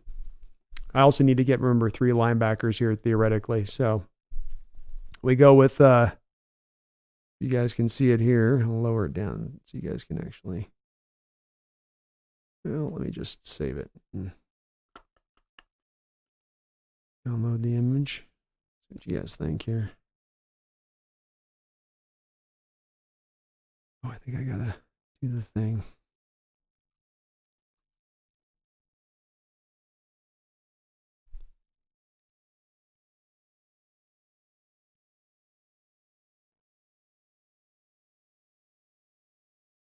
Boom. Okay. There we go. So we got, it had me take Jackson Powers. Whoops. I meant to take the other guy. Yikes. And accidentally grabbed the wrong guy. But I meant to click the other guy, grab Jackson Powers. I was trying to grab Graham Fratano. So it was supposed to be Graham Fratano, Tavondre Sweat, Jeremiah Wait, what the hell? This isn't the right one. What in the hell's going on here? There.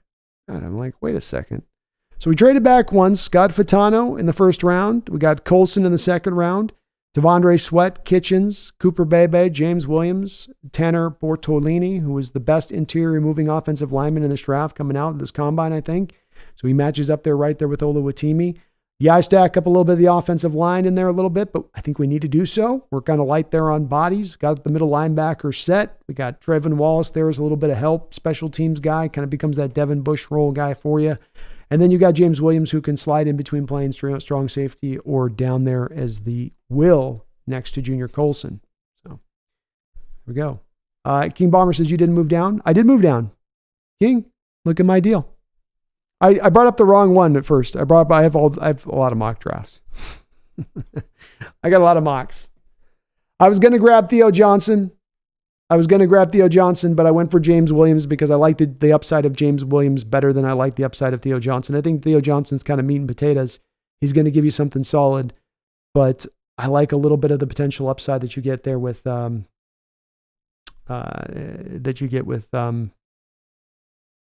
Williams. I had to flip I had the other mock up. That was my bad. Yeah, my bad. I grabbed the wrong mock there, King. Duncan says Sweat's a beast, but he needs to go to the right defense that needs a true nose. Zero tech. I think he can do one tech stuff too, Duncan. I mean, he did a lot of, that's what he did in college, is that he wasn't zero tech. He was mainly over as a one tech in Texas. And he did that to the tune of being the most highly rated player by PFF as a defensive tackle in the sport last year in college. So he's got definitely the pathway with it. I definitely think he'd be fine as a zero tech, but there's very few anymore pure 3-4 teams running 3-man fronts anymore like that. You even the teams that are committed theoretically to being 3-4 teams tend to still lean into running a lot of 4-man fronts. Flick of the switch should be good if you keep him away from the donuts. That might help. John says, this is the most unrealistic mock I've seen to date. Well, you saw I didn't do no shenanigans, man. I didn't do no shenanigans. I just let it unravel, man. That's what happens when you let value drive your board, man. You end up with these kind of drafts. That's the benefits of the value-based model. Chris says, I'd go for Vidal at 233, get rid of DJ Dallas. DJ's definitely a free agent, Chris, so I don't think he's coming back one way or the other. And running back is definitely going to be probably a potential target for the team in the later rounds, to your point. Albernicus is great mock draft, but very unrealistic in my opinion. I get it, man. I certainly don't think that Bebe or Williams is going to be there in the 4th or 5th round. Say nothing of Cameron Kitchens lasting to the 3rd. So, but I gotta take with the value. I can't turn them down if they're sitting there available for me. Hopefully John won't either. Seattle Napa babies.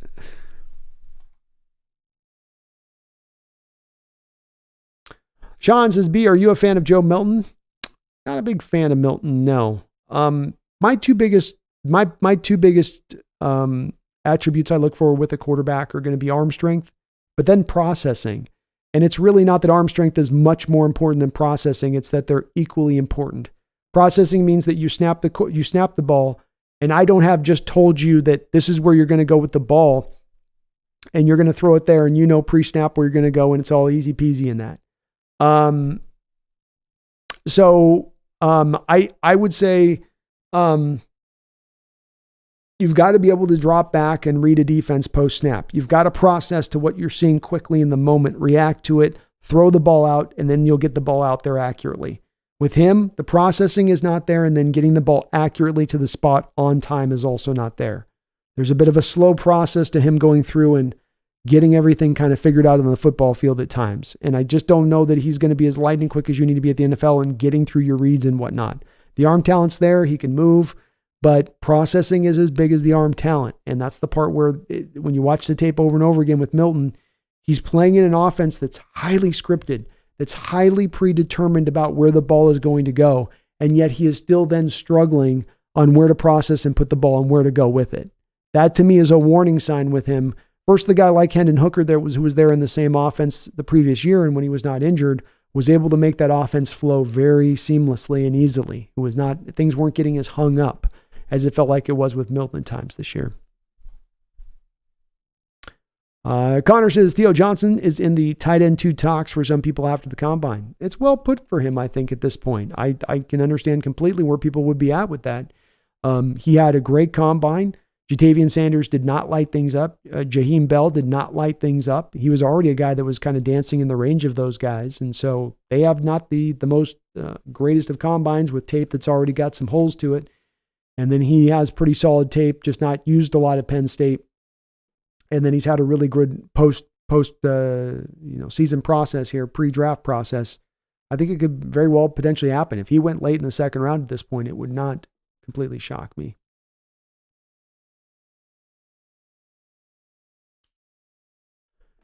Haley says, I think the only way Lockett allows a trade is to play with Russell Wilson. So Russell Wilson to the Raiders, Lockett Raiders for a fourth. Lockett retires after the trade just to help the Hawks one more time. Maybe so. Maybe so. It looks like Russ is going to go to the Steelers right now, the way it's looking. That's what I've heard.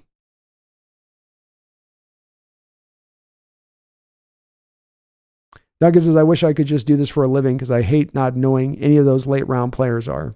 And it's hard for me to do it. I mean, I kind of do it for a living, Duncan, and I still only end up getting through probably about 330 of the prospects.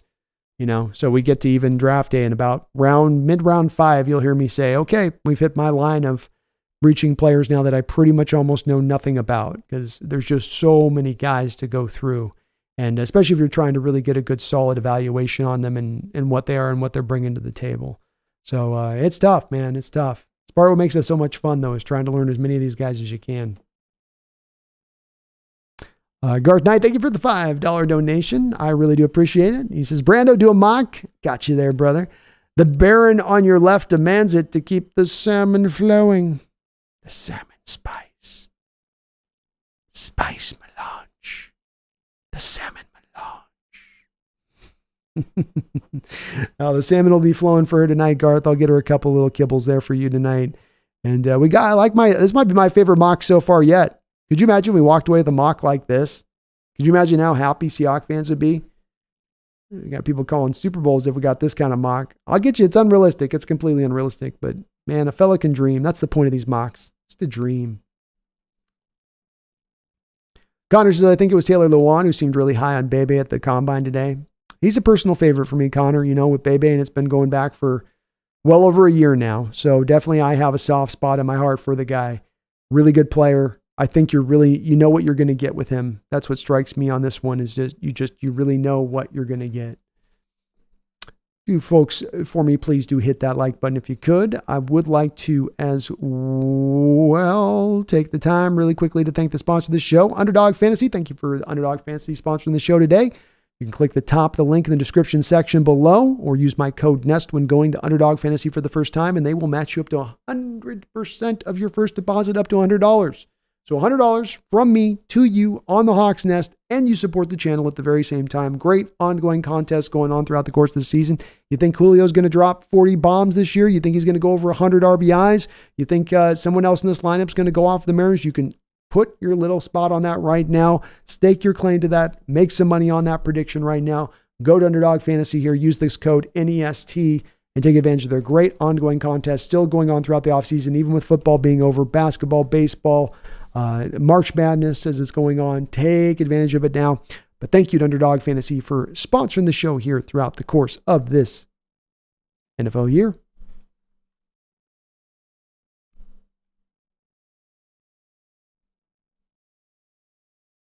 Team Bomber would have liked Milton rather than Williams too. Yeah, I can understand that. Coming out of this with a quarterback wouldn't be the worst thing to be able to pull in. If I liked Milton a little bit more, I might be willing.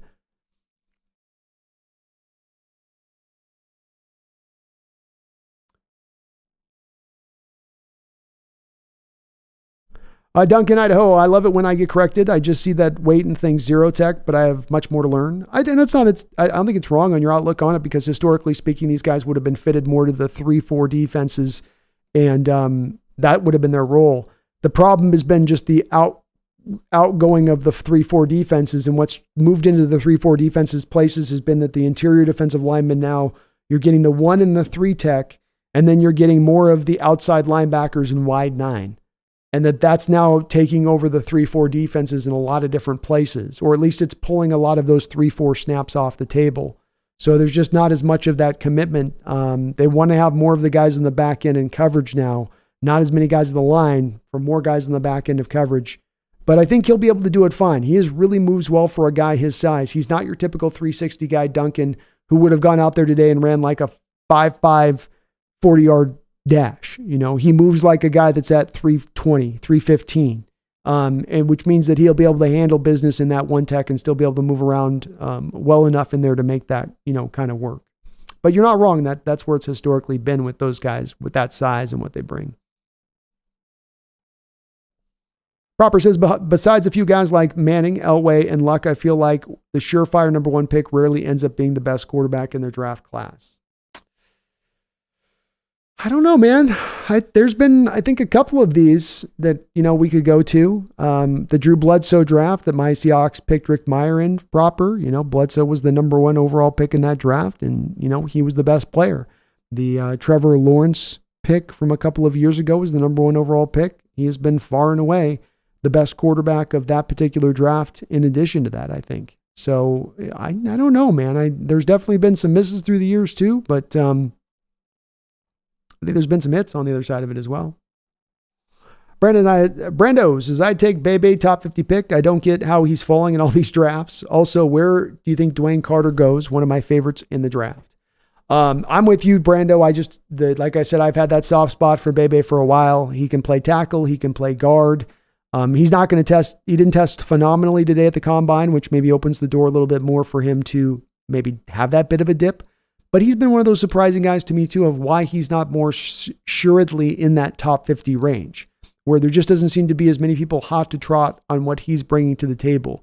But he's so powerful, so strong, so technically refined, that it just seems like a very safe pick to go for. That would be the type of pick that would go in this area, especially when there have been guards recently that have gone in recent drafts that are only guards, that provide no tackle flexibility, much less bring the 2 years of production that Bebe is bringing and how he's played out there. So I don't get that one either, Brandon. I don't know, Brando. Don't make a lot of sense to me either on that player. With Dwayne Carter,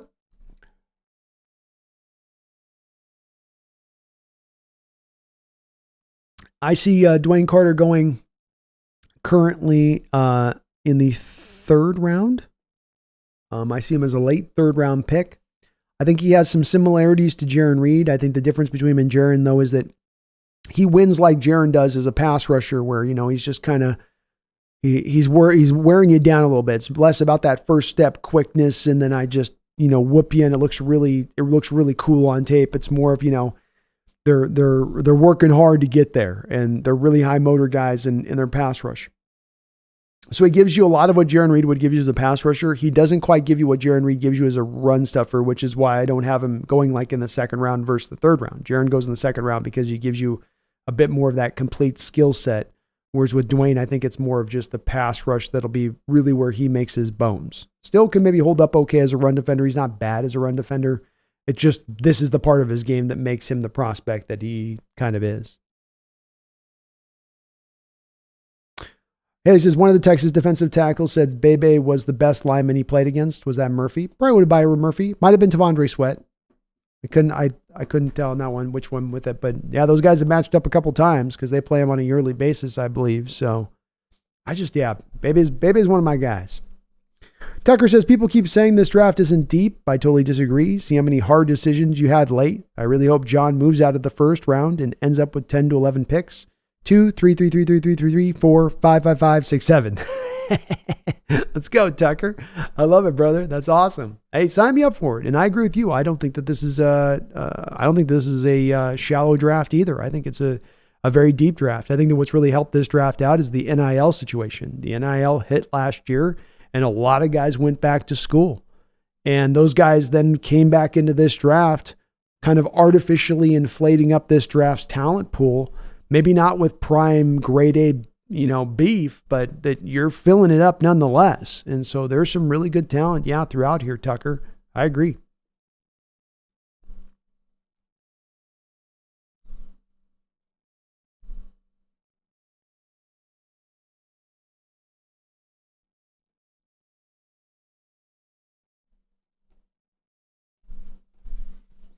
Duncan says Caleb Williams is the closest to Mahomes, but he's going to get wasted in Chicago. The staff has no track record of success, and Caleb won't be allowed to sit for a year. It's true. Chicago's going to throw him back out there first year and say, make it happen. And he's got Jane Waldron as offensive coordinator. We'll see how that one goes, man. I'm with you. I'm a little bit worried for Caleb at this point. Not necessarily the best of landing zones, especially with Chicago's track record of developing quarterbacks, just to say they don't have that. Haley says people saying Milton is Jamarcus Russell, which is crazy to me. Yeah, it's very crazy. I mean, they're just doing it because Jamarcus threw the ball really far and Milton threw the ball really far, and people get very lazy with their comparisons. But Jamarcus didn't love the game, didn't work out, didn't get himself in the best of shape. He was just very naturally gifted and big. Milton, you can see in the way that he's put together, the guy's put a lot of hard work in. And, you know, he's a guy that there's been no necessarily big questions about his work ethic. So, yeah, I think those are definitely two different players, and it's definitely not fair throwing the Jamarcus stamp on top of Milton. That definitely feels harsh. Duncan says, I have a $100 bet that Xavier Worthy gets drafted in the first 2 rounds. Is my money safe? Well, so let's look at this. First and foremost, you can see on my, let me get my big board back up here. Hold on. You can see on my big board, when we go over here to the offensive side of things, I indeed, to your point, your bet's point, I have Worthy there in the second round, just ahead of Leggett. So I have him in the second round. Yeah, I think at this point, the 4-2-1 is definitely going to elevate him into second round stage. Your bet got kind of made certain at that point. If he had ran like a 4-3-8, Duncan, you're probably in a little bit of trouble town. But 4-2-1, that's just so fast, and speed's such the name of the game in the NFL that I think that's going to be enough to push him up. Maybe just barely inside that second round. You know, you're going to have to sweat. You're going to be sweating for some, you know, teens and 20s, but they'll get you eventually in there in the second round. Again, I just have a hot 150 scouted, and I'm hoping for another 200, but have new jobs, so it'll be doubtful. It's hard, Megan. Takes a long time on these guys, that's for sure. DVDs, so I'll tell you, Drake May interviews very well, very smart, but a bit of an East Coast fanboy, so maybe unhappy if he came to Seattle, only if he fell to the late rounds. Well, Drake May is awesome. I'd love to get my hands on him. Bomber Brando, you should try a mock on PFN. All right, well, maybe we'll do one on those here before we wrap up today.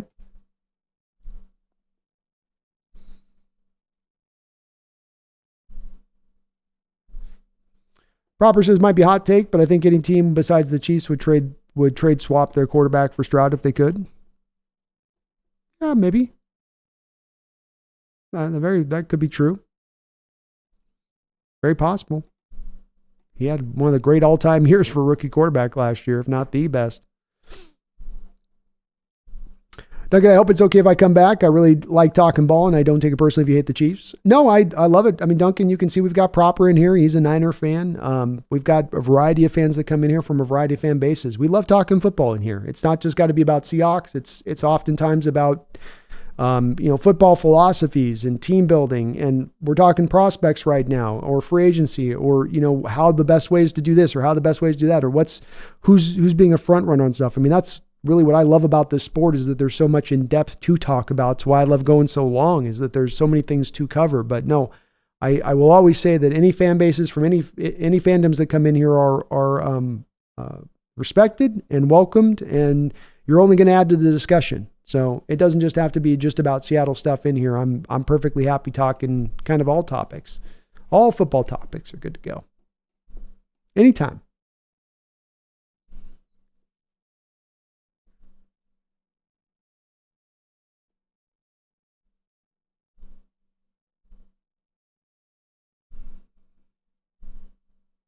Tucker says, you really picked Troy over Barton?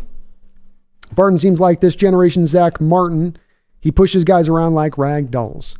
I've got them really all, with those two guys, they're so close together, Trucker, it's kind of like flip a coin for me. I just think both are going to be outstanding pros. And so it becomes hard when you parse them between the two of them.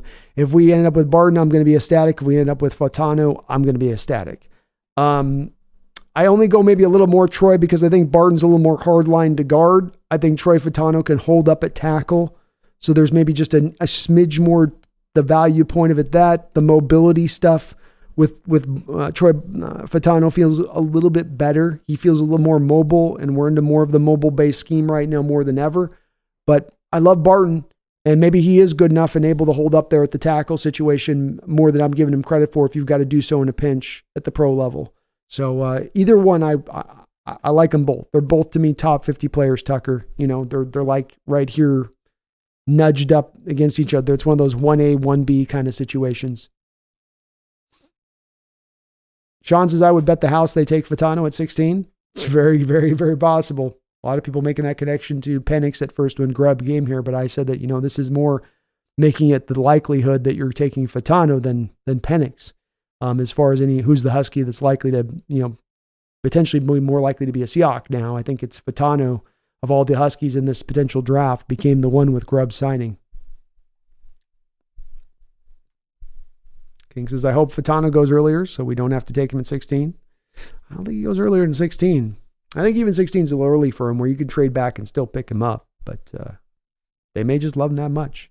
Chris says, I still have horrible flashbacks with us not being able to get Mike Coog, Drew Bledsoe. I wanted him bad as well. You could just see he was that guy. He had a little bit like that Carson Palmer delivery where it just looked like the guy was born to throw a football. The ball just came out of his hand hot through a beautiful spiral, had the good size. Mobility wasn't as much of the call of day. And boy, he just cut up the Huskies back in the day when he played them. Really fantastic player was Bledsoe. And yeah, it did suck that we weren't able to get our hands on that guy because he would have been a hell of a Hawk. Would have been interesting if there was an alternative world where Meyer goes first and then Bledsoe goes to Seattle of what would have Bledsoe's career then looked like. Or sorry, New England. What would his career looked like?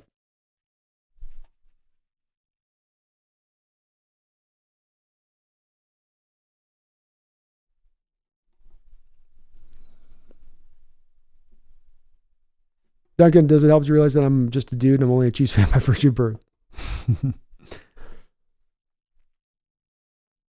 Haley says, I don't understand the perpetual narrative or next year is worse and the next year is generational combined with it's a shallow draft after the top 10 every year, like every year. Yeah, it does seem like it does kind of go in that sort of cycle thing to me, Haley. I felt like last year was the little bit of the weaker draft, but that was really on the back of the fact that so many guys went back to college from the NIL standpoint of things.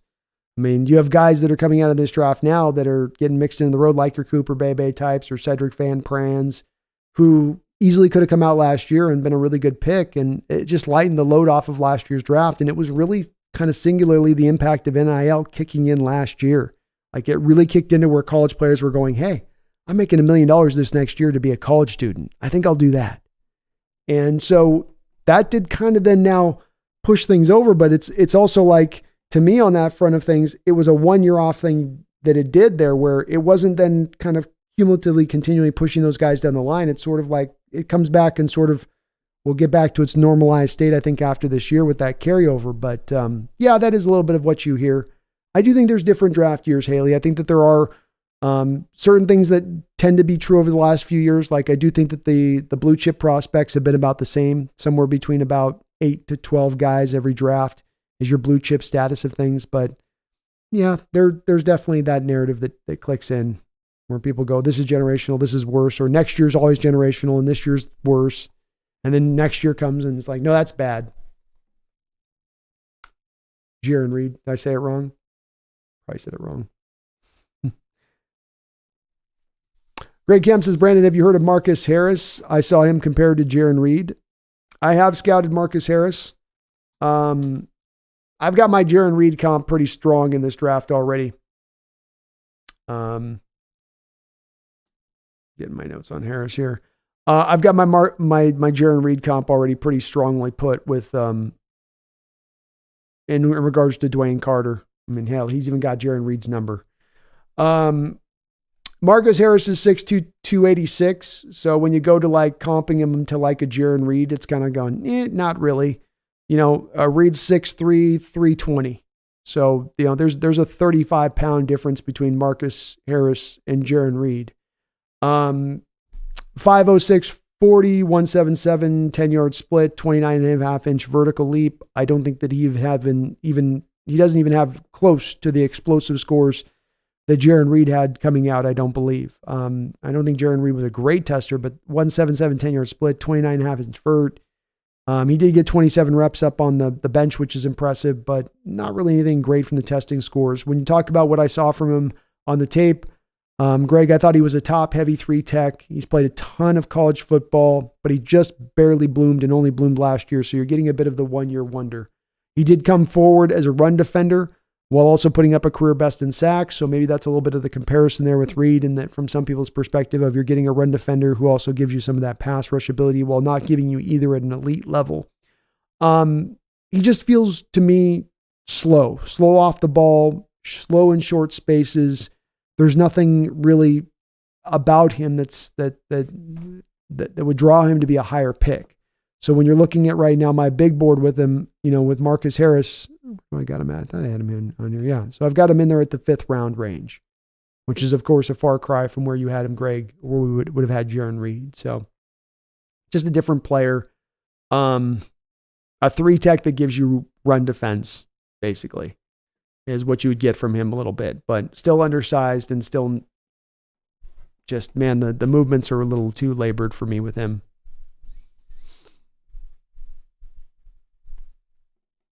Haley says Jamarcus was given a blank game film because coaches didn't think he was watching tape. When he was asked if he watched it, he said, yep, all of it. I remember that story too, yeah. Imagine lying to coaches like this. Like, goodness gracious. Clark says, yeah, he'll be gone the first 2 rounds after a 4-2-1. Yeah, I would imagine so. Estes says, Peyton Wilson just seems like the man to me. He can keep up with elite tight ends and slot receivers. Great player, Estes. One of the funner players in this draft. And he had a great combine, really lit it up out there. The problem with him comes into the arm length spot of it. I believe that over the last 20 years, I think there's been 3 inside linebackers who've had less than 31-inch long arms who've been drafted, and I think inside the first 3 rounds of the draft. So it's very hard. The NFL has a very much kind of like you get the mark of the A on you or whatever, the mark of the T-Rex arms on you if you are at that spot. But you can't, all the things you say, I mean, he can do it all as a linebacker. Blitz, cover in space, great tackler, good size. There's nothing that he can't kind of do on a football field. But the length is one thing that does kind of factor in on this, is it sometimes can hold you back in your ability to tackle at the next level. If you've got those shorter arms, you just can't quite wrap up as much. And there is a little bit of the injury stuff as far as the background goes with Peyton Wilson. The medicals have got to clear out with him as well. But that's only why I've got him in the 3rd round. He's got 2nd round type talent, but I've got him dipped down to just a little bit of a 3rd round for a couple of outside other factors.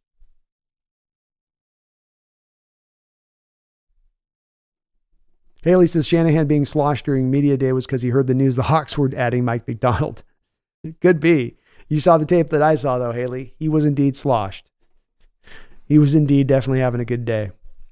Sean says, B, you have a 2nd round grade on Rattler. I do. I may end up dipping him back down to the 3rd round after this combine because I didn't expect him to run a 5-flat 40, nor did I expect him to be at 6 feet tall even. That's got me a little bit going, But I think what's going to happen here is he's going to definitely be vaulted up a little bit because of the nature of this particular beast. What's going to happen is that I believe that you're going to see 5 to 6 quarterbacks taken inside the first 20 picks, let's say. So Caleb Williams, Drake May, Jaden Daniels, Michael Penix, Bo Nix, all gone by the time you get to 20th in the 1st round. Now, does that mean that we're going to have to wait all the way to the 3rd round until another quarterback's taken with all these teams that do need a quarterback? I kind of don't think so.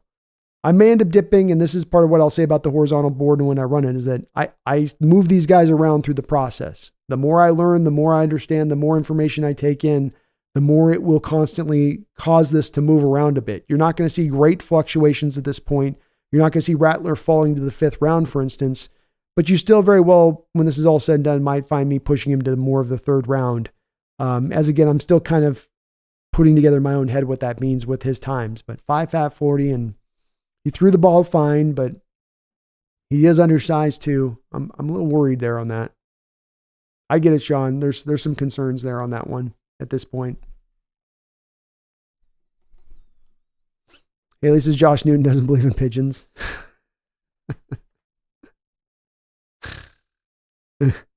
Brian Myers, thank you for the $5 donation. Brandon, opinion on Miles Cole. Good to have you back. Well, thank you, Brian. It's good to be back. I don't think I've had a chance to take a look at Cole quite yet. I do have him marked on my list to take a look. So he is on my list. But I'm sorry, I just haven't quite gotten to him. Unfortunately, I was hoping on the week away, Brian, I was going to be able to just do a super deep dive into prospects and just get fully caught up. But it was kind of more of a work week. So I just was kind of just doing a couple a day more than being able to really like knock out. I was hoping to get like 75 done over the week, but just got through a few a day at that point. But he's on my list. 6'6", 278 pounds, 36 7/8 inch arms. That is pretty big arms. That can't be right. 30, is it that? Did I write that down wrong? He doesn't have that big arms, does he?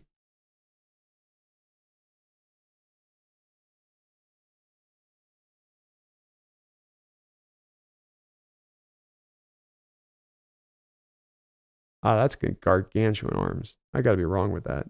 He does have, those are huge arms. That might be the longest arms I've ever seen in my life. 36 7/8 inch arms.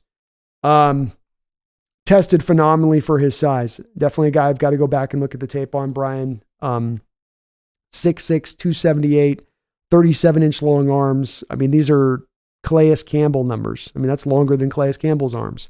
Then he runs a 4.67, which is pretty fast for that size. 1.65, 10-yard splits, great for that size. 35 inch for 10 broad jump, 10 feet broad jump even. Those are phenomenal numbers. And it might be pretty funny on this if we come to find on this, Brian, that Miles Cole ends up looking like a better prospect than the other kid that got taken out of Texas Tech last year by the Raiders, right? The guy that had the complete nothing burger as far as the year versus Cole, who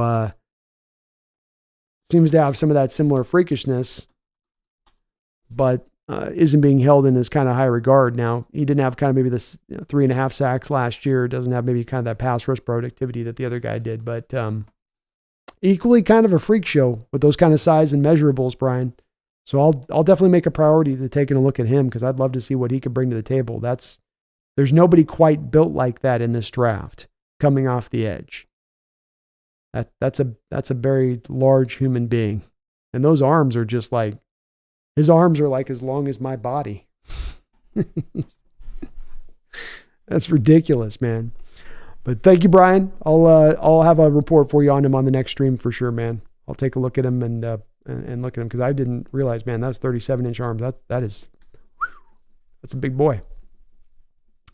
Trevor Larius, if we trade back to get a pick in the 20s and get Newton or Chop Robinson and get Penix or Bo Nix in the second, I wouldn't mind that.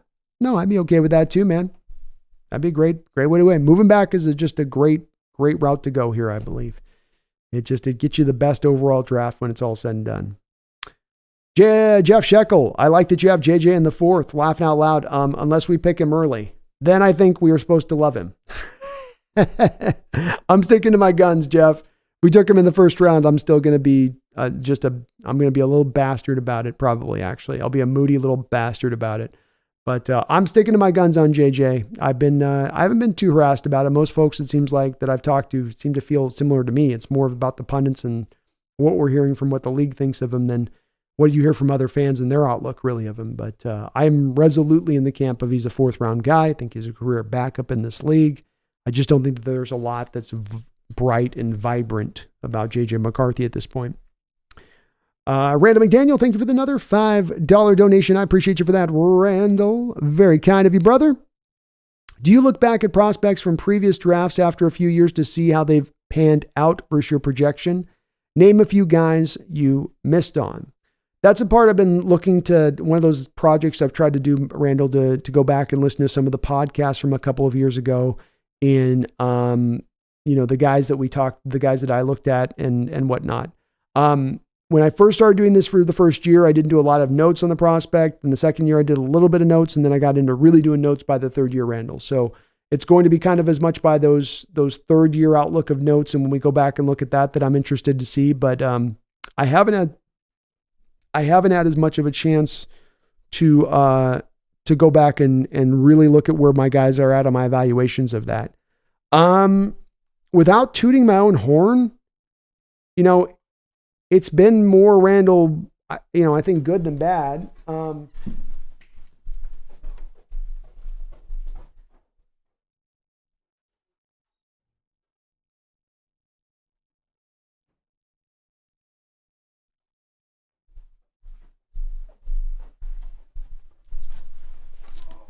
So in the first year, Randall, we had, of course, this was the small notebook, not very many notes.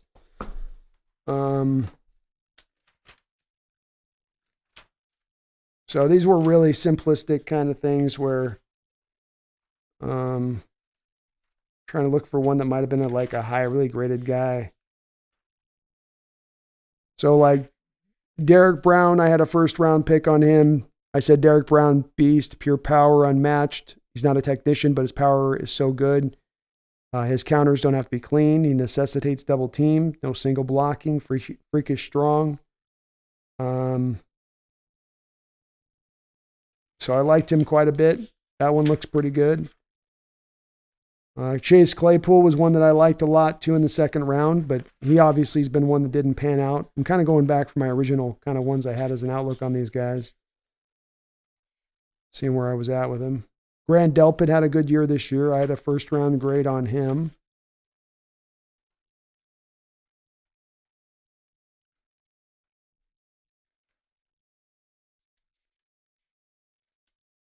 Willie Gay Jr. had a fourth round grade on him. That's been pretty good.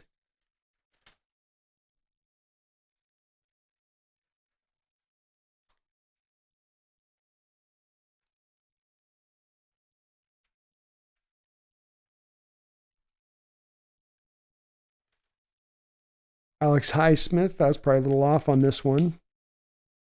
He's become a good player for the Steelers. I had only a fifth round grade on him.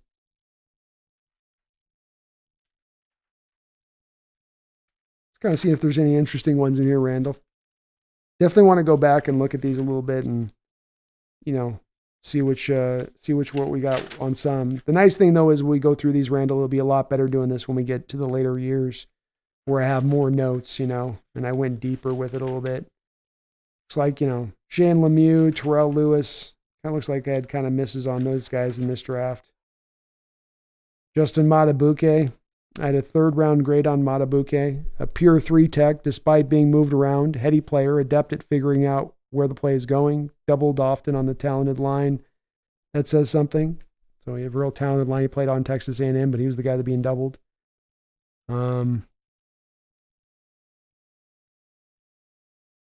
Didn't think he had a high motor, quick feet. Thought you could use him in some 5-tech role. Former 5-star recruit. I did write at the end of the notes on Matabuke, it's all about upside, where there is actually some legit upside. I just wasn't sure if he was going to reach it, but I still had a third round grade on him. So I got to go through and do this, Randall. But I have looked at a couple in the past.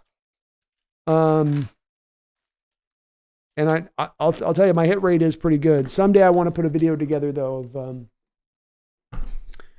of the hits and misses, and try to get a little bit more of a track record of how I've done with it. But I think most part I've hit, pretty good on it. Just going back to last year, for instance, it might be kind of interesting to do here really quick is if we look at last year.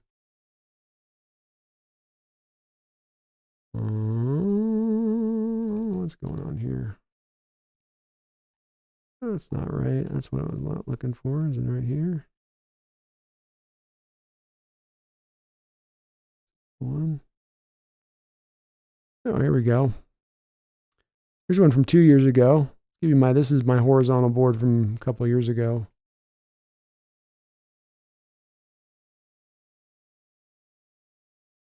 It shows up right. No, it doesn't show up right.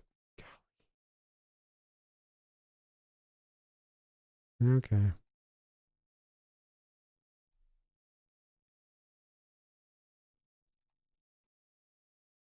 Here's one from 2022, Randall. So here's the big board from 2022. I had my blue chip prospects as Jameson Williams, Garrett Wilson. Jameson Williams not looking good. I had George Pickens as the first round receiver. That looks pretty good.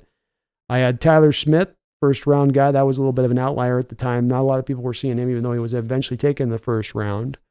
I had my 3 tackles that were taken in the first 3 picks as my blue chippers. Zion Johnson, Kenyon Green as my guards. Linderbaum I had as a blue chip center. He's been instantly really good for Baltimore Ravens. Abraham Lucas I had as a first round grade at right tackle. Looks like with Falele, I was probably a little bit off as a second round graded guy with him. Greg Dulich in the second round, maybe a little off. Trey McBride's worked out really well. Drake London probably deserved to be maybe a little higher, but I had him maybe about right there. Sky Moore, kind of a miss on that, but the rest of these are all pretty good. Let's see the defense. So we had Devontae Wyatt with a blue chip grade, definitely off on that one. Blue chip grades on Hutchinson, Thibodeau, Jermaine Johnson, and Walker. I think only Hutchinson's been the guy that's earned blue chip status off those guys. Same with Devin Lloyd, Stingley, Ahmad Gardner. I had blue chip grades on those guys. Kyle Hamilton, that one feels good to get right. I had a blue chip grade on him. That's again, this looks easy in retrospect, but at the time, Kyle Hamilton was getting kind of beat on a little bit and getting picked apart a little bit. But if you look down on these, there's nobody really that I put in the 4th or 5th round that I think that I missed out a ton on who's become a really good player. I think the guys that I positioned down on this particular board from 2 years ago were, Randall pretty much where they deserve to kind of land, where they've been as pro players. Cam Taylor-Britt's been a pretty good guy, but, nothing out of control. I don't know. I think the track record's pretty good. Boy Mafe, 2nd round. Looking all right. Thank you, though, Randall. You mad, bro? If you were John S., would you take Penix at 16 or would you trade back? No, I would trade back, you mad, bro. I think if you're going to take Michael Penix, you've got to have an offensive line in place that can then take care of Michael Penix, that can keep him protected. And right now you need to do more to build up your offensive line to bring in a Michael Penix type quarterback at this point. John says Penix will slide on draft day. We'll see, man. I do feel like I think he still gets picked in the top 20, but there are some things that could cause him to slip. Haley says, B, it's mostly with quarterback. Every year, this year's class is the best ever. Last year, they said this year's class was bad outside of Williams. This year, they say next year's class sucks. Rinse, repeat. Yeah, that's definitely something I hear about the quarterbacks too, and that can get a little bit frustrating with it. People get caught up on the flashy of next year a little bit with that stuff. And this stuff changes year to year. I mean, that final year of play for quarterbacks is so important, Haley, both for the guys that it elevates and takes up the notch versus the guys that dip down a notch because they have that underwhelming final year, a la Will Levis in his final year in college. So it's also how much that does kind of come into factor with it. But yeah, you're right. The quarterback one is one where people can't figure out whether it's ever strong or weak or, this year's class is a strong one though. When you're going to get 5-6 guys taken in the first round, I mean, that's some rarefied kind of air as far as that many guys going. Duncan says, if you want Penix, then take him at 16. You'd be lucky that the Raiders and Broncos didn't take him. We love Arrowhead. Every time building a new stadium comes up, nobody wants to... I bet not. It's a great stadium. I'm glad you guys have kept the name too. It's not like, been called like Pamper Stadium or something like some of these places have done. But yeah, you can't take Penix unless you protect him, Duncan, and we don't have good enough pass protection right now to be able to do that.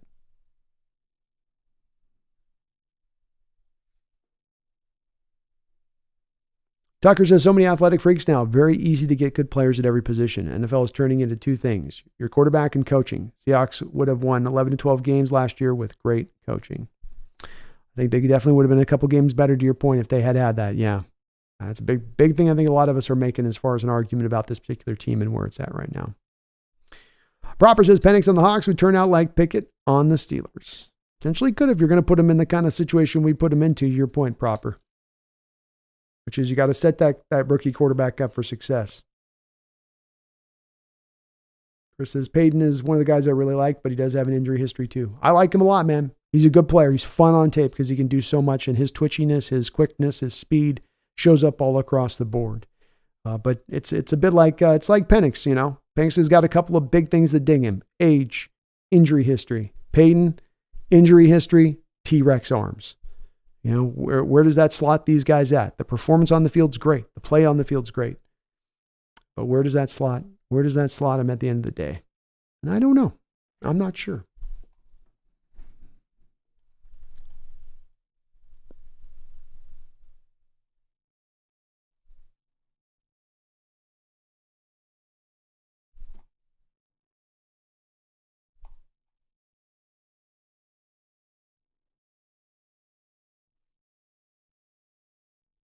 Tucker says, if your mock draft is the actual draft John Schneider has, there's going to be a parade after the draft. I'll be leading it if they can pull that one off.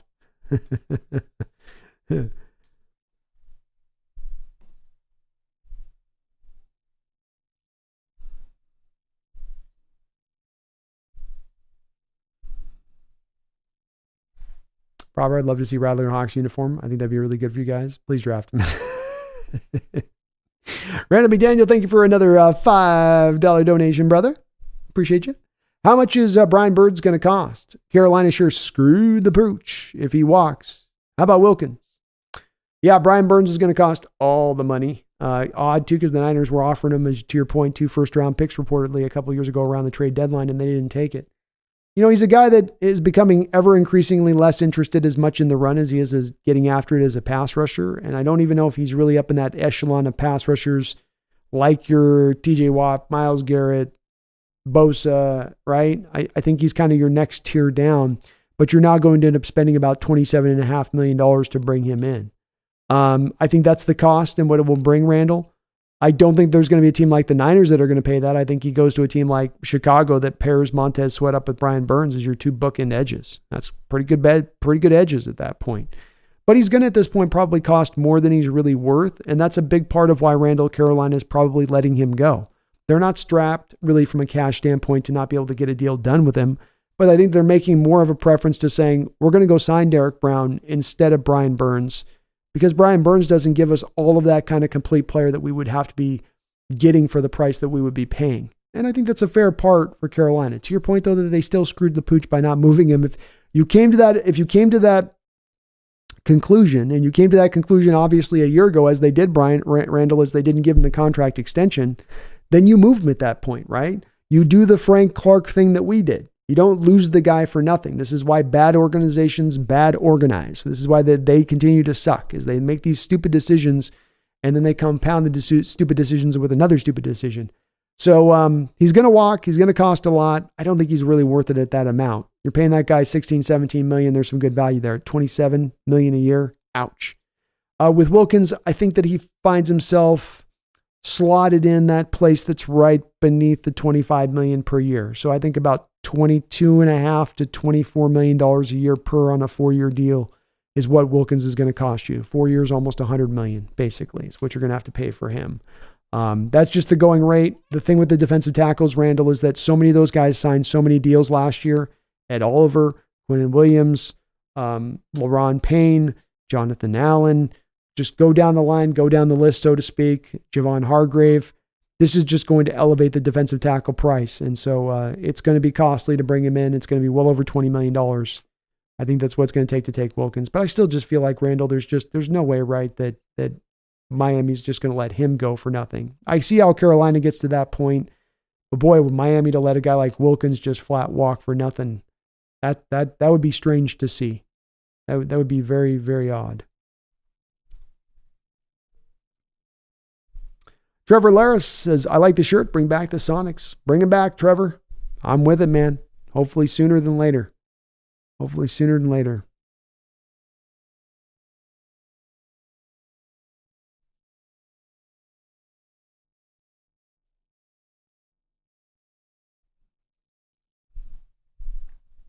Haley says, G.R.R. is never going to finish the books. I think he's just going to get a ghostwriter to help him eventually. There's too many details to keep track of.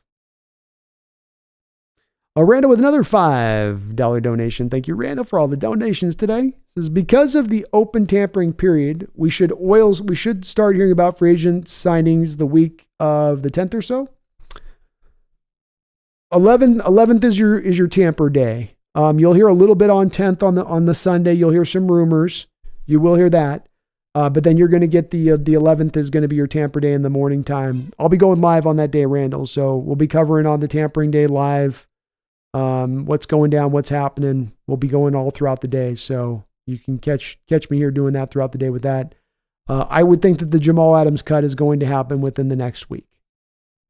He's trying to kind of, it's like the Randall, I think they're doing it like you do when you have your draft pick coming up and you're not maybe going to move the draft pick, but like if you're just waiting to the last of the clock to tick off to make sure that there's not that team that calls with some crazy trade offer to give you something for it. So I think that John's just waiting for that crazy trade offer. And when he doesn't get it and he gets down to the 11th hour, he just makes the cut of Adams and he calls it a day at that point. I think that's the route they probably go with this one. But yeah, the 10th you'll start to hear it, Randall. It's the 11th though is the tampering day. That's the day where everything goes live. we're cooking now. We're going to start hearing about the signings and all of that stuff at that point.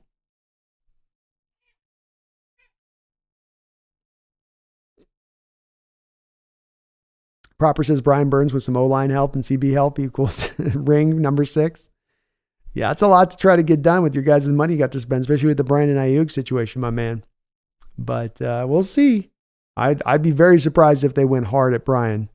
That takes a big chunk of their cap and kind of puts it to him versus being able to, like you say, take care of a bit of your offensive line, handle a little bit of some of the secondary help that you need out there.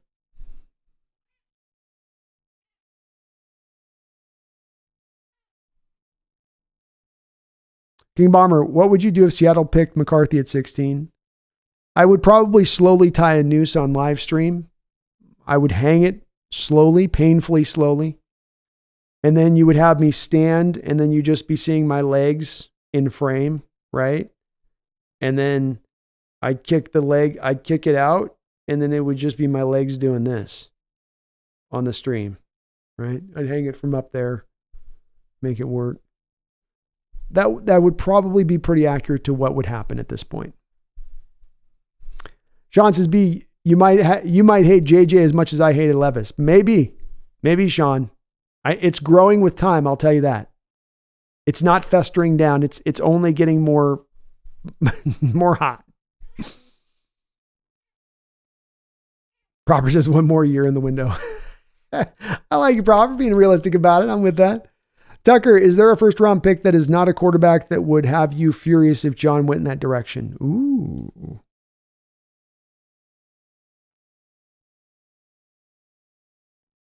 Great question.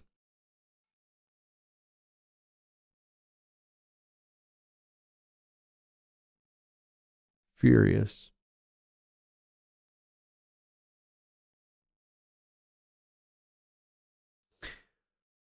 I think that if we're going like a Jared Verse, Latu, or Braylon Trice in the first, I don't know if I go furious, but I'd be pretty disappointed with those as picks. I like Dallas Turner because there's a little bit enough, like I feel like I'm getting the best edge by taking him. But those other guys, I'll be like, they're all right. They're okay. You know, those would be probably main guys. I think Byron Murphy at 16 would have me a little bit disinterested. I'm not as much a Byron Murphy guy, Tucker.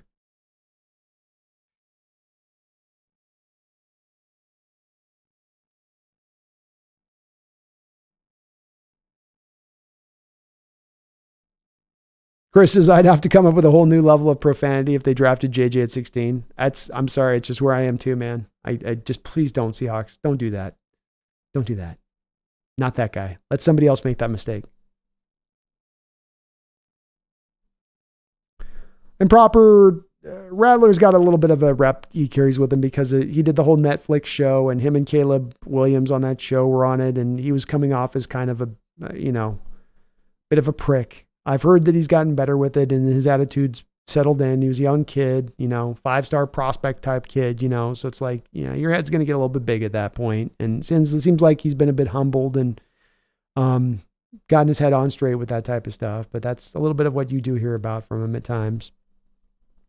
I think he has grown, like King Bomber says, since his time there.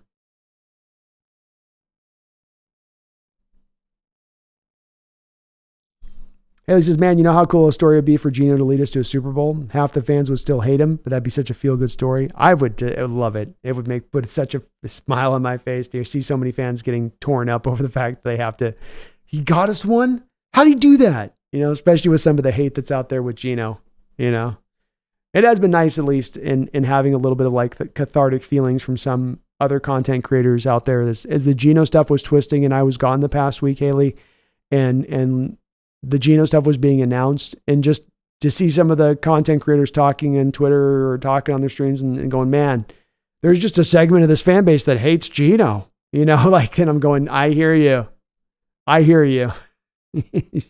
Yes. You're hearing what I'm hearing as well. So it was at least good to hear that I'm not the only one that's been peppered with it, Brian, late rounds quarterbacks, I hope they consider. Travis, Leary, Pratt. Leary had a really good combine, threw the ball really well. And Travis is very interesting to me, Brian. Very, very interesting to me as a player.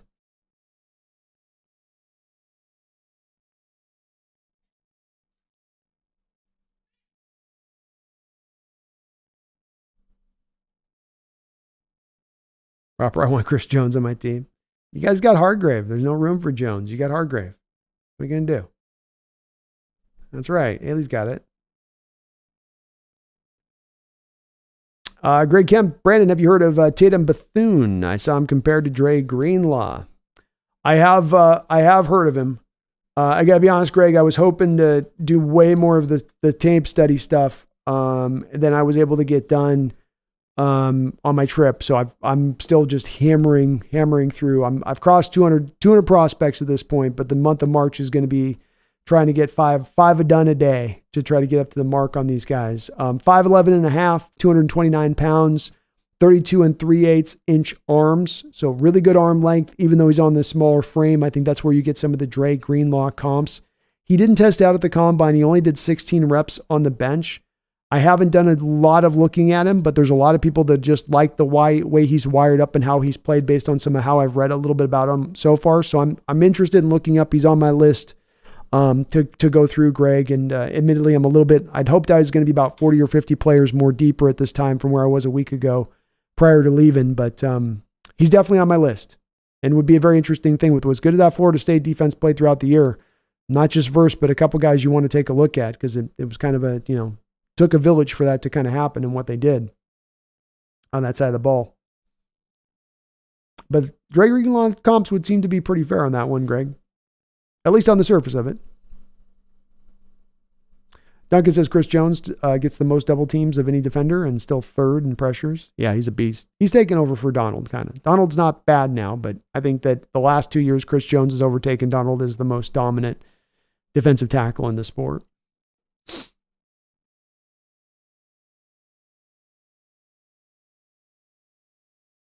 DVD, I have to say it one more time. In 2 years after building an O-line, that young man, Arch Manning, is eligible.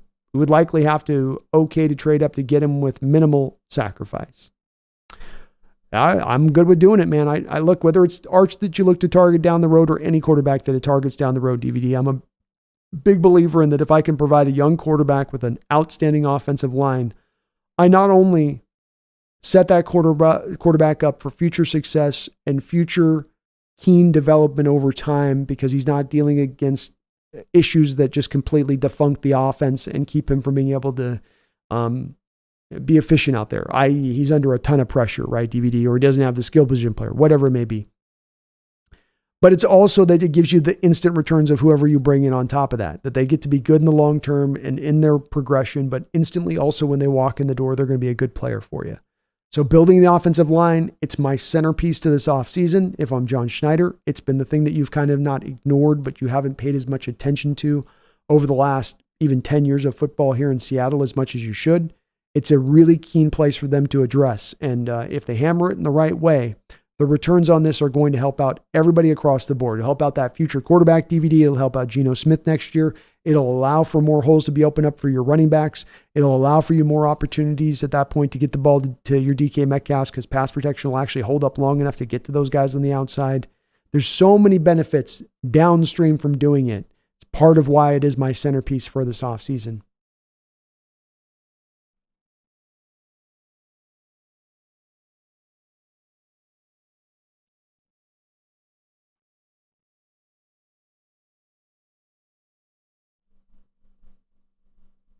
Yeah, Duncan, I'm a big guy on structure. I'm a big guy on schematics. I think what's happened in doing this stream and having a lot of interactions over the years that stood out to me that seems to be a place where a lot of fans drive to is, and you have in the Chiefs kind of the guy that I think between Mahomes and Brady that have created this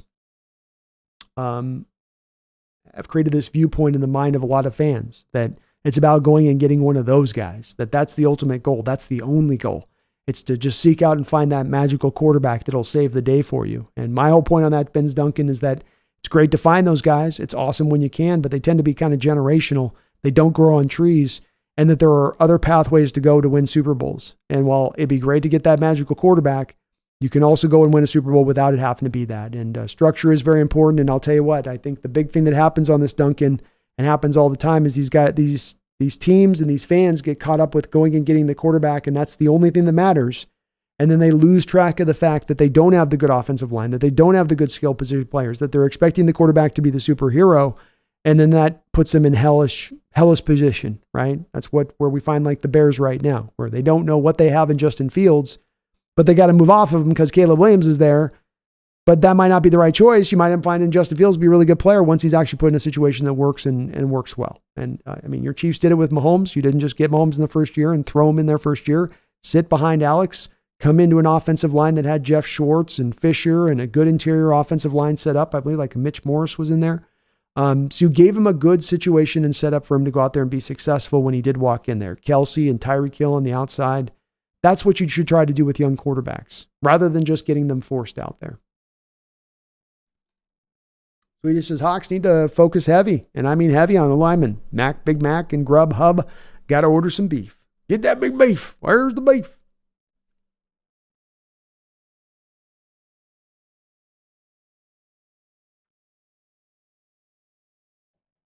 Yeah, give me back the Sonics, Swedish. Give me back them Sonics.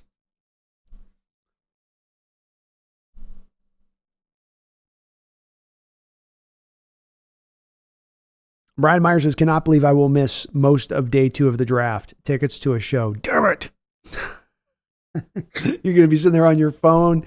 You're going to have your little battery hook up to your phone because you're going to work out the power by hitting the refresh button all the time. That's brutal, man. It's going to be brutal, especially when we pick up that extra second round pick, Brian. 3 picks on day 2. Swedish Chris Mortensen did pass away. Rest in peace to Chris Mortensen, one of the guys back when you're watching ESPN in the 90s was a fixture who was before there was really the internet stuff breaking at all times. That was the guy that would be breaking the stories and breaking with the news and what was going down. And definitely had a share of physical issues there at the end there. He was fighting through like mad, but sad to see. Robert says trade Hargrave or Armstead to the Chiefs and deal for Schneed, then sign Jones. Done deal. Yeah, but then you got to eat all the dead money on the Hargrave deal. Yeah, it's a 4-year deal, so you're going to need a ton of money.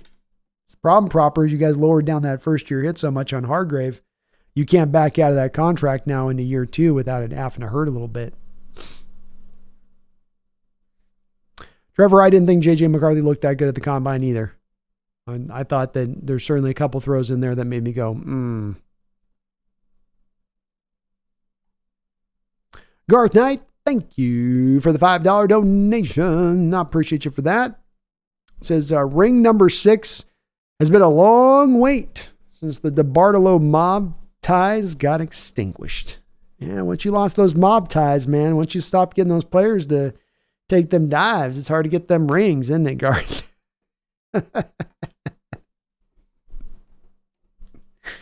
So you got to get proper. You got to get the mob ties back in there to San Fran, man. You guys will get that number 6.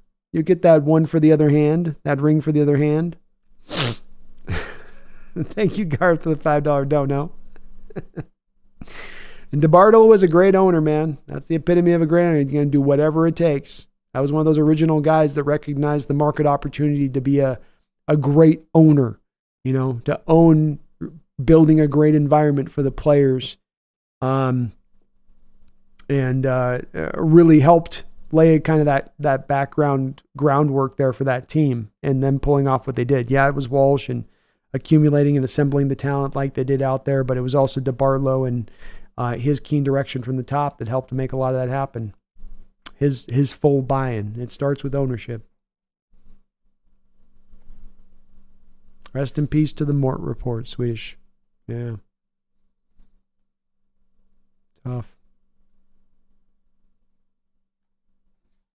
Tough. Holy Hand Grenade says the fans were doing so much mental gymnastics when John said, yes, he's our quarterback. It's actually a week that I was kind of glad to be away from because I know the discourse would have been on the live stream of everybody wanting to turn over every individual word of John and Mike McDonald they were saying about the Geno situation. And, look, they were definitely parsing their words, but it was more about, look, if a team's going to come in with a funny money offer for Geno, if somebody's going to come in with a late first round pick for Geno, yeah, we'll probably take that in a trade. And we don't want to make teams think that that's not a trade that isn't open for business. Now, is that actively trying to move him? Is that actively saying, like, he's here, like, we'll give him away? No, it's quite the opposite. And that's what I like about John is he's willing to kind of look at all the angles and go in every different direction of a pathway that could potentially upgrade or help the team or get you more picks. But yeah, it was kind of fun to watch the fans twisting and turning, especially those ones that you could read online, or I could see that were having the discussions that had the dog in the fight of, like I've seen from so many, of I don't want Geno here. I can't always explain it. I don't always understand it, but he just drives out a certain amount of passion in a certain segment of the fan base that just will not sign up for Geno Smith. And I don't know what he can do to get him on board. I don't know if there's anything he can do to get them on board, but it does seem to exist. King says, I think this is the first time Geno was mentioned on this stream. I've avoided a little bit of it, I got to admit.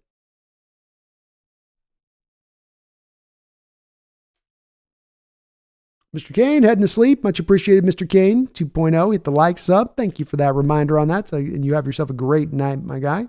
Glad you're in the chat this evening, Mr. Kane. As he said, do me a favor, folks, if you could, and hit that like button for me. It's a small little thing, but it's a big thing in my heart. It helps out this channel tremendously. If you're not subbed up as well, please do get subbed up as well. Frank says 2013 NBA was peak. Not going to lie. It's definitely the NBA right now. Euro style effect on the gameplay, running away from physicality. I don't think that's been for the best of the NBA. And while I know they want to make the game international, and I know us in America tend to be a little bit more rougher and physical at times than other sports and other places, absent your rugby folks out there and whatnot. But, part of what makes the game so good is the physicality on top of the athleticism. And I hope that they find a way to strike a better balance than where the sport's at right now. Proper. I don't know. I've enjoyed the last decade of the NBA a lot. It's definitely become more of a skill-based game. I'll give it that. It's about shooting, which you could make a strong argument that that's what the NBA is all about. Sweetie Randall, thank you for the $2 donation. It says Turner at 16 would feel like a Raven best player available type pick.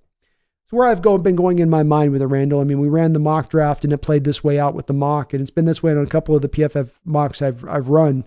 You got 16 picks before you go, Randall. You got 5 quarterbacks, maybe even 6 quarterbacks taken.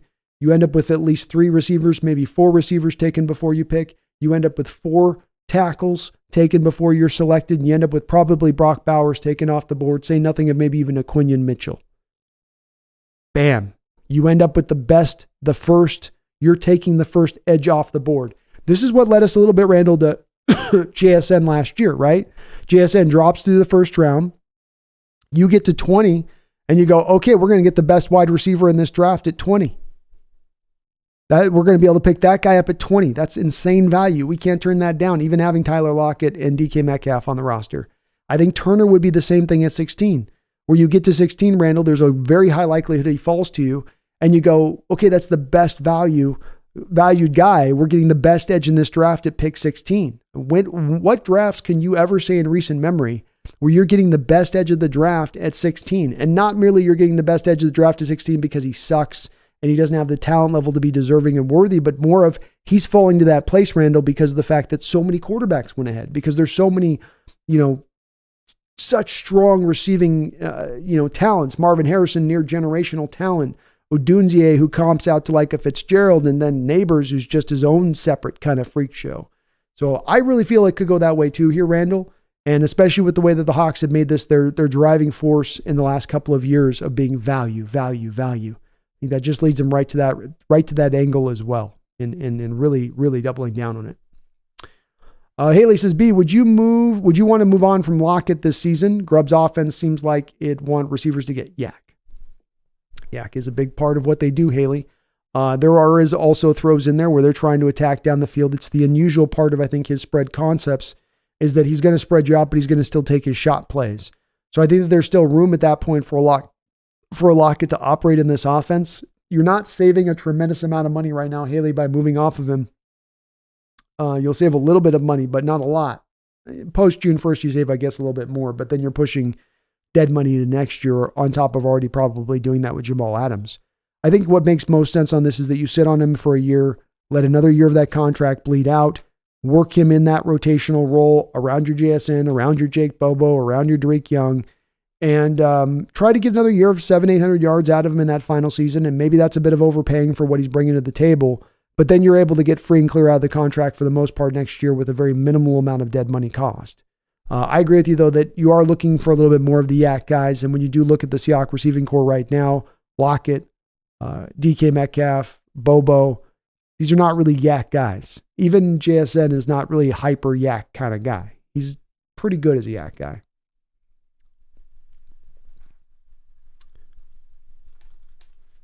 Mr. Dog, Hawks Nest, would you take Jimmy G if he were super cheap, or is he too old and baggage? I've never liked Jimmy G, Mr. Dog. I've never liked him.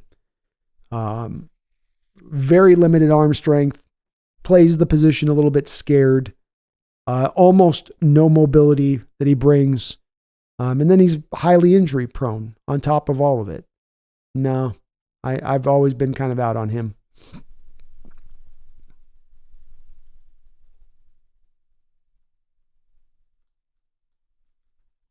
DVDs, the O-line issues are also why I wonder what will happen to Howell, the only quarterback making it like 2 years ago.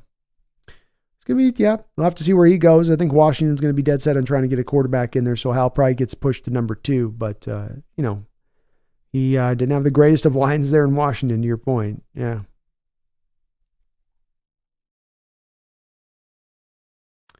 Randall McDaniel with another $2 donation. Thank you for that, Randall. This is the Mort Report. Before Schefter, we had Mort. He was the Schefter before Schefter. And you kids have your internet. Now, back in the day, we didn't have internet. We had to wait till ESPN came on. We had to wait to the top of the hour, and if we were waiting on some kind of update or something to be happening, especially if it had to do with your team, you were waiting for Mort to come on there and, give you an update on what was happening, give you the lowdown on it. And he was pretty connected into what was happening. Really good reporter, really on it. Not anything about him with a clickbait guy. Just, give me the facts, get to the bottom line on things. Mort was that way. Nothing flashy about it, just got the job done, did what is the reporter's job to do in those moments, and did it really well for a really long period of time. Props to that guy. Have a sensational career, much like John Clayton did, where you look at those guys and you go, man, they had a great career.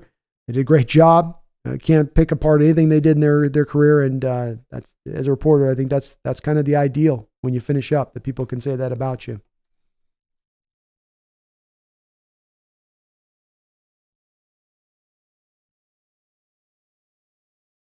Mr. Dog, would Brock Purdy have been considered elite had the Niners won the Super Bowl? Probably depends on who you ask. If you ask a 49er fan, yeah. If you ask the average fan in the NFL, I don't think that they would be as much drawn to say that that's the case. I think the piped-in, well-informed average fan that is not a Niner fan would say that he's not a bad quarterback. He's certainly a pretty good quarterback. Is he elite? That's the part where it gets a little bit harder to say that that's the case with him. Evan says, my dad's friend's son is in the draft this year, and his name is Tip Ryman from Illinois. He's 6'5", 270-pound tight end that runs a 4.6 40 and excels in blocking. He's a stud. Could get him in the later rounds.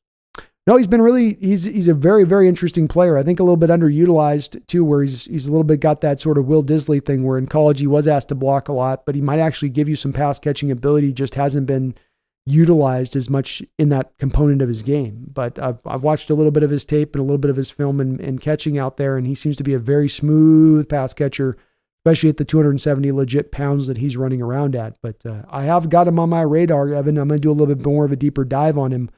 But he's a fun player. And Tip Ryman, that's a tight end name right there, Evan. That's a tight end name. You know what I mean?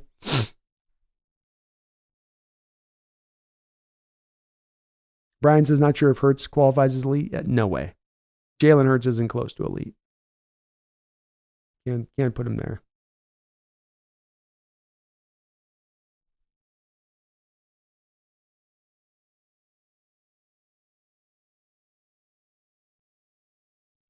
Swedish Shinobi, Turner ran a 4.46 at the combine at 6'4", 250 pounds, coming off the edge. I could get with that. Me too, man. Sign me up. I got no problem if they want to take that pathway with it. I think he's legitimately good. I think he's legitimately the best edge in this class. He's a dog on the tape. He's a complete edge in that he gives you both, run and pass rush, run stopping and pass rush ability. Also a 1.54 10-yard split. So the short area explosiveness was there with the 40. I mean, the 40 is nice, but it's really that 10-yard split you're looking for, and that's, running back like numbers at 1.54. That's very elite kind of numbers in that short area explosiveness.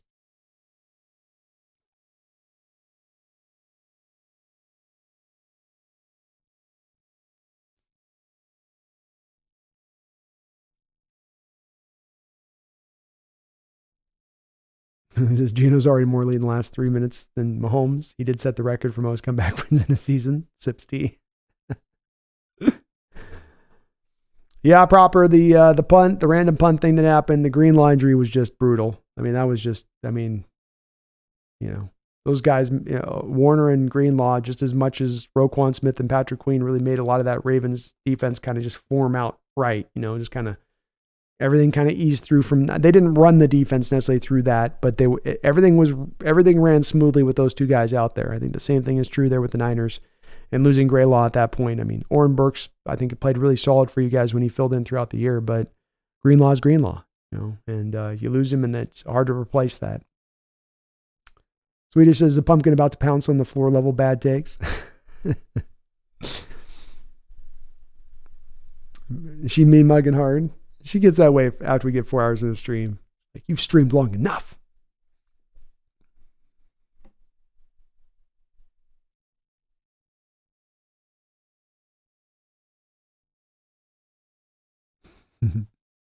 Risen, the defensive back who looked the best of the combine was Marcellus Dial. You heard it here first. Not the best defensive back, just looked like it at the combine, in my opinion. Also, Worthy is now a first rounder because of his 40. Yeah, I don't know if I can get there with Worthy quite yet. I mean, remember with this Risen, the guy gets down to 165 pounds. There's not a lot of outside receivers making it work at 165 pounds in the NFL. So there's little questions with him as far as size go. And the 40 is great, but you also got to go back to the tape with the guy. And he doesn't run really the full route tree. He's more of kind of take the top off the defense kind of guy. And that's great. That's value there. I don't know if that's enough to push you into first round value, especially when there's so many complete receivers in this draft that also have the prerequisite size. I mean, there's a lot of guys around the 4.3 that are going to be very fast in the football field who then are long, who are tall, who got the good weight to them as well. But Marcellus Dial, another guy on my list to take a look at. I didn't have a chance to take a close look at him off of this last draft. 4.46 40, 155 10-yard split, 40.5-inch vertical leap, 10.9 broad. Those are outstanding numbers, Risen. So, as far as his base numbers go with that, and I'll tell you, South Carolina has been lately just cooking out defensive backs year after year after year. Last year, they spit out 2 of them. We got another one coming out this year. So they're churning out those pro cornerbacks out there. That's for sure. Pigeon Boys, if we don't take a quarterback in the first or second and Milton falls, what do you think? What round would you use him? I have a 5th round grade on Milton. If you want to take him in the 4th round, I'm not going to be mad. I would be mad if you took him in the 3rd round. I think you're just then going kind of for his big arm at that point and some of the mobility that he theoretically could give you. But the processing is the big problem for me with him, Pigeon. The 2 big aspects I look for in the quarterback, it's not the only thing, but the 2 big things that I look for, the first thing that you have that will kind of legitimize you to me as a prospect is that the arm strength is one of them. I need that. I want you to be able to make all the throws, but then I need you to process because you might have a big arm and you can't figure out where to go with the ball, and your big arm doesn't matter jack diddly dandy at that point. But if you can process and you've got the big arm, the complete big arm that's also, of course, a little bit accurate too, you're going to be fine. With Milton, processing is a big question mark with him, and accuracy is a big question mark with him. So those are not 2 small little issues with him, and that's why it dings him down so heavily with me, even though he is such a sensational arm talent, and he does bring good mobility.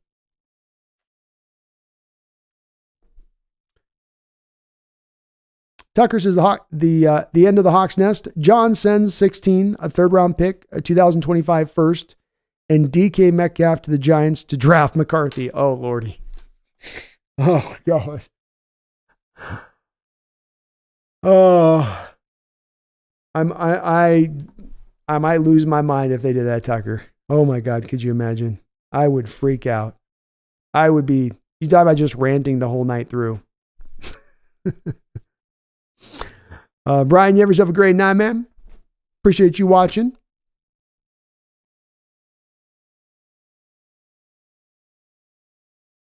Be good, be good.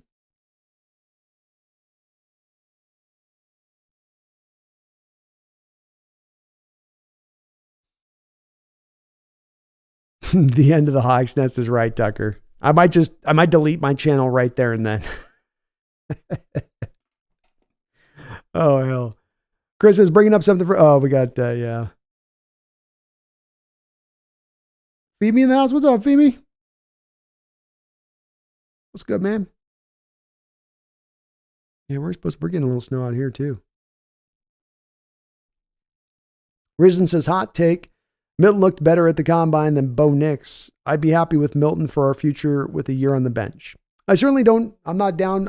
I've got no problems with taking him as a prospect, Risen. The thing I do like about him is if you get him in the 4th and 5th round, you're getting a lot more upside potential in that quarterback in the 4th round than you would typically get, which usually you're going to get more of the career backup type skill set, powder puff arm, no mobility.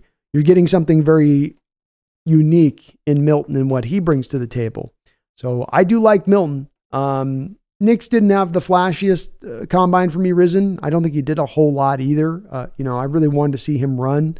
I was hoping he'd go out there and put up a 4 or 5 time and really, post that up. But if you're talking about Risen going, first round taking Bo Nix or taking Milton in the 4th round, give me Milton all day.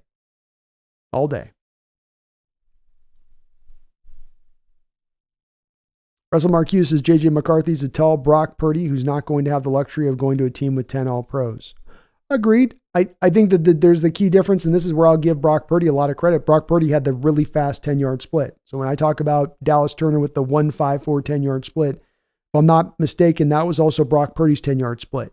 He's got the get up and get away from you, even when you're in a close proximity to me, escapability.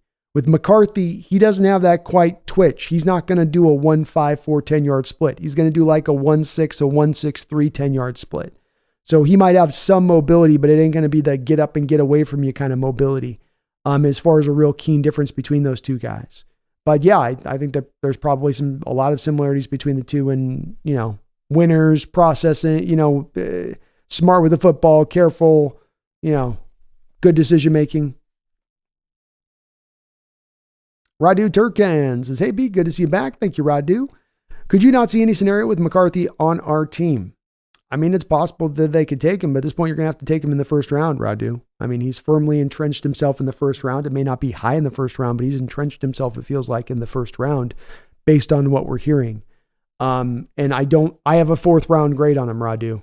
So, when you take a guy, it doesn't matter whether it's quarterback, running back, receiver, defensive tackle, you take a guy that I got a 4th round grade on in the 1st round, it's going to piss me off. It's going to be disappointing. And my evaluation is different than a lot of people with McCarthy, but the stuff that I hear about McCarthy just doesn't add up into building him up into a 1st round level of quarterback. He's just not that guy on tape. And there's a lot of artificial manufacturing stuff going on with McCarthy and elevating his value, it feels like, just a bit. Be more Seahawks. Guess who is one of the best accurate throwers in the NFL? Geno. He could help Milton. Maybe. I'll tell you, that's my comp for Milton is Geno Smith. So there's some potential there. Look at switch. Stafford's closer to great than average. Yeah, I agree with you on that.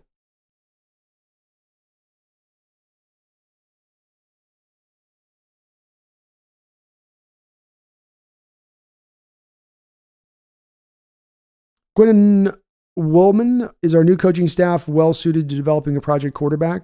If we still had Canales, I'd be happier to try a guy like Milton, but I don't know about that now. Grubb hasn't had a rich history with being an offensive coordinator. He's done it pretty recently for a very short time. He did a great job of turning Jake Haener into a pro prospect, and he took Michael Penix from where he was at with Toledo, wherever he was at before there, and turning him into a Heisman prospect. So, his recent track record, Quinn, is that he's done a good job in developing QBs, but I would give you that we don't necessarily have a huge baseline of understanding on that development. But I don't know. I might say it's at the very least pretty equivalent to what Canales has done. I don't know that Canales has took Russell Wilson's game to some next level. I think that he did help out Geno. I think he's helped out Baker Mayfield, but that's been kind of the long and the short of what Canales has done as well on his side of it. But I don't know on that. To your point, I'm not sure. Holy Hand Grenade B, who'd you say you wanted at 16? I probably wasn't paying attention. I'd love to get Brock Bowers in there. I'd love to get one of the blue chip prospects I have on my board to be able to pick at that spot. But Dallas Turner would be fine from my perspective on it if that's the guy that's available in there and falls to us at that spot. I don't have a real guy right now with that I'm dead set on. We can kind of go a couple different ways, and I'll be still pretty happy with it. I still want to trade back is the main thing I'd like to do. Holy hand grenade.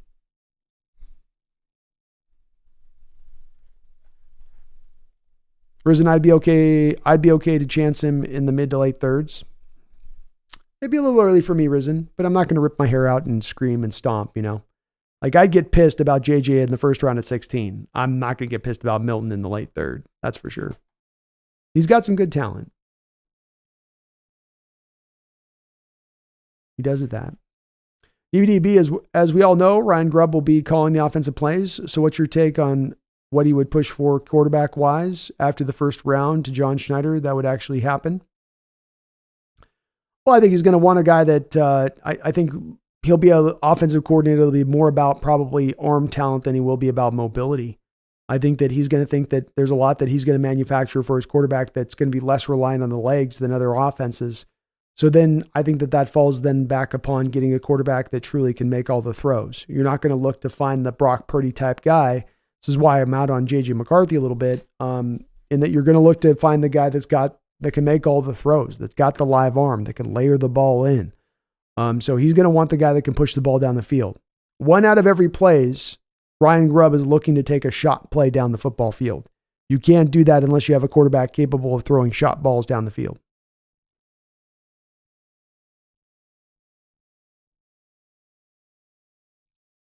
Haley says, B, do you agree with the take that you need an elite quarterback to win a bowl? No, I don't. I think I fall a little bit more in a line to where you're at with this, Haley, where I think that what's happened in recent years is that Mahomes and Brady have skewed the numbers and that we have a lot of recency bias when it comes to a variety of different things. And it's no different with this. And I think that it's like the Mahomes-Brady view has sort of colored everything out there in the landscape of the NFL and the view of quarterbacks and the view of the positions and the view of what it is. Is there a big history with quarterbacks being elite and that's gets you to going and winning a Super Bowl? Sure. Is there an inverse of that when we take out this recent 10-year period of dominance of Mahomes and Brady and look at the NFL more through the view of, how about rather than just the 10-year view, we look at it with a 50-year view? And if you look at it with a 50-year view, you see that there's a lot of different pathways to getting to a Super Bowl. And it's not just reliant on the superhero quarterback. And in fact, there's been a lot of times that you've had a superhero quarterback like John Elway who ends up getting beat by, for instance, a backup, like he did to the Washington football team, Washington Redskins at the time, right? When Doug Williams came in there, he was the backup at that time. Went out there, became the Super Bowl MVP. Why? Because Washington had a better team than the Denver Broncos did that year. Denver was led by that superhero quarterback, but the way that it gets talked about, you would think that every single time at times, and this is that whole thing, I think, Haley, on the recency bias, is that because Mahomes and Brady have set this in so firmly recently, everybody thinks that's the full rule. This is the hardened rule now. No, this is a recent 10-year period of how this has gone. But over the course of NFL history, it's more about building the team. The thing that shocks me really about this too, Haley, is that beyond trying to make this point between looking at these quarterbacks and looking at that quarterbacks, we don't really have to reach that far. All we've got to do is go back 10 years in our own history. In our own team's history, go back 10 years. And you got to a Super Bowl without having an elite quarterback in the position. And you went back to back-to-back Super Bowls. But it doesn't even end there, Haley. We've gone to 3 Super Bowls in roughly the past 20 years. None of the times that we went to the Super Bowl did we have an elite quarterback. Did we have one of the top 5 quarterbacks of the NFL playing the position? Not at one time. You got to 3 Super Bowls in the last 20 years without that being the case.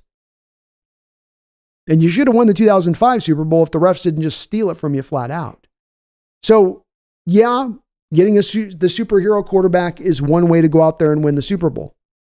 But I don't think that the Niners proper, I don't think your Niners had a superhero quarterback this past year with Brock Purdy. You had a couple of bad situations that went against your favor in that game in the Super Bowl, or you could have won it, and Purdy could have won that Super Bowl. You know, I don't think the difference was merely the fact of Purdy to Mahomes. It was a couple of other factors that came into play, right? It was the weird special teams play. It was the bad injury to Dre Greenlaw. It was the going away from the running game in the second half, right? It was all those other kind of factors that came into play that had nothing to do really with the QB. Purdy was making some throws. He was doing what he could. He was making it happen out there. He certainly wasn't holding the team back, I don't think. So this is definitely a time-honored debate, Haley. It's one that goes backwards and all around. But when I look at NFL history and when I look at what to get to going into winning Super Bowls, I don't think the only pathway is it's just the QB. It's only the QB. I know recently we have Mahomes and I know recently we have Brady. Those guys might go down, though, when we get 30 years down the line. We might come back to looking at those two guys as the two best quarterbacks to ever play this game. That these are the true weird outliers to the rest of the sport and the way that it typically normally plays out. And I think that that's much more likely to be how this kind of goes than go find the next Mahomes, go find the next Brady. Yeah.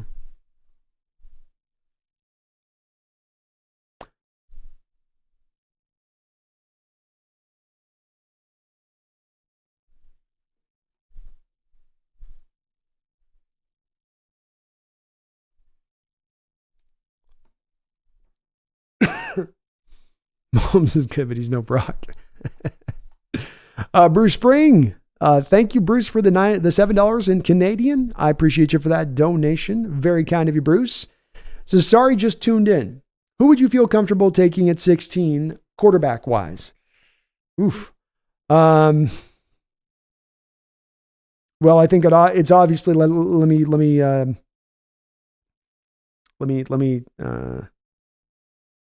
think this one through just a little bit, Bruce. Obviously, when it comes to Caleb, Drake May, Jaden Daniels, easy peasy. You take the quarterback at 16. Those guys would be no-brainers. I don't have a quarterback that I would feel comfortable taking at 16 of the guys that are in this draft that you would be looking at there. So it's really three other guys that we're talking here, Bruce. It's J.J. McCarthy, it's Michael Penix, and it's Bo Nix. When it comes to Michael Penix, I truly believe that if you're going to draft Michael Penix, you have to give him an offensive line that will keep him upright.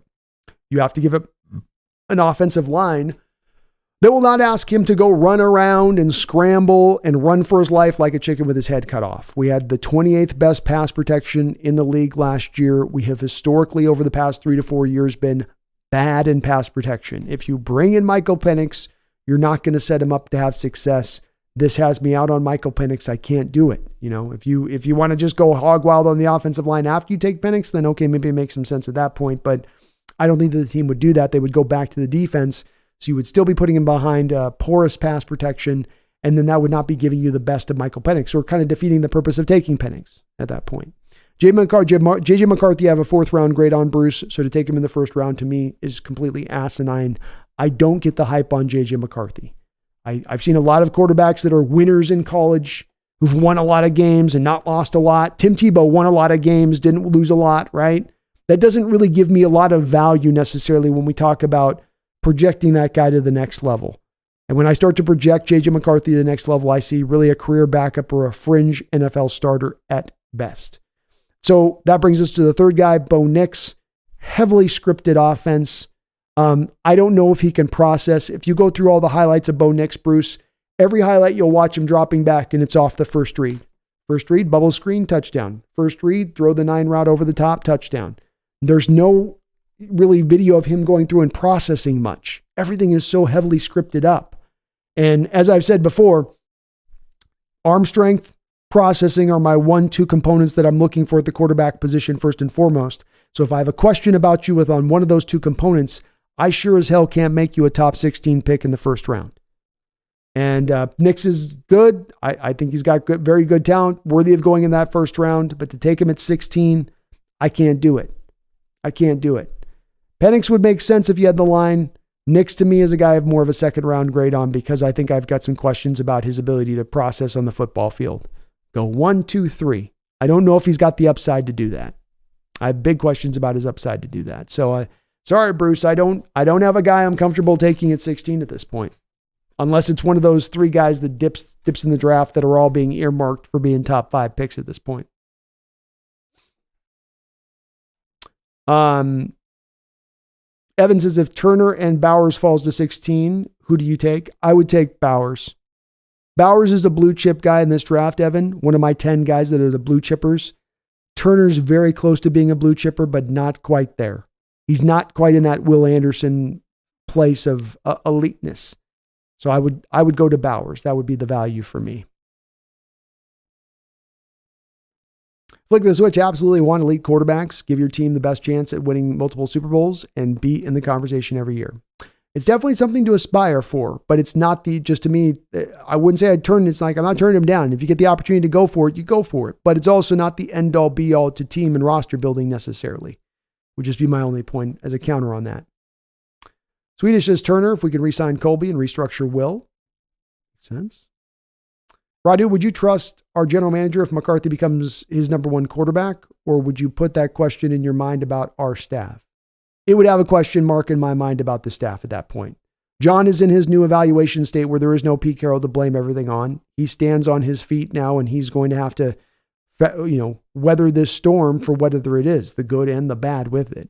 With McCarthy, I have been watching him for 2 years. It's not a quick evaluation. It's not a knee-jerk evaluation. I've watched a lot of his games. And there's not one point that I've walked away from watching any of McCarthy's games feeling that he's a first-round quarterback. So I trust in my evaluation on this pretty thoroughly once you get to the 2 years of tape, Radu. And this is one where I can't sign up to it. I can't sign up to it. I've seen what I've seen from the kid, and we're definitely a little lost if we're grabbing him at 16. Look at this. This is true, but Elway was there 5 times. Yeah, but it's a bit of more to my point on this flick of the switch where, yeah, he was there 5 times, but he lost 3 times when it was just on him, right? When it was just with that, hey, let's just let our superhero quarterback take us and have him save the day. He'll save the day. He'll carry us there, right? And then what happens? Elway starts to get older. He doesn't win his Super Bowls. He's had 3 Super Bowl losses. He's getting long in the tooth. He doesn't move like he once did. He doesn't quite have the arm strength that he once did. That pigeon toe walk is getting even more pigeon toed. But then what happens? He gets an awesome new offensive structure brought into play by Mike Shanahan with mobile offensive linemen that are cut blocking every which way but loose, mobile offensive linemen to move in space. He gets an offense that's then driven by more Terrell Davis than it's driven by John Elway. John Elway moves into more of a game manager-like role, and then what happens for John? He's not winning those 2 Super Bowls at the end of his career because he's putting up MVP numbers. The MVP on those teams was Terrell Davis. When John Elway was the game manager with just some plus ability he could still bring, that's when he won his back-to-back Super Bowls. When he was merely the Super Bowl quarterback and, hey, John, go put on your outfit, go out there and shoot laser beams faster than a speeding bullet, John, go make it happen. Couldn't really make it happen. He could take you far with it. He could take you very close to the promised land, but couldn't quite get you there on that promised land. And that's always just back to me on this of you do need the team. And if you can build the team, that's a pathway to getting there as well as there's a pathway to getting there with an elite quarterback too. But that's not the only one. It's not the only one.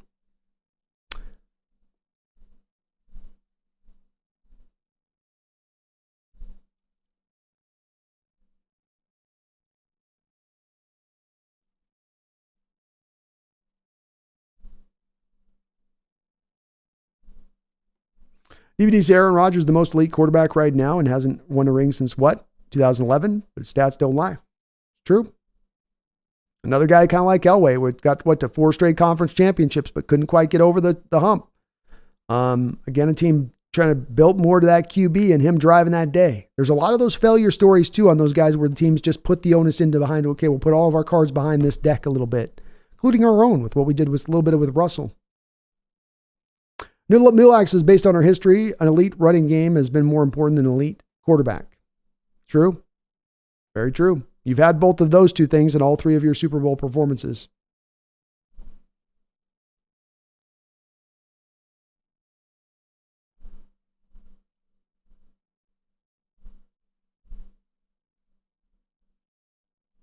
It's flick and switch. It's not about wanting to seek an average quarterback to go give yourself multiple Super Bowl wins with them. It's about the fact that you can go and win a Super Bowl not just by going out there and getting the quarterback that's the superhero quarterback. I think the conversation becomes one that I think it's hard to distinguish what the points is that we're all making there. So let's make sure we're being clear with the points that we are trying to make. It's not to say that this is one path. What's being sold here, flick of the switch, from the folks that are these pro superhero quarterbacks, and I don't know if that's the realm you're in right now, but this is a realm that gets argued heavily on my channel, heavily argued to me at all. It's all about the QB. Just get the QB. QB saves all.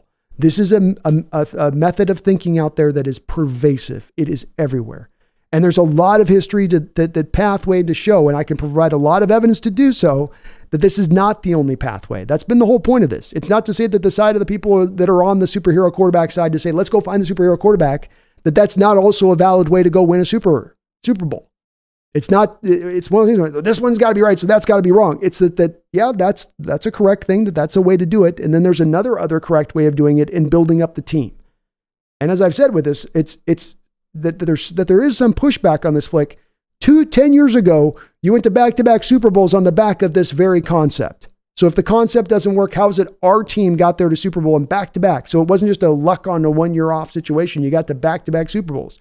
As I said, 3 Super Bowls in 20 years you've gone to was not on the back of a superhero quarterback. And you would have won that 2005 Super Bowl if not for the fact the officials came in there and made that game what it was, turned it in that way that they turned it. Which would have had you with 2 Super Bowl wins and 3 Super Bowl appearances in 20 years without having that superhero quarterback. That's just the point on this. There's another path you can go. And I know that the hardliners on the superhero quarterback ideology front can't be moved on this one, but you're kind of ignoring a little bit of the data. There are a lot of the data that exists out there that pushes in opposite direction to the thought process on this one.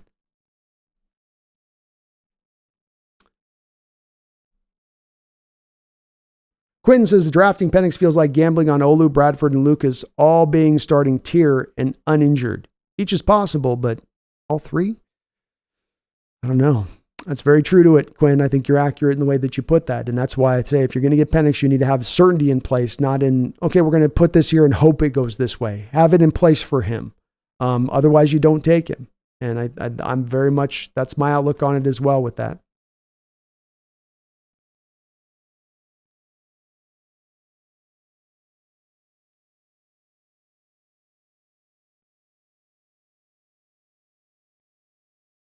BB says the Eagles, Rams, and Bucks didn't have an elite quarterback, and Tom Brady didn't carry the team. It's true. Early Tom for the first 3 Super Bowls certainly wasn't carrying the team.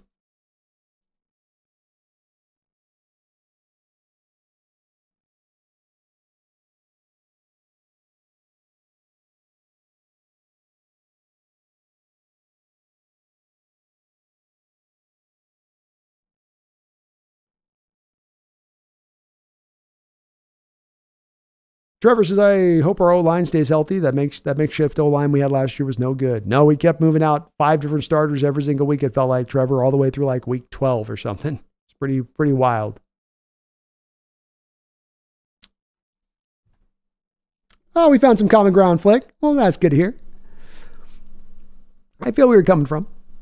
Chris, JJ honestly needs another year in college. Cam Ward made the right decision to do so. Cam did. I think Cam's going to really benefit and might even push himself into first round status where I think he would have been more third round status if he came out this year. But yeah, I might not have heard of JJ to go back. Certainly if he was to go back with an offense with a little bit more, requiring him to do a bit more of a chance for him to show out what he's got, so to speak.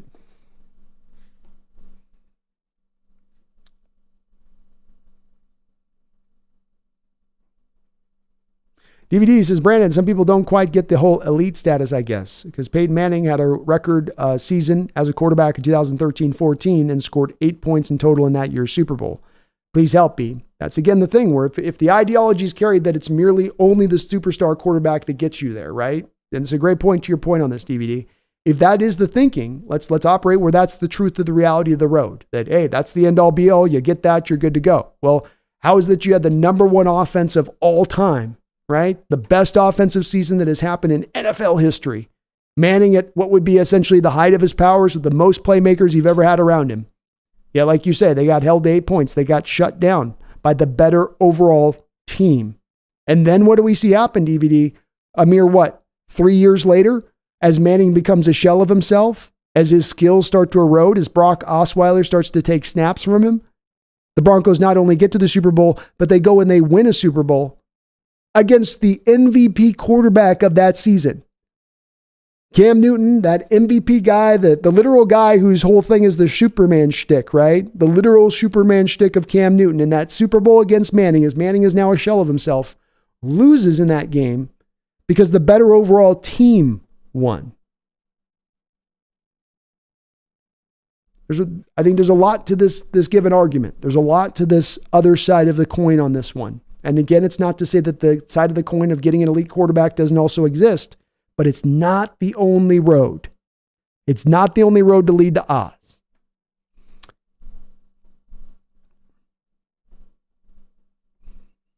Proper says Mahomes wasn't even Superman this year. The defense was. It's a great point, Proper. Yeah, he's had a lot more help here in these recent years.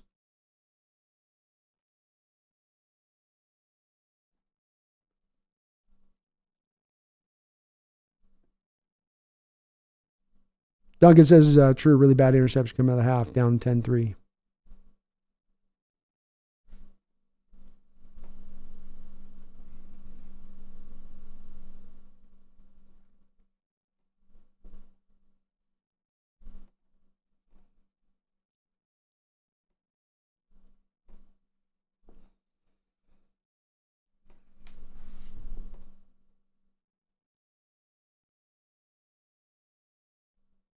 I get what you're saying, Flick. I think we found some common ground on this one.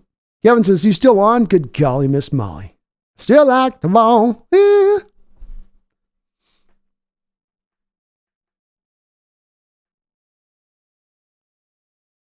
Red Ace says, could say Peyton Manning won his second Super Bowl the same way as a game manager. Bingo. 100%.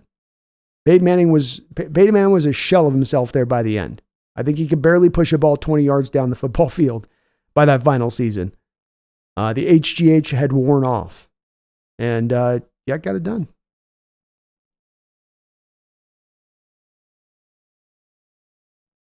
Yeah, Duncan, take those Super Bowls however you get them, man. Don't matter. You just stack them chips up, brother.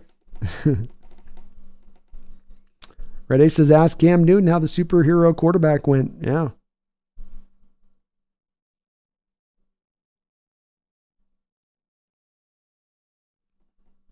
Seahawks blue and green. That's why no one should want to trade for Fields. He showed he is not elite. He's definitely not been elite so far, Seahawks blue and green, but that's also what comes down to the part that I have an issue with when you start to get that superhero quarterback and that thing cures all. Is part of that's also the Bears environment that they put Fields into. You know, he went to a team when he was taken in the first round that didn't have an offensive line, very few skill players on the outside, not the best of running back situation, a coaching staff that was obviously in retrospect, not helpful at all. And it's, they've been trying to play catch up in that game a little bit for the past couple of years to try to figure out who and what he is. And he may not be elite at this point. You may be 100% right on it. I'd just say that it's hard to tell because of the ways the Bears kind of mucked that up, because they did get caught up in that superhero quarterback thinking. They did get caught up in that, we haven't had a quarterback here for years. He will be our savior. He will be the Messiah. He alone will lead us to the city of gold. Like, no, it's going to take a little bit more than that. Flicks Switch is Montana, Aikman, Elway, Young, Peyton Manning, Big Ben, Brady, Staubach, Mahomes. That's what I say. There's definitely been the elite quarterbacks that have won it too. I wouldn't say there hasn't been on that of it as well.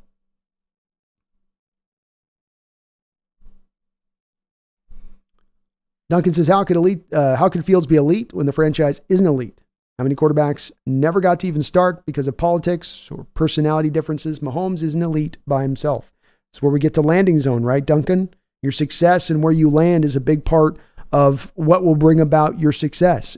That's a factor. It's not just how hard you work or how good you are personally, but also the outlying factors. There's 22 players that are going to be on your team between offense and defense, and then a whole special teams unit. It's not just on you on that. This is the ultimate team sport. And I look at it the same way. It's hard for me to figure out what Fields is. I don't know what he is at this point, quite honestly. But that's all based upon the fact the Bears have screwed the pooch in that situation by not putting the right parameters in place for a young quarterback to be successful, like your Chiefs did, sitting Mahomes for a year, giving him the good offensive line that then when he was coming in to start that he could work behind, giving him the skill position players to work with that could be security blankets for him. Garth Knight, thank you for the $5 donation. I appreciate you for that, Garth, and all your donations tonight, man. Very, very kind of you, brother. If the Hawks can't win, all I care is Aaron Rodgers loses wherever he is. I love watching him fall like others enjoy watching the failures of Russ. He's coming into the line, Garth. You might be looking at Aaron's potential here last season. Last shot here with the Jets to make this thing go. And boy, you hear some stories about that Jets culture that don't really endear you to believe that that ship is going to right itself as it kind of currently stands out there. Yeah, there's a few folks I think that Aaron Rodgers has gotten to certainly who are kind of out on Aaron and some of his smugness. He definitely takes, I think he takes the cake as far as being, I think, the most smug quarterback that we've seen come through in probably at least the last 30 years. He's got the championship belt on. That's his discount double check belt now, Garth. It's just smugness. That's all it says. It says smug with the big gold, WWF belt that he's wearing. Radu says, well, could an argument be that the NFL is transitioning to having an elite quarterback is the way to go? Look at the last 15 years, 50 plus years ago, argument is on your side, but NFL changes. Could this be a new trend? It is possible. I tend to believe that it's not the case in the way that I think that it is going to go, because it still is a 10-year period, which still is a sample size period of time for a sport that's had such a rich history of it being in another direction of it. I think that we've also had quarterbacks playing very late into their careers now, like a Brady, which has elongated out that sample size of time that we kind of saw with this. But I've got to acknowledge it's possible, Radu. I don't believe that is what's occurring, but it is possible, certainly.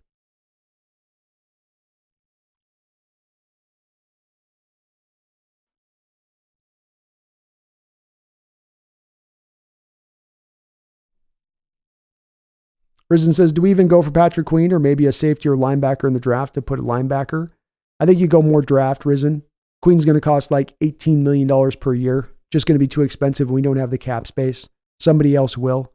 So you're just going to have to kind of call it a day on the Queen thing, unfortunately. Be great if he was more down on the lower end of it, but once we sign probably Leonard Williams, I don't think we're going to have the money to do it.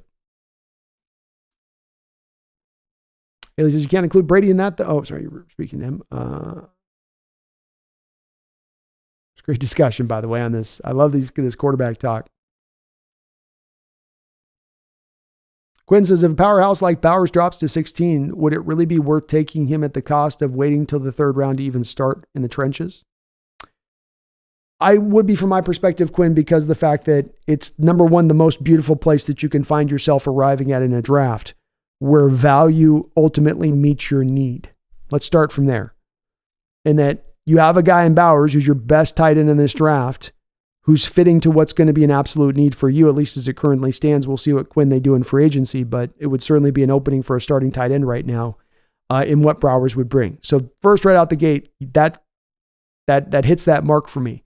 The second thing with this, Quinn, is that I've only got 10 blue chip prospect grades in this draft.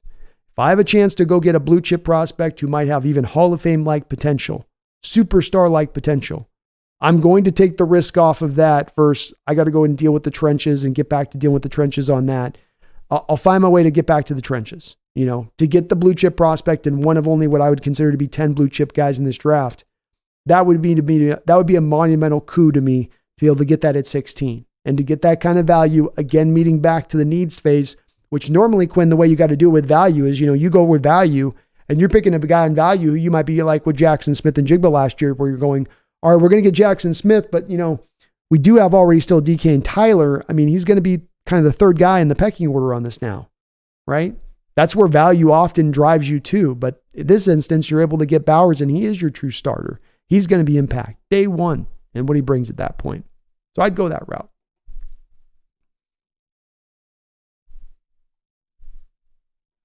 Seahawks Blue and Green, do we take Nix or Penix at 16 available? I think you'd take Penix over Nix if you're Seattle, especially with Grubb's background and history, Seahawks Blue and Green with Penix, if it was between those two. I love this discussion, Flick, Haley. I mean, it's great discussion on this stuff. Duncan, are the Lions in a position where they could take the Chiefs route and draft a quarterback for grooming? Yeah. Absolutely, Duncan. Unfortunately, there's not going to be the quarterback there available to them to pick unless we're talking about Spencer Rattler. What's happened here, Duncan, is that your top 15 picks, you're going to see probably 5 to 6 quarterbacks taken. So that then just takes out the legs of quarterbacks then into the second, third, or fourth round that you might look to take. And remember with Mahomes, you moved up with him into the first round to get him when you had Alex Smith. So you went up and got quality in that first round to go up there and get. Could I see the Lions in this draft packaging multiple picks together to go get Bo Nix? It's possible, but I think that there's a big discrepancy and difference between Bo Nix and Patrick Mahomes. I know that not everybody was in on Mahomes coming out, but I just think that there's a difference in their upside and what they bring. And Andy Reid and the Chiefs really recognized the upside of Mahomes, and that drove them to that pick. With Nix to the Lions, I don't know on that one. Seems like Lions are just going to sign back Goff. They seem way more committed to Goff than your Chiefs were committed to Alex Smith. Well, I'm going to be thoughts on the NFL going to 18 games. It's a bit much. And if they're going to do it, they need to have the 2 bye weeks, and they need to stop doing the 2 Thursday night games. They need to make it easier on these players' bodies to recover. More football is never a bad thing, I suppose. But boy, they're definitely getting into that sort of pigs get fed, hogs get slaughtered. When does the NFL start to get to that point? Is it when they start to try to expand out into, 18 game schedule, getting into Europe? I don't know.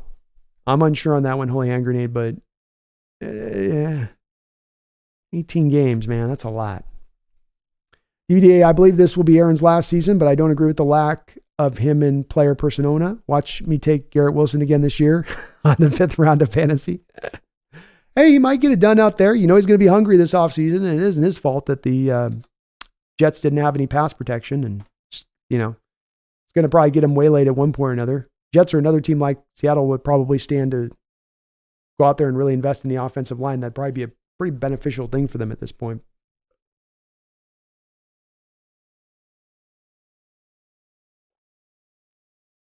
I'm going to be dying his kids.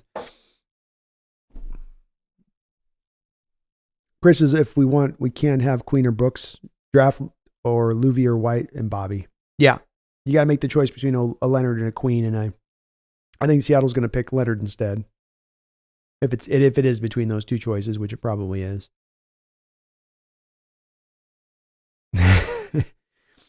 DVDB, is there a post-draft trade rule as of a while ago that you can't trade a pick for a pick after they've selected? You could trade a pick for the player that they just took if you wanted to. There's no rule against it. Teams just don't really do it, DVD.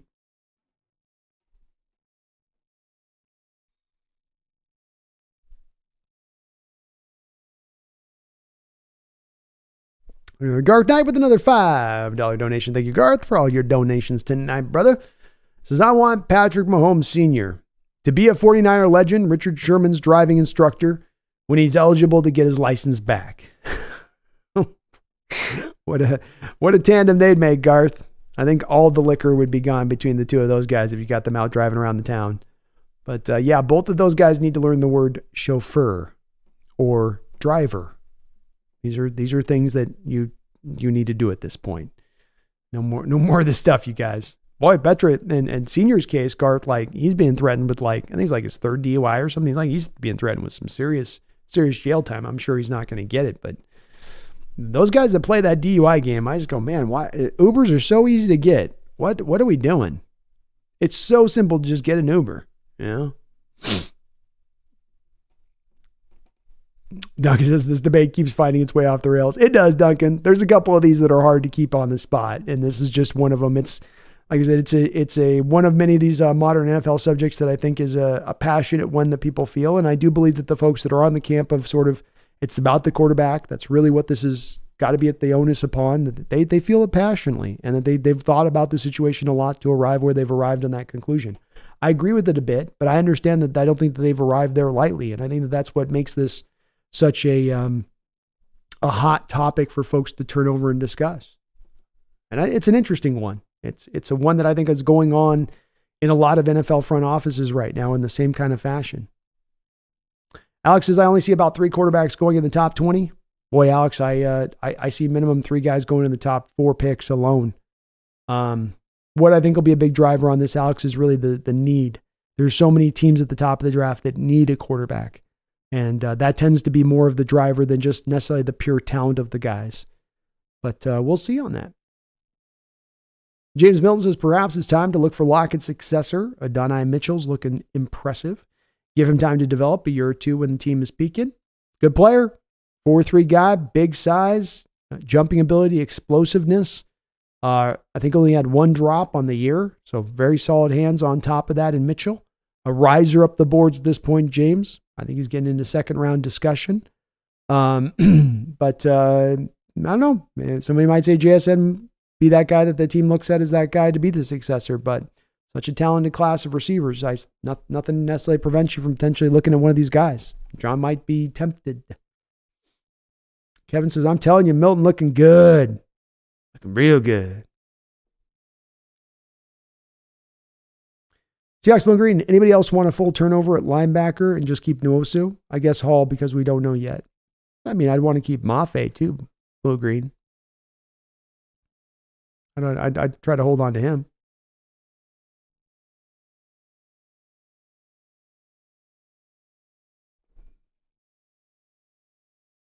William Hamby, going through a divorce. Can't wait for the new season. And thanks for the distraction, homie. My pleasure, William. I'm sorry about the divorce. I hope it's not too rough and rugged for you, though those tend to be. But hang in there, my man. Hang in there.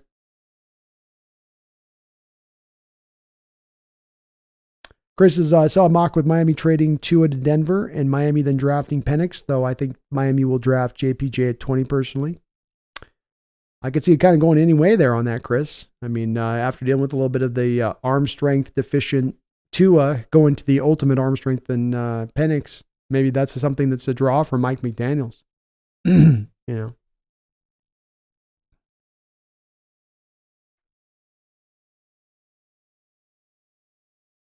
Holy Hand Grenade says, well, they're trying to get the NFLPA on board with the 18-game schedule, B.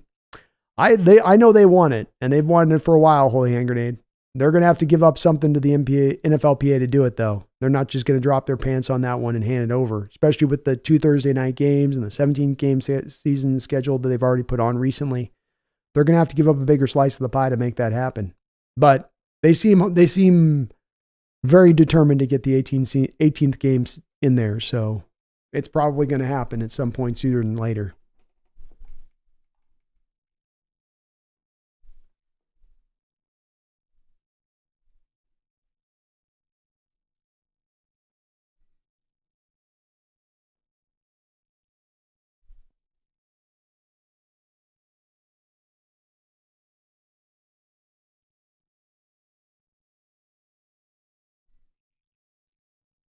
Quinn says, even if it turns out that an elite quarterback is the best way to win, we're not in a position to take that approach. We have an expensive stars and great rookies.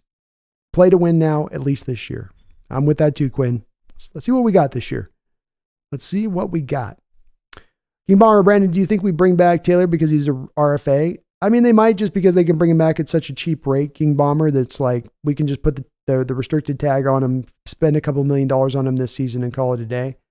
I don't hope that they do.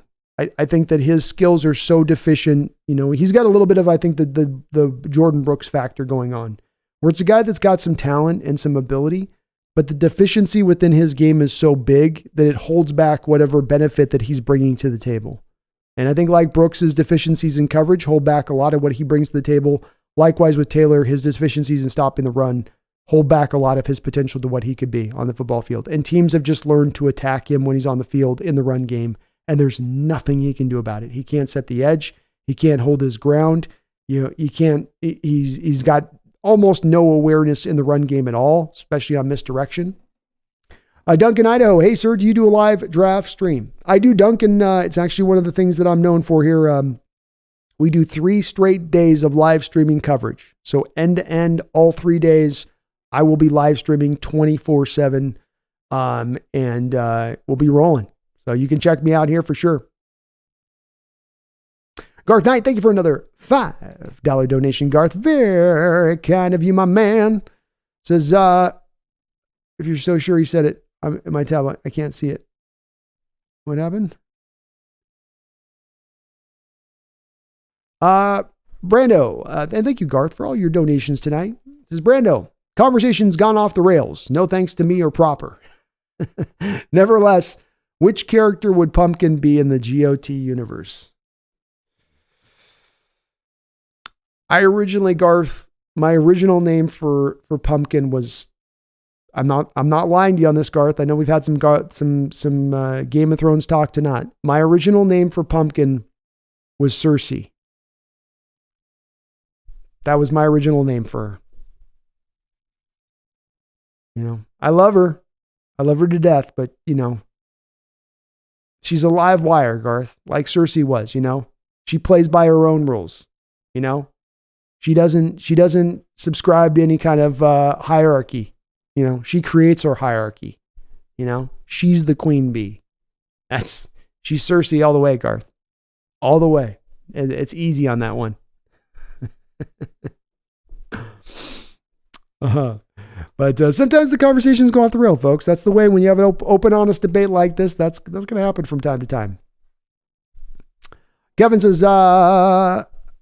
side note, Pumpkin was purring like a mother trucker last night on the B&B show. Yeah, she's been happy to have me back after a week. She pretty much face hugged me for 48 straight hours where she had to be attached on my chest. But she's starting to get more comfortable back with me being here now. Prince TY, Brandon, what's your thoughts on Joe Milton in the 4th or 5th? I'm with it. That's the spot that I would prefer to go get him if you're going to get him in this draft. Prince, I don't think he's a 2nd or 3rd round guy. There are some things in his game that need to be cleaned up, which is why he should bump down a couple of rounds in this draft. But I love the talent. I think that his comp is Geno Smith. So you're already got a Geno Smith on the roster that helped kind of show him up and train him up a little bit. But I definitely do like I do like him in that role. If you got him in that specific spot in the draft, I'd love it as a pick. If you're talking about taking him in the 3rd round, I start to get a little bit nervous on that. You know, that starts to make my butt sweat. Chris, Taylor's not a 3-4 guy. Definitely hasn't been a good one. Mr. Dog says, did anyone hear the rumor of Patrick Queen? What's the rumor on that?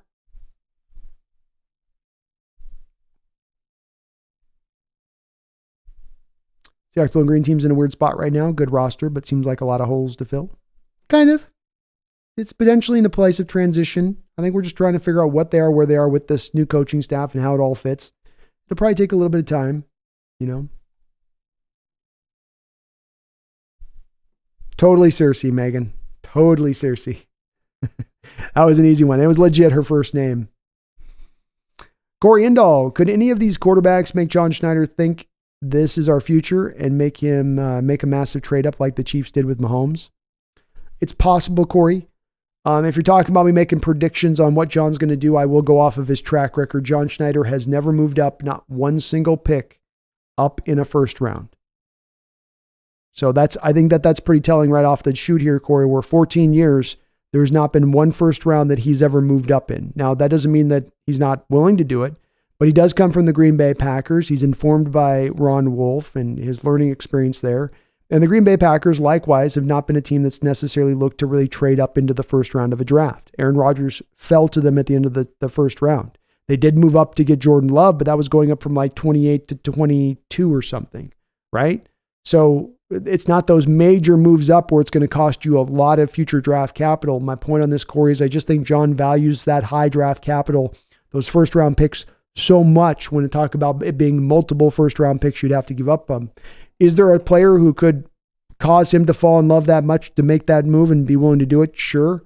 I just don't think it's likely with his track record. And then what the cost would also be, Corey. 3 1st round picks plus another 2nd round pick. I don't think the team is in that stable enough state to think that we're just this quarterback away from getting ourselves to the promised land. There's more work that needs to be done before we get to that spot.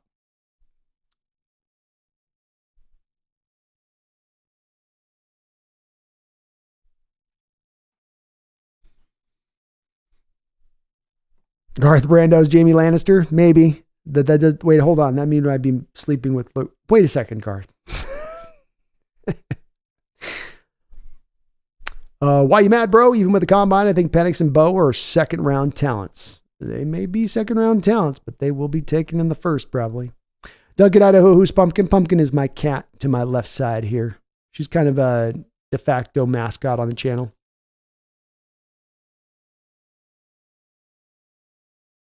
Proper says Patrick Queen can't go to Seattle. I won't allow that. Nick says, hello. Any prospects move up the list for you yet, Brando? I haven't got anybody that's I would say would be an elite person on my board and that I've seen. There's been guys that have moved up a little bit from even just combine experience and what they've done on this that I think have aided their stock and helped themselves out. But no, not anyone that's been like a big jumper. Everybody's kind of fitting into where I kind of have had him initially. A guy up, maybe down, up or down a round or two, but nobody that's necessarily stood out, Nick.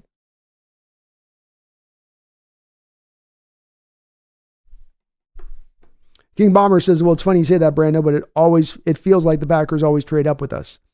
They did move up with the Darnell Savage was one they moved up for, but again, it's a 27 to 23 kind of thing, right? Where you're giving up very little of that draft capital at that point. Or it's like the Love one where you're moving up, but you're not giving up what people are kind of talking about with John doing, where you'd be moving up from 16 to 4 and you'd have to give up 3 first-round picks and a second-round pick. You've never seen the Packers do that in the last 35, 40 years of football.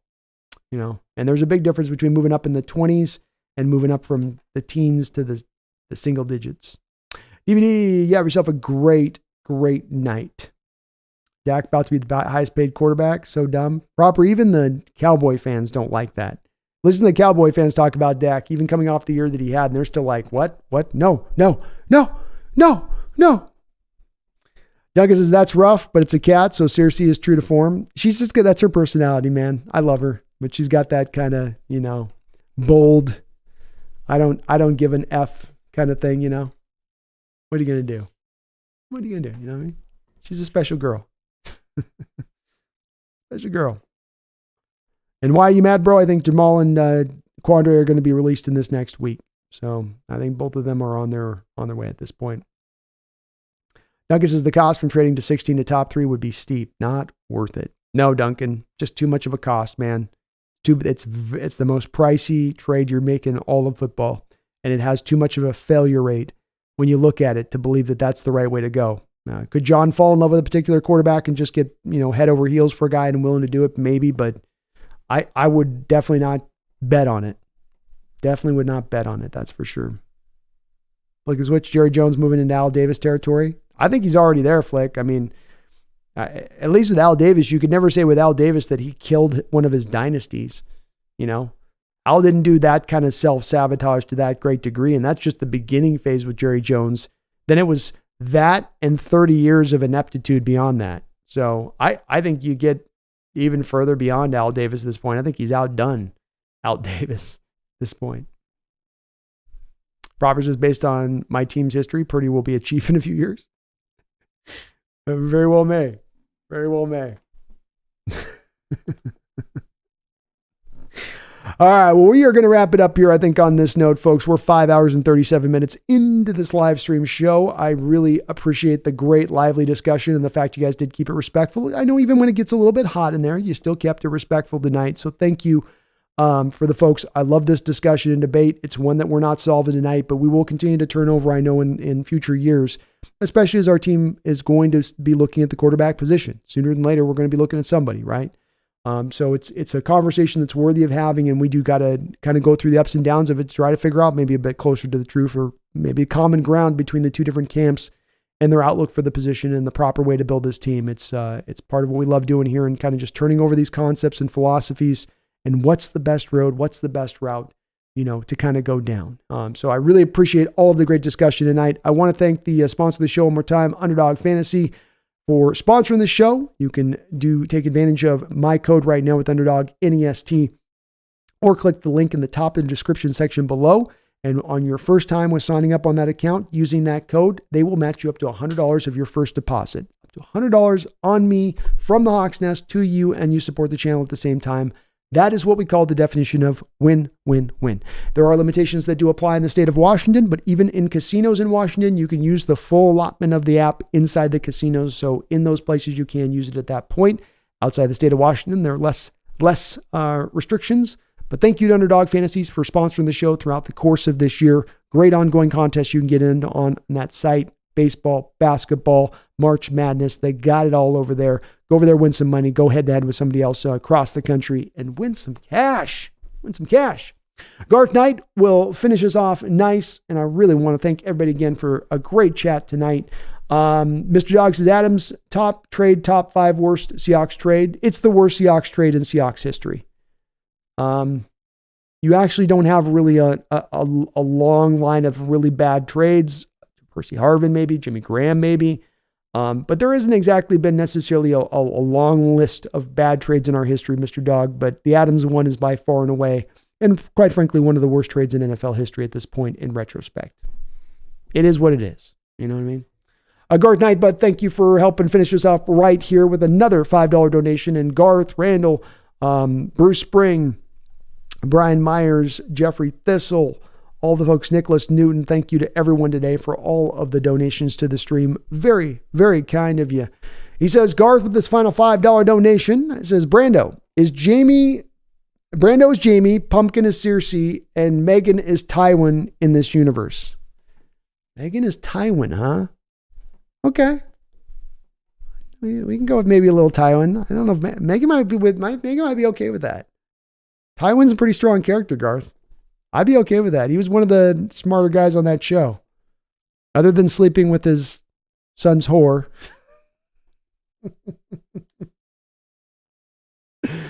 Oh, that's the only mistake he ever made the whole show, you know. It was the only mistake he made.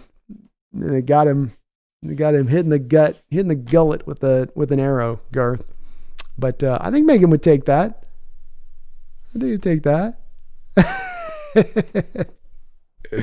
Thank you so much, Garth, for all your donations. Appreciate the folks in the chat too, from the Niner clan out here, proper hopping in the chat tonight.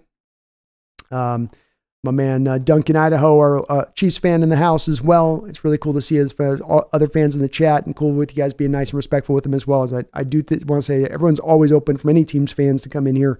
We're just trying to have some really great discussion, and having people with outside perspectives just rounds it out and gets some more fullered out, and we get a bit of better understanding than we might have had otherwise on it. Plus, you guys don't have a good dog in the fight, and sometimes you can solve things for us when we have the internal discussions on this type of stuff. Appreciate you, Duncan. Thank you, man. And come in anytime, bro. Really, really great talks and discussions tonight. I love this discussion about these quarterbacks, man. It is one of the ones that I think is really burning up fandoms across the nation on how to consider these guys right now. And, there aren't any clear, necessarily easy answers on this one. I appreciate you watching, you guys, tonight. One last thing on the way out the door. Do me a favor and hit that like button for me, please. It does help out this channel considerably. It's a small little thing, but it makes me show up on the algorithm, helps other people find this channel, get subscribers and all that. So if you could do that for me, I would really appreciate it. We're going to keep motoring along through this week. I will be back on Wednesday with another show at 5 o'clock Standard Time. We're going to be doing the members show on Thursday as well. And of course, the B&B show, looking a little bit more deeper at this combine with Brendan and seeing maybe on who he's looked at and who's jumping out to him. And we can kind of cross-reference our notes. And so you might be looking a little bit more likely the Seahawk as we get through this. I appreciate you guys watching tonight. Much love out to all of you. Thank you, Megan, holding it down, and all my mods, Jose as well, holding it down there in the chat tonight, keeping things under control. Appreciate the discussion. Back in about 3 days. But until that time, by God, please do not ever forget. Please never forget. Go Hawks. Valentine.